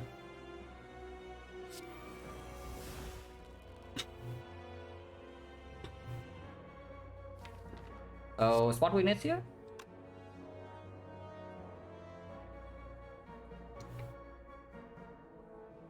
Do I want to spend the potion or not? Because if I spend the potion, I can also save something like a sword boomerang. Because if I just spot weakness this, play the block card and then one-shot this guy, we are still taking 6 more damage here. And afterwards, like, do we actually have damage against this? I think we have 19 strength. Yeah, we have 19 strength, so even without the sword boomerang, 174. It's not that easy to do, actually. Do I need the Akabeko? Like, this is only 25, yeah? So let's say I do spot weakness, it's 29. Spot weakness, defend, and then sword boomerang. And this is still, yeah, 29 damage for 1, 2, 3, 4 cuts. For cut 29 is 116. So we need a boomerang to hit this twice. Whoa, that's... Is flex spot relevant in the hard fight? Because if it's not, I use it right now.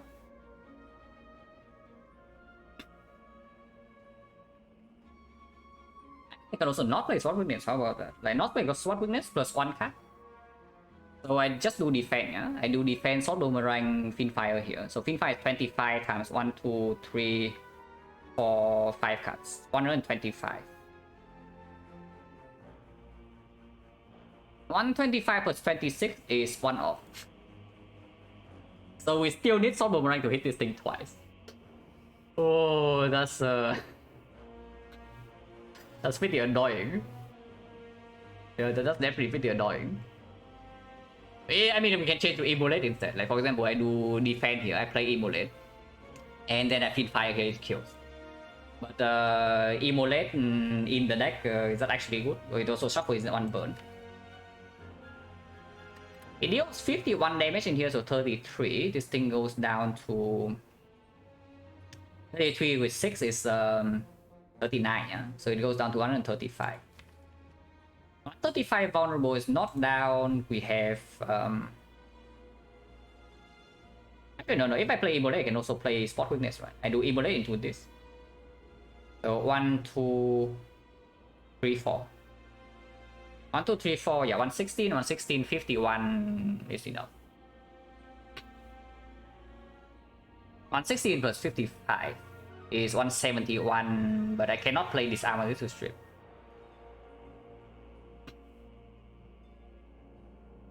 So 55 in here, 37, 37, but we have 19 strength.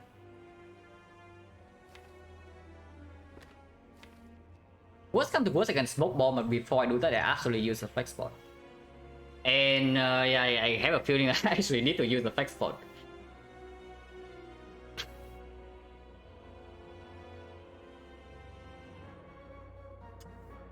Jack of all trades can give me Panacea though. Oh, Panacea from Jack of all trades is pretty massive. Like we block vulnerable and then Panacea gives me 10 strength. Especially when we cannot actually block for a long time, considering that we are even losing a lot of HP here. That's exceptional. Then it flex for her? Right now, no. Right now, it doesn't actually do anything. Like, we are blocking vulnerable without artifact.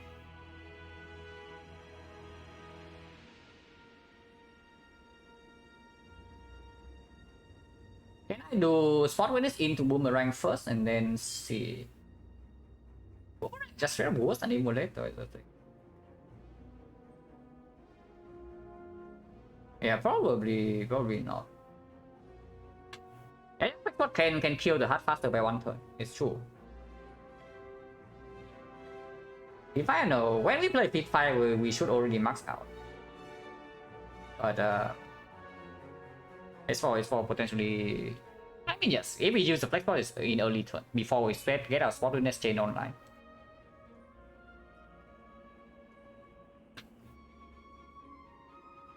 Not 2 potion drop, yeah, sure, of course. If we do not, like just imagine, yeah, if I actually still have my Dark Embrace potion in the hard fight, like, it's going to be like completely different. If I still have the power potion, then I feel a lot more confident. But draw though did not work out in donuts and kind of force potion there. Even with the potion, we barely live. Yeah, without the potion, we definitely die there, unfortunately.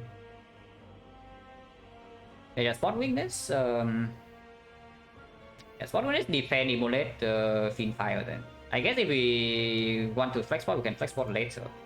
But yeah, I am fairly scared that we don't draw uppercut together with some attacks and then we need to smoke bomb away. That is the absolute worst scenario. And it can happen because next turn this guy buffs and then the turn after we have 8 cards to see. We know that these are the 7 cards, so we test +1 in here, and that is all we see. And we need to kill him by then. With 19 strength potentially plus another 10. But we also burn a lot of attacks and we shuffle in like 1 more burn. So our deck right now has 3 burns from this, 4 burns from the Immolate. And then we redraw like only 1 card here. How much damage is it? We can calculate immediately, actually. I have 19 strength, yeah? I have 19 strength, assuming that I bottom deck the uppercut. So next turn, let's say I draw like maybe 2 attack cards, which is the bad case. Then this guy doesn't have any block. I deal. This is 24 each. So I have 48 damage.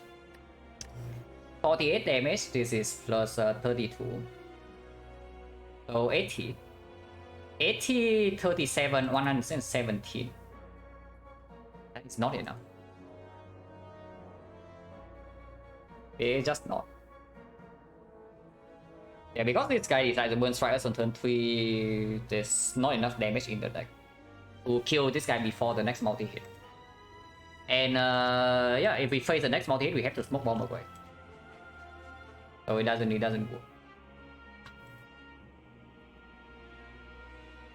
Compound yes. I'm assuming in the case that we bottom deck the uppercut. If we top deck the uppercut, we should be okay. If we top deck the uppercut, we should be fine. But we bottom deck the uppercut together with like one attack and not two. Then we are roughly like 40 damage off. And if that is the case, the flex pot doesn't even cover for the difference if we use it after this turn. Actually using flex pot in this turn is just to preserve the Sword Boomerang, basically. Like I start with Sword Weakness here, I play Sword Boomerang to shuffle it in the deck. Maybe I can play a drop quick or whatever here. Maybe disarm with defend and then Finfire kill this.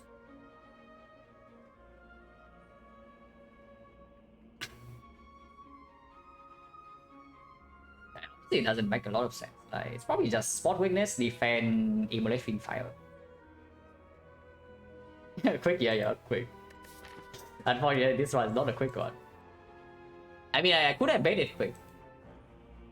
This one, to play this one quickly is like very simple. We probably die in Act 2. But yeah, Spot Weakness, defend, immolate, Finfire. It's just a line.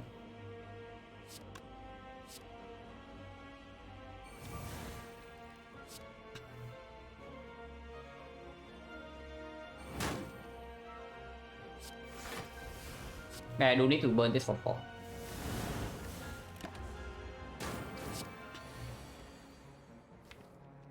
We did bottom deck the uppercut, but we also get Jack Trade Plus. And we can upgrade the cast on the Jack.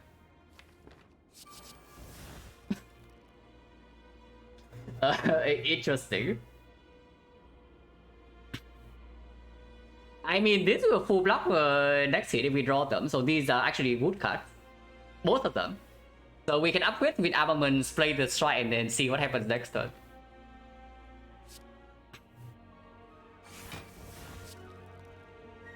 Or we can strip here to maybe apply weakness, but how much damage do we have next turn here? We have 19 strength, this is 32, and this is 36 each. We have lethal next turn. Oh, okay, never mind. We have lethal next turn. Yeah, we can strip artifact right now, it doesn't matter. We have lethal next turn. Double check, yeah. 19 strength, this is 32. 32 plus 24, so it's 36. So 72. 72 plus 32 is 104. And this guy is 103. So we overkill by 1. Okay. And of course we can also upgrade with the thing.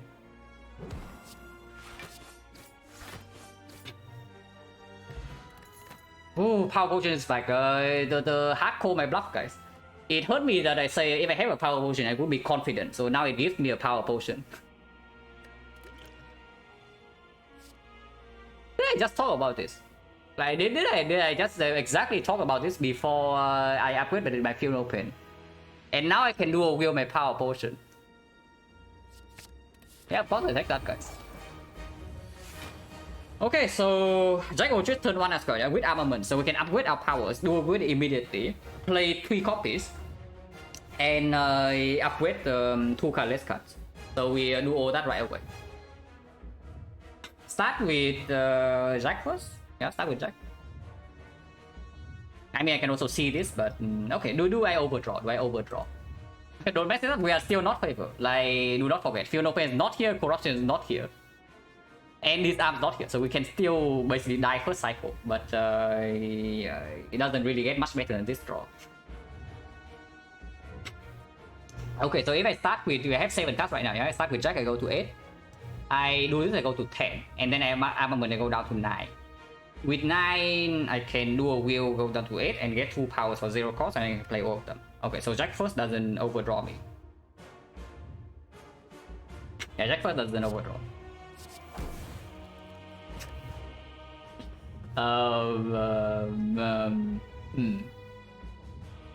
Converse, that's 10 strength, definitely 10 strength. So yeah, play Inflame.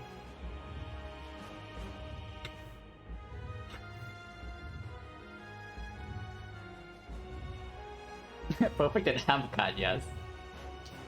Start with, honestly, can I never dual wielding the Inflame. I don't have enough energy this turn. Yeah, I am always dual wielding whatever comes from this. So I can start with Inflame and then see the powers.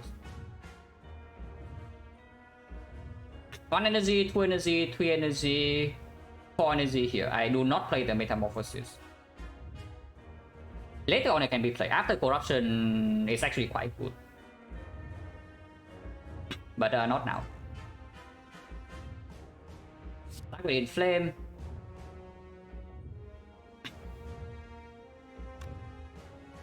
One, two, three, four, five, six, seven, eight. I can already open this. Yeah, I can actually open this first. Like, why did I think that I have 9 cards in hand right now? I cannot open this.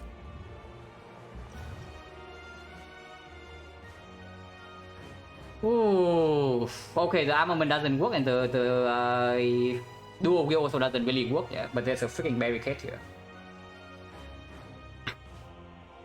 Or I can do Dark Embrace and draw more cards.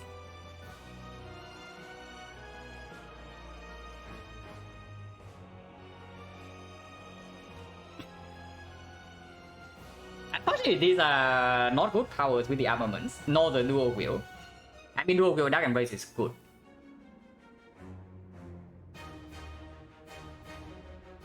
This is actually so freaking tough because we don't actually have that much block in the deck for the barricade to like massively perform. On the other hand, Dark Embrace just draws through this so freaking fast, and we have a Seeing Red and the Fiend Fire. It has to be Dark Embrace, right? And this has to be Dark Embrace. Let's choose another. No, we pick any of these, get 2 copies. And this has to be Dark Embrace. And if this is the case, then I guess we dual wield the Inflame.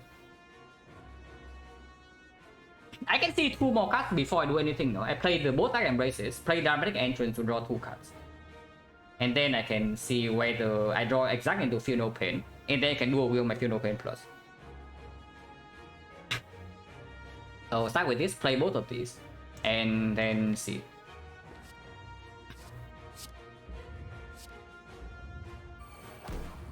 Two. You can do a Dramatic Entrance to draw even more, yeah, but we don't have that much energy here, so probably not. Draw 2. Uppercut. We have exactly 1 source of weakness, so oh, that's not very good. Unless you tell me to play armaments like Metamorphosis, for example, here. Or Metamorphosis first to see more cards, and then armaments Inflame and not playing the dual wield. That is also a potential line.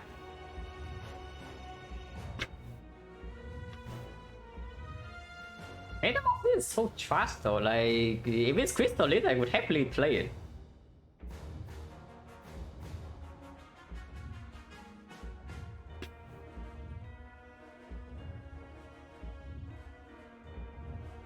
Good. Inflame, first one Inflame, we have no weakness down, we are not vulnerable, but this arm is also not down. But drawing into status is like fine. Armaments, then choose read something else. And then I don't even play the dual wield, that is also possible. I can also do not playing Inflame is probably nonsense. Metarocky Infinite, yeah, but I also don't have block positivity, is another problem. And some attacks can be like extremely cringe. I guess Server Soul is good, but yeah, the things like Wild Strike, any attack that doesn't exhaust, super bad. Even the high damage attacks like be Bloodstone, I don't even want in my deck yet, you know, like I want it in my deck later, but not now. If it doesn't give me an attack that is exhausting, or an attack that applies weakness, for example uppercut on big close line, then I don't want it. Yeah, probably there's never a line that plays Metamorphosis this turn. So Flex would keep 10 strength. We do that with die first cycle, most likely, so let's not do that. I'm really wondering whether I should play this this uppercut or not. Hello, John Jin Jobo.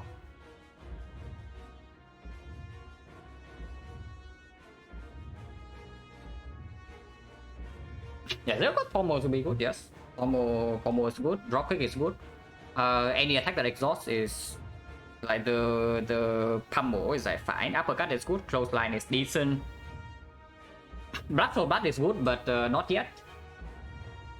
There are hits, but there are also a lot of misses, and we cannot exhaust this. And we have not even drawn into a corruption Feel No Pain yet. So I don't want to add garbage. Not yet at least. Afterwards, when we play this, shuffling in 5 cards.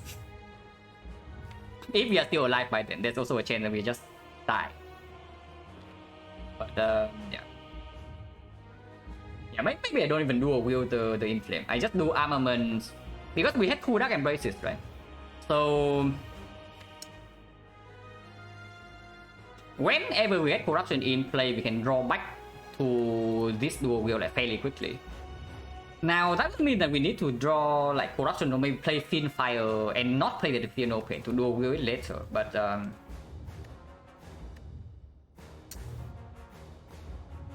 yeah, not really getting power to dual wield is it's pretty sad, you know. It's fine. It's pretty sad.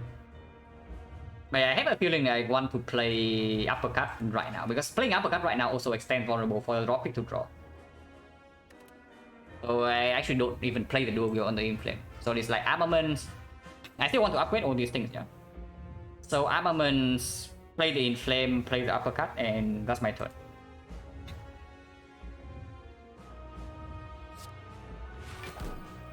Because right here, if I play the dual wield on the Inflame, I also float 1 Inflame in the redraw. Which is not bad, like there's a lot of damage, but also not amazing, because we also have the Sportiness Plus coming in.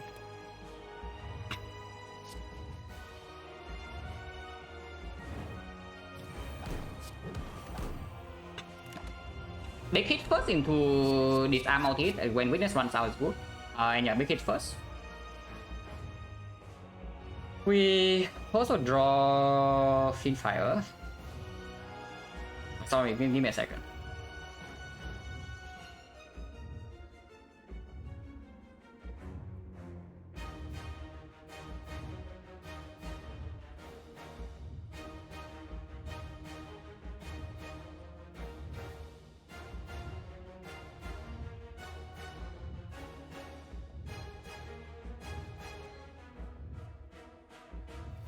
No block on this hand, yeah. I mean, we can get some block. We're doing some Iron Wave, but do I just want to Fiend Fire this entire hand? Because these cards are not amazing. I mean, Iron Wave is okay, but whatever. If I Fiend Fire this entire hand, I draw 10. Which means that I will draw into Disarm. I will probably also draw into Void, but I do draw into the Disarm. And I can Disarm it for next turn. So I take 2 damage here. I take another 2 damage from the burn. So that is already that also means I don't play corruption first cycle, yeah, which is freaking dangerous. Yeah, that's pretty bad. But not playing the Fiend Fire right now is too slow, right? Like I don't even have any exhaust this turn, so I don't draw into any of these, nor my exhaust. So next turn I draw 5, and if I draw into these, they are dead cards. And if I don't draw Disarm next turn, I'm dead. So Fiend Fire immediately. Oh yeah, like looking at this hand, yeah, if I did not play uppercut last turn, it was I'm probably dead this turn. So at least there's that. How much damage am I taking? I'm taking 2. I'm taking another 2 from this and another 2 from this. So I'm taking 6. Taking 6, taking another 32. So I go to 3 HP. Feel No Pain activates after Beat of Death, but 3 HP is still enough to work with. I have 1 card I can play, like maybe dual wield the Feel No Pain. But of course that means I don't even play Feel No Pain this turn, which may or may not be good. Leaving the Fiend Fire for later to exhaust with a big Feel No Pain is good, but with this draw I don't think we can wait. Yeah, with this draw we probably cannot wait, and I just go in. Maybe even flex spot this turn, yeah. Not too bad. It's only 14 fire, but it's still quite a lot. Like we start with 13, it goes to 23. 23 with weakness vulnerable goes up to 25, so it's 100 damage.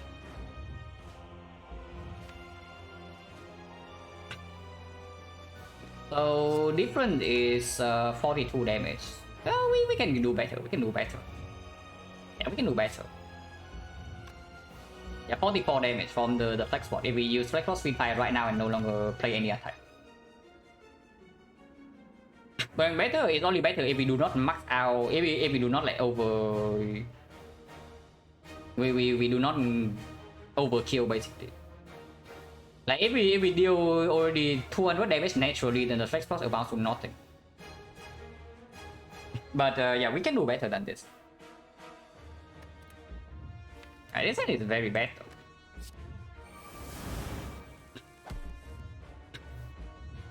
Okay, let's draw this arm. What is this? Wait, what? I mean, I don't think I have seen this before, but apparently we bought some deck all 5 statuses.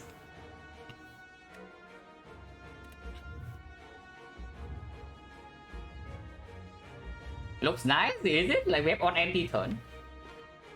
The turn afterwards we draw a lot of cards here, but we still have an empty turn. Okay, probably only if I play Field No Pain right now. So do I play Field No Pain right now and give up on the Dual Wheel Dream? Because Field No Pain right now is immediately blocking me for...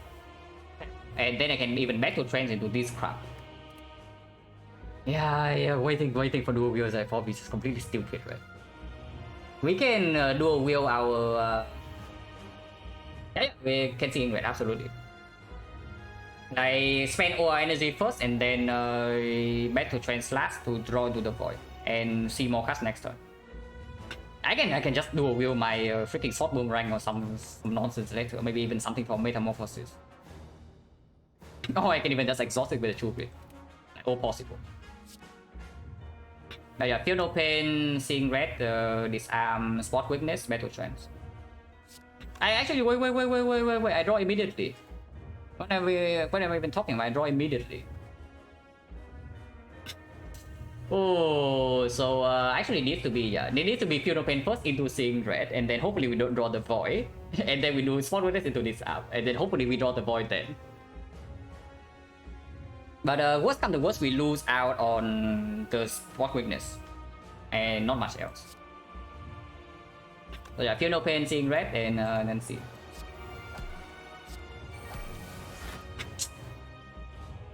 Yeah, fine. Sure thing, man. But yeah, disarm.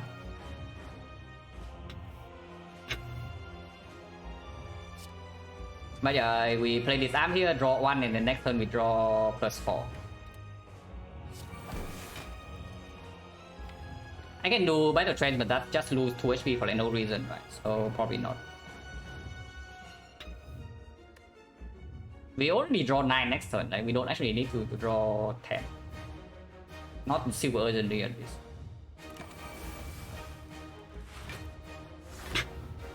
This need to shuffle out both the wound and the burn, so there's something there.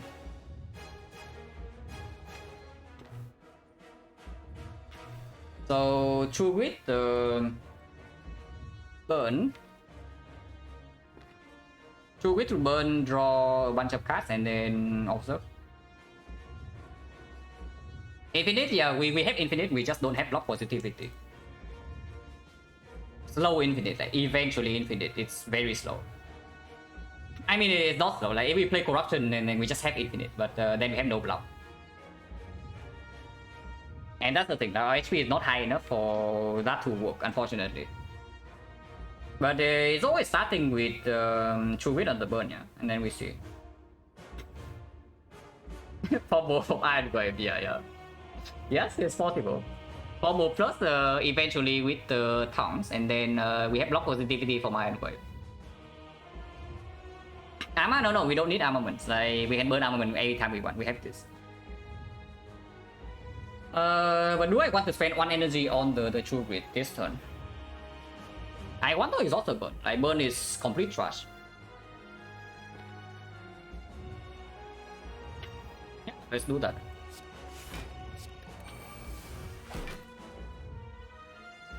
So now what? If I drop kick right here first and I draw dual wheel, then of course I cannot dual wheel it. But otherwise I'm spending energy on something I don't even know whether I want to play or not. Start with drop kick probably. Yeah, and then just do drop kick and then we see.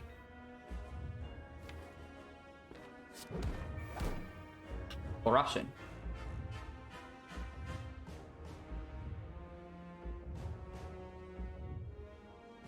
Spot witness will miss next turn is the most annoying thing, but we can draw into it next turn. This turn guaranteed. Do I want armament? Like it's just free, right? Armament is good. Any skill is good after we play corruption, and I have a feeling I play corruption right now. We can block next cycle still. At least I hope so. Can we? If I play corruption right now, do I actually have enough block to block next cycle? Is the thing. Next cycle, even if we apply weakness, yeah, we still need to block 45 and another 35, so we need to block 80. We have 19. Still cannot play it yet or what? Meta for 3 skill? No. It came from the XecnaR Trade Plus. It came from XecnaR Trade Plus. I did not choose it. I bought XecnaR Trade though. Yeah, corruption right now we always die, right? It's annoying thing. If that is so, then it's just uppercut into battle trends. Uppercut into battle trends, and maybe we draw spot witness, maybe we don't.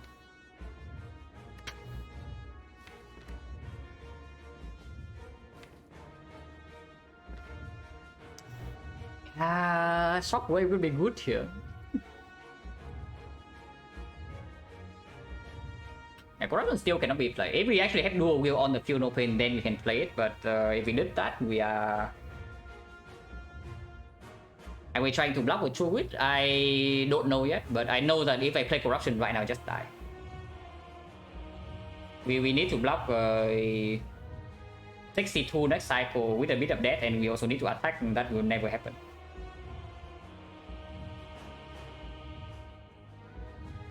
So yeah, probably just uppercut battle trends then, and we see 3 cards.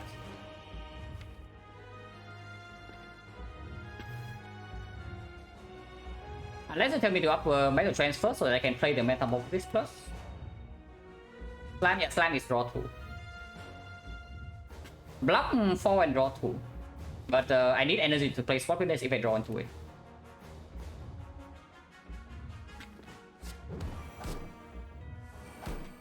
I don't. Oh, that's very bad. Oh, we missed spot witness and shockwave out. I mean, spot witness will land when we play corruption. It's guaranteed, but damage being delayed here is extremely bad. And there's no guarantee we can even strip artifact to apply weakness next cycle.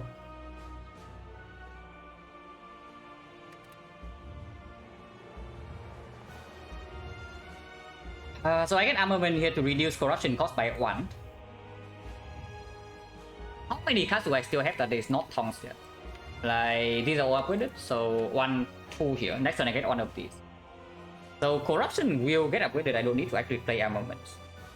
So if I want to exhaust the slime now, I should. Is slime a good draw? Yeah, no, right? Like, not even close. So yeah, I guess I exhausted the slime then. That's very bad.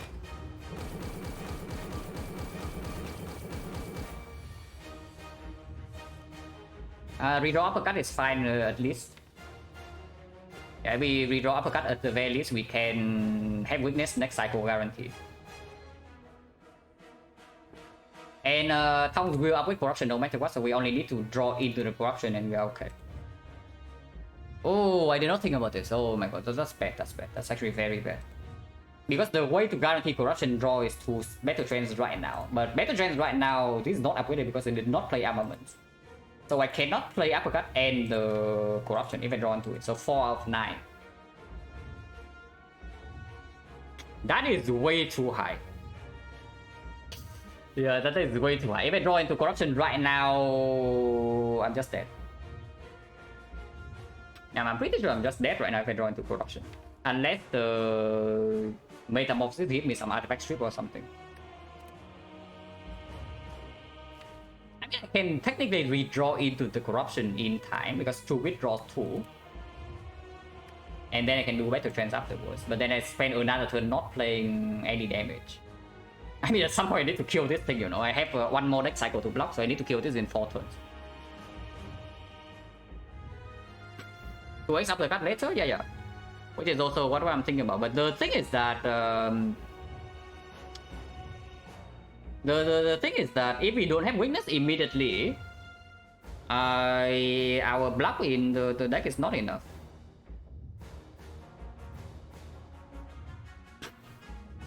So do we actually have to take the shot or what? Like uppercut battle trends in here?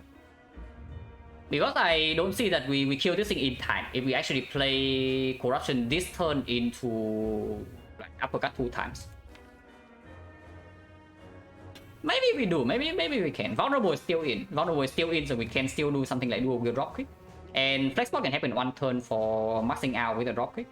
For example, like dual wheel drop kick in here. And we fully block 2 turns, we draw into this 2 times. And barely have enough block. But regardless of what happens, we start with battle trends. We start this turn with battle trends. Because if I draw into corruption, I want to play it right now. I mean, I don't really want to, but I have to. If I don't play corruption this turn, we are done for. If I draw into it. If I don't draw into it, that's good. But if I draw into it, I need to play it. So we start with battle trends first, and I pay 2 HP for that.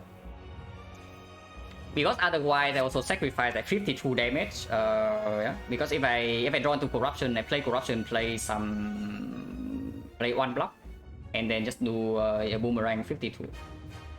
Actually, no, I should not play this. I should not play this because I'm only using 2 right now, and this thing fully blocks later for 13, 11. So I will play 4 HP if I draw into corruption immediately. Actually, it's 6. So I play battle trends, play the corruption, play the sword boomerang. That will be my turn if I draw into the corruption. If I do not draw into corruption, I do battle trends, defend, uppercut, sword boomerang probably. So we'll see, but we start with this first. Piece of shit. Really though, we can do armaments though. So I can do armaments first, get corruption to 2 energy, and then and I can keep armament in the deck absolutely, like for sure. And that also blocks with of that. Next turn I have I have enough draws. I have absolutely enough draw. I shuffle first and then I play metamorphosis. We have 6 draw, 8 draws in here, no problem. We always draw enough. But yeah, he's not weakened, so now I'm wondering whether I want to dual wield this sword boomerang or not, or I leave the armament, or I leave the dual wield in the deck later because it's at least plus it's plus 2 block. It is plus 2 block and it draws 2 later. So whenever I draw into dual wield is good. It's not guaranteed to line up with the sword boomerang afterward. But I don't even want to have 3 sword boomerangs in my deck yet. So it's probably armaments, corruption, and just play sword boomerang and turn. That sounds good.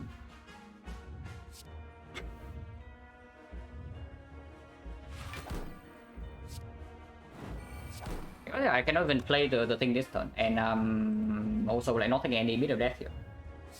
So if I flex spot immediately, because when the sword is land in here, this thing will be wasted whenever I draw into this, right? Especially in the dual wield turn or metamorphosis turn. So this potion right now wins how much damage? This is 9, yeah? So it goes to 19, 28. 28 is 60 damage. Flex potion right now wins 60 damage.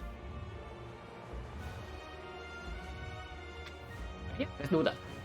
Because I have a feeling that we don't really get a better flex turn than this. After this turn, we either die or we deal close to 200. So let's flex right now.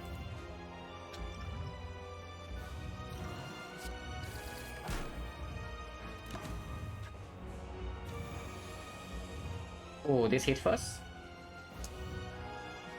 Start with defense.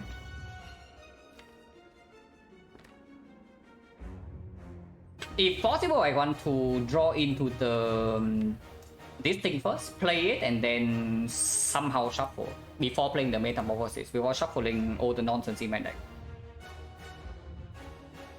So defend first, yeah.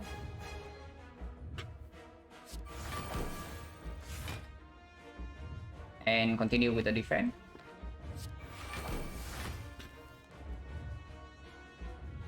Reaper, I cannot generate Reaper, unfortunately. So True Wit on the Immolate, we are never ever playing Immolate. I can do a weird drop pick and do that actually. Now that doesn't overdraw, which is good, and also doesn't burn my block.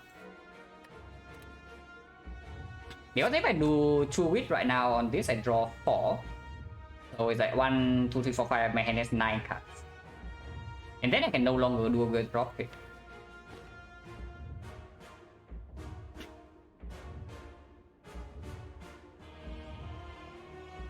Okay, I draw 4 in here, so it has 2 left. Even if this guy gets weakened right now next turn is 35, so they still need to block for 16. So I cannot burn all my block in here. If I burn all my block in here, I'm dead next turn. Take me on sword, yeah, that's also what I'm thinking right now. Like, that is even assuming we can strip artifact, yeah, which doesn't always happen.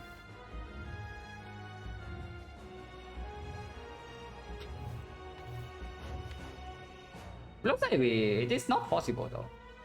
Now, okay. There's another line. That we do wield the uppercut instead. What about that? No, really, what about that? Because I have a feeling that is like way better than whatever crap I'm trying to do. Like dual wielding the drop pick or the sword boomerang, because then I cannot redraw into my uppercut and then I just die because I don't get the weakness now.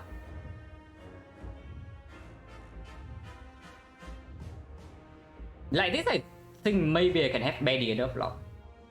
Because I need to block in total, I still have right now 39. 39 and I'm being hit for still 35 and then 45, so 80.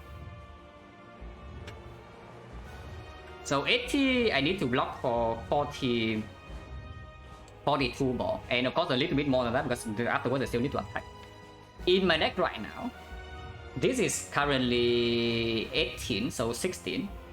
16 is 18, 18 is 20. 20, this is 20, these are 11. So 44, 44, 46. 46 is it 8? 54.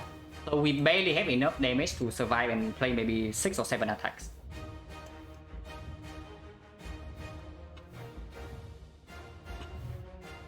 But yeah, basically I start with True Wit on the Immolate. And then we see. Okay, uppercut is here. So I can do a weird uppercut immediately. I mean, I can also spot weakness first, but it doesn't really make a difference.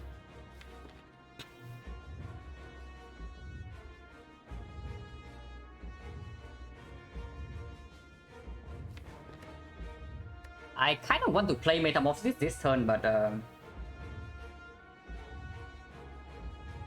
Immolate much of a good. Oh, okay, fine. Yeah, there's a wound in my head. Okay, hopefully it doesn't make a difference. It should not, but hopefully it doesn't.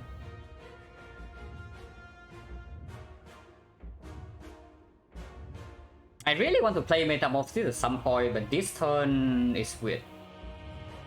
But playing Metamorphosis this turn doesn't guarantee that I have enough blocks for next turn, is the thing. So, and yeah, like of course we can actually Metamorphosis into Subversal to exhaust this wound. Yes, it's true. Shuffling right now is actually not very good. I guess we can Metamorphosis next turn. But yeah, this turn is just like dual wield the uppercut. Play the spot weakness.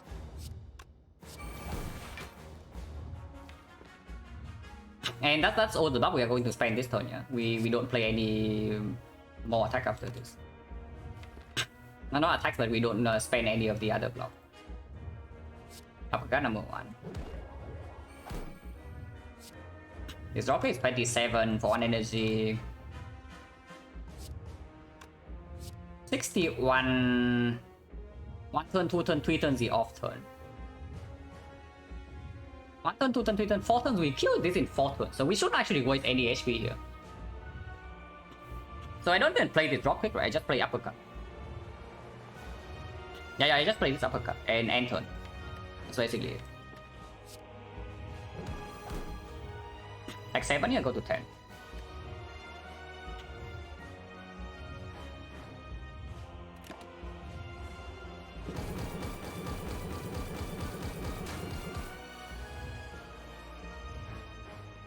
Okay.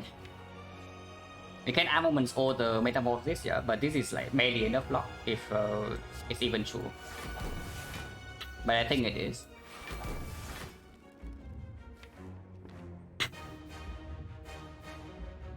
Yeah, it is enough block, but if I play the Battle Trance first, I cannot upgrade the Metamorphosis card because apparently we have failed to draw Metamorphosis. If I play drop it, there's a 50% chance that I still do not draw Metamorphosis. Do I even play Metamorphosis? Because right now, this is the last of my block. I have like 2 here, and another 8 here. So plus 12. 34, I am going to 9, so I can play 4 ball cards afterwards. No, I need to play Metamorphosis at some point because it can give me an exhausting attack or at least it blocks for 2, you know, because right now we can only play 4 more attacks. And that doesn't seem to cut it.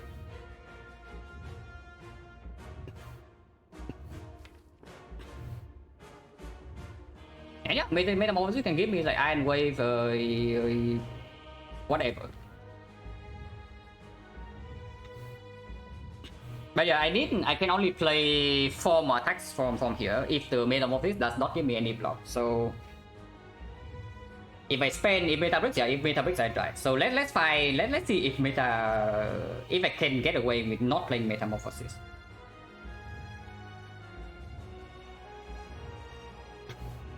If I don't play Metamorphosis, I can play 4 attacks, so it's like the Sword Boomerang right now. Play the armaments, and then play the Battle Trance to shuffle to get back into my Sword Boomerang. And then I play Boomerang again for maxing out 152. That's my 2 attacks. And then I can play 2 more attacks with double Sword Boomerang. That is not enough damage. That's actually not enough. We are dying by 1 HP here. If the Metamorphosis does not give anything.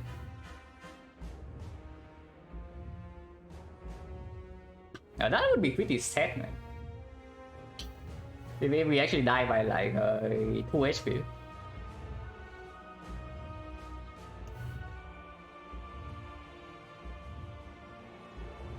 But yeah, probably Sword Boomerang into shuffle, Sword Boomerang reshuffle is what we are doing here.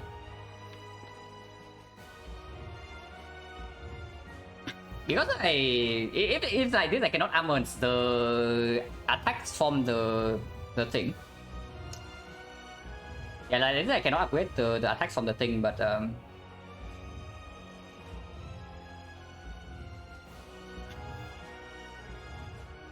just playing Sword Boomerang is not enough. Double check that I only have 4 attacks. Like, do I have more than that? Actually, I have less than that actually. Yeah, actually I have less, not more. I actually have less, not more, because meta upgrade. No, I'm saying I upgrade the attacks from the Metamorphosis. But I actually have less attacks, not more, because the meter death is going to be 3. On the last turn we have to kill. So yeah, double check. Yeah, just double check just in case. So again, 822. 822 is 34. Before we are at 9 HP, so you can only play 4 attacks. Yes, okay. 4 attacks, never enough. 2 attacks, fire unavoided? No, it's already green. Like, this is already green from the tongues or the armaments like beforehand. Oh yeah, if basically if Metamorphosis doesn't give me anything, I'm dead. No matter what. We cannot actually win from this spot. So yeah, Metamorphosis time, guys. If that is the case, do I wait with the armaments? Do I go right away? Because I can also go right away and then play Metamorphosis.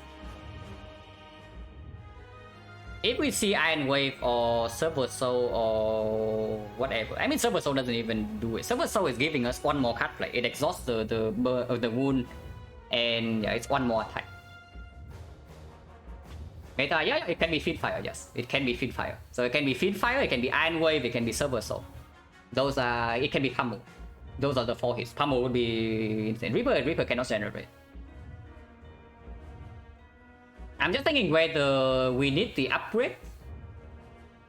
I'm just thinking whether we need the upgrade on the attacks we receive, or it will not matter. Well, if it doesn't matter, I don't want to spend 2 HP to play the dropkick right now.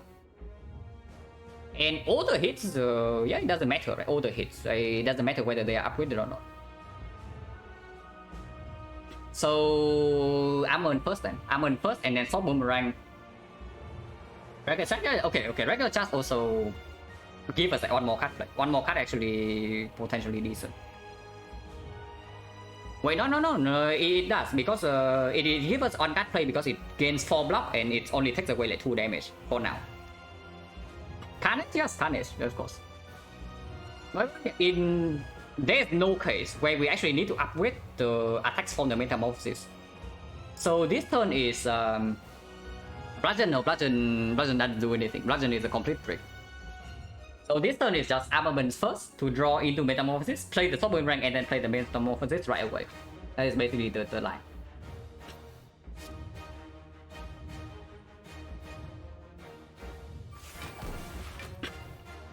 So play Sword Boomerang first, and then play this.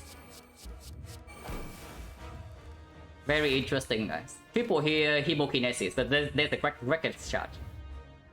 Triple Hemokinesis, you're kidding me. But there is a reckless charge. I mean, the HUD is offering us a solution to go out on our own terms. We are not taking it. Not yet at least. But yeah, battle trends we don't shuffle. And then I played Record Charge, so we have 1 day for next turn.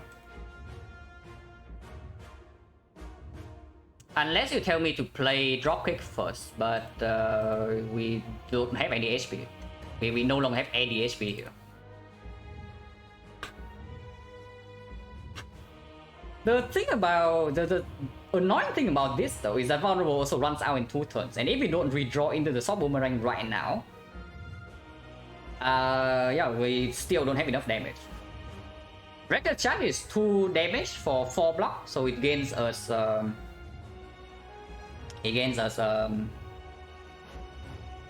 2 block every time we play it. So right now we are at 11. 11, no, we only play the Boomerang, so we are at 9, so we can play 4 more attacks.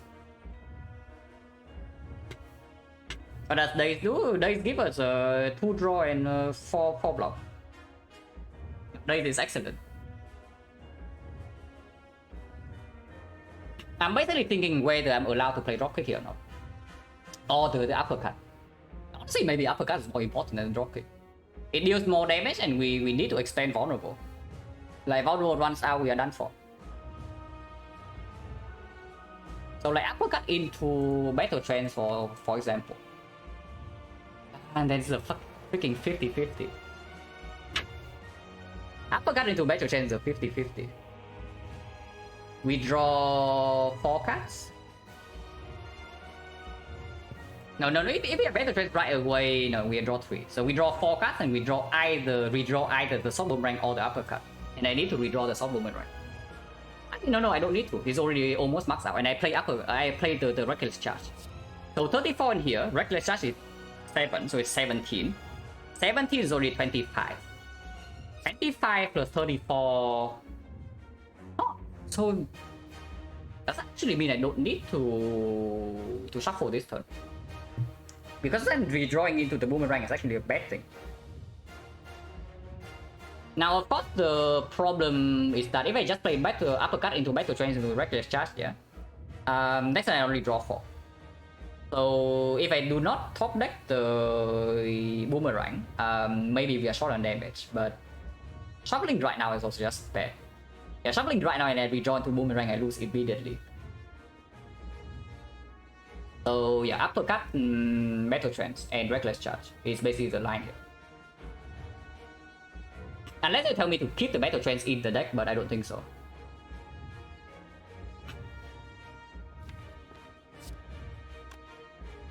Yeah, no, Battle Trance first. What am I talking about? I say multiple times that I play Battle Trance first and then I don't play it.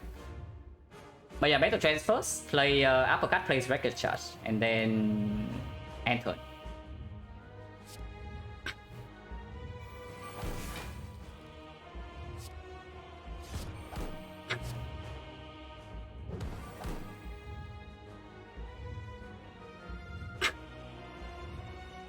This doesn't give block except this. Oh, no, it allows me to play 2 attacks, 1 attack, or 2 attacks when bidder rate is 3.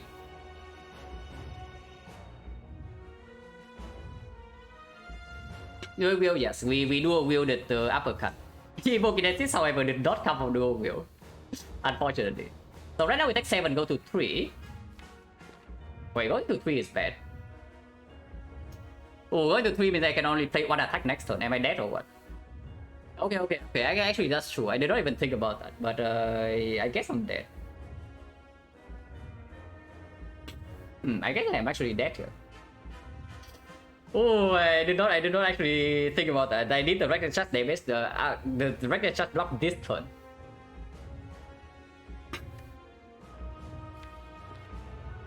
Is there any draw that save me next turn? There is now 2 block. No, we cannot draw into this. Like I play Battle Trance already to not shuffle, to redraw into the Soft Boomerang.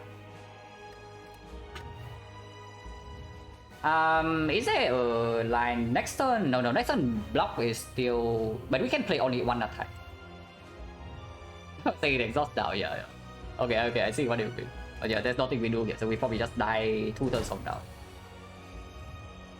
They're not even draw into the Soft Boomerang, so we are just dead next turn because this is not above, not below 200.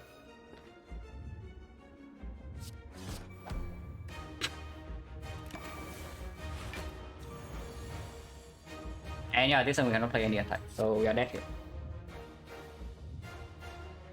Metamorphosis failed at the very end, unfortunately. But yeah, Dark Ember is definitely correct over Barricade. Barricade doesn't do anything. Yeah, it's close.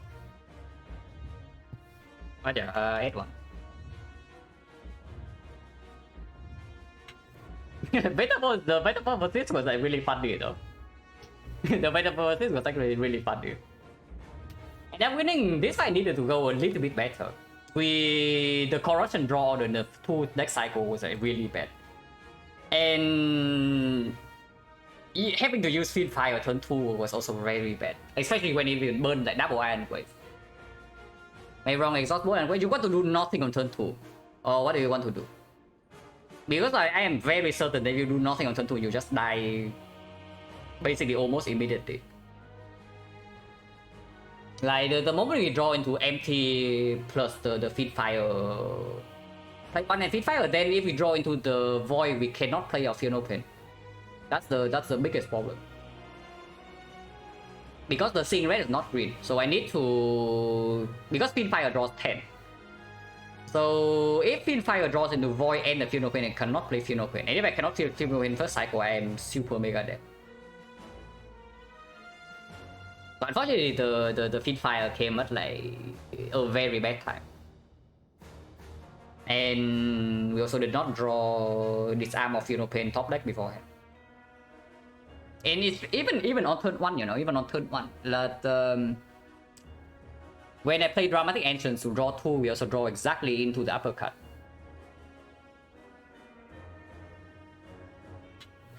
Wigan running out, yeah, no. Like, you see right here, like, Wigan runs out, we need the Corruption in play to actually draw into the deck. And even with the Corruption exhausting everything, we are barely blocking enough, like, just very barely. And extra strength, if we use 10 extra strength, we are dead first cycle. Like, you realize that the only reason we are alive is because we are not vulnerable first cycle, right? So, it doesn't work, unfortunately.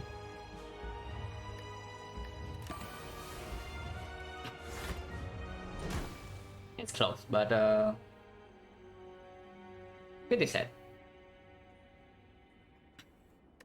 I think we could have made it. Like many things can happen to actually get this run into a win, even from the position in Act 4.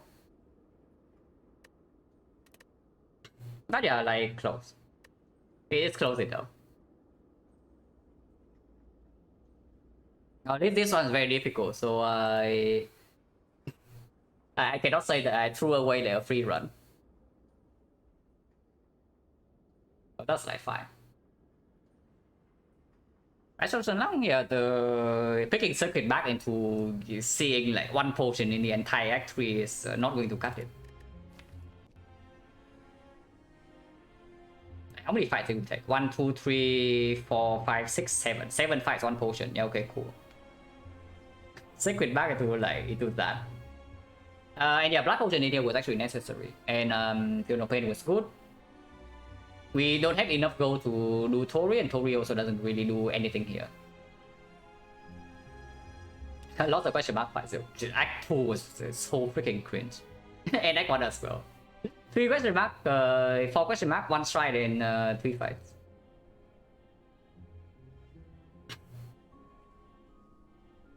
And yeah, 3 shots, yes. Absolutely insane.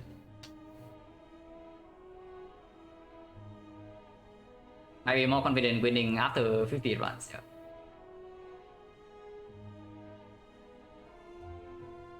Yeah, resting in here was needed. Defense upgrade was good, immediate upgrade was fine.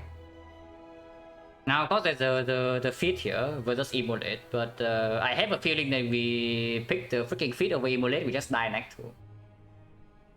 So don't feel too bad about that. Looking at how Act 2 played out. Especially this crap,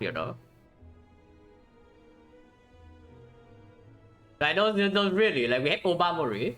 We went event hunting in Act 2. We see a freaking shop before our 2 shops. And we see a fight afterwards. And then here, we took 1 question mark right before the elite to get stronger. What did we get? Knowing Skull. Yeah, okay, cool.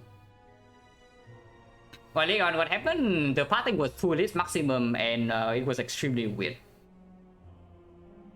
Parting was 2 elites maximum, and the first elite it was floor 6. And we started with 250 gold that we could not spend if I go for floor 6 elite, and the first 2 card rewards are not good enough. So Lagavulin 5, and yeah, I only calculated, like if I run to floor 6 Lagavulin, I take 45 damage. And first elite was Lagavulin. Even after the 400 gold shop, we are taking 20 here. So going to, and that also gives up 1 upgrade. So we would have to rest here, and we don't even get to upgrade anything. So uppercut minus to the end of the eye. And we probably just die. I mean, sometimes we don't die, but most of the time we do. Rest, last upgrade, last 5 spot winners.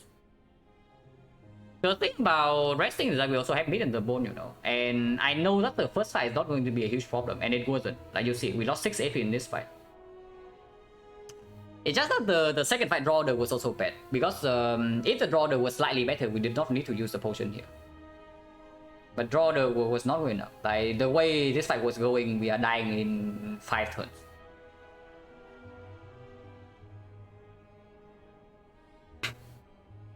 And Spot Winners upgrade did not play. Man, the Spot Winners. And also another thing, yeah, we also missed Spot Winners like 2 times in this fight. If we land Spot Winners earlier, we have enough damage. But we just missed it.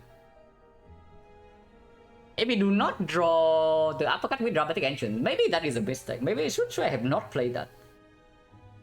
Should I have not dug into the leg for like maybe Feel No Pain to Dual Wheel or maybe the Corruption or what? Because if I left the dramatic entrance in there, we have an attack that draws 2 later and also is block positive, while also allowing me to Dual Wheel my Inflame on turn 1. Of course, it puts 1 Inflame in my deck, which is not a good thing. But I have way more damage.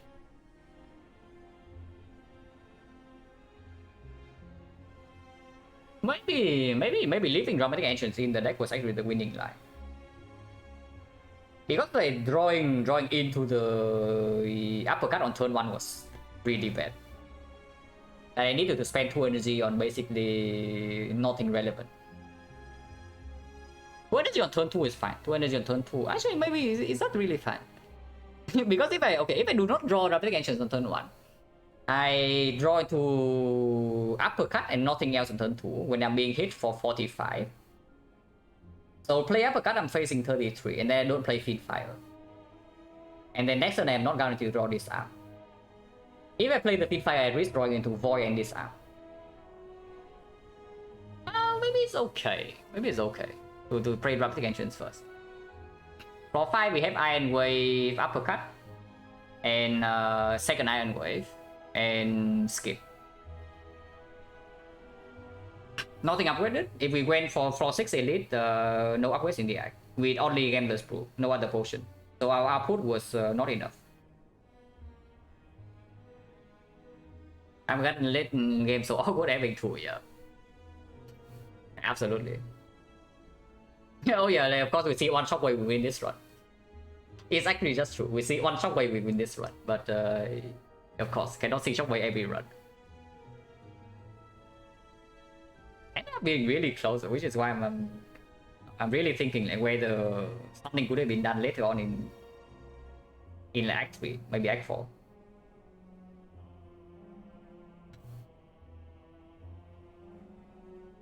And yeah, I'm not unhappy with the bug. The Dripper, honestly, Dripper wouldn't do much, and the whole reason we are drawing 2 entire deck in the first place is because we have the 2 Dark Embraces, and of course 10 strength in Spear and Shield 5 like play insanely well. We also blacked so much HP here though, like that's another annoying thing. This fight could have been done with almost no damage taken. But again, we brick here. But of course the deck was not that consistent, so bricking 1 turn in this fight is like expected. We also of course lost the 50-50 on turn 3. And we got Burn Strike again, so we lost 6 HP for like no reason. Which would have helped, by the way. If we have plus 6 HP, we probably can win the hard fight. That was pretty sad. Right, I said just stream, yeah. Unfortunate timing. But yeah, this one probably exhausting enough. I don't really want to play the second. So send you guys somewhere. And I mean, I enjoy playing these ones, yeah. Like difficult runs are nice to play, but if it continues at this phase, I probably cannot finish the sample like before I take my 2-week break in October, you know. So we'll see. Yeah, quick sample. I mean, it was quick up until now. You see right here, like 2 hours and a half. That's already long. 2 hours, 1 hour 30, 2 hours and a half, 2 hour. Yeah, it's all 2 hours. Yeah, and then there's this one.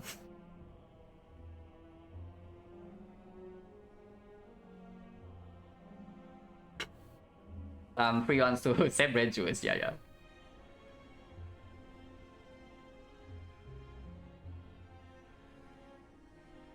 was really fun though. Like playing a difficult Ironclad run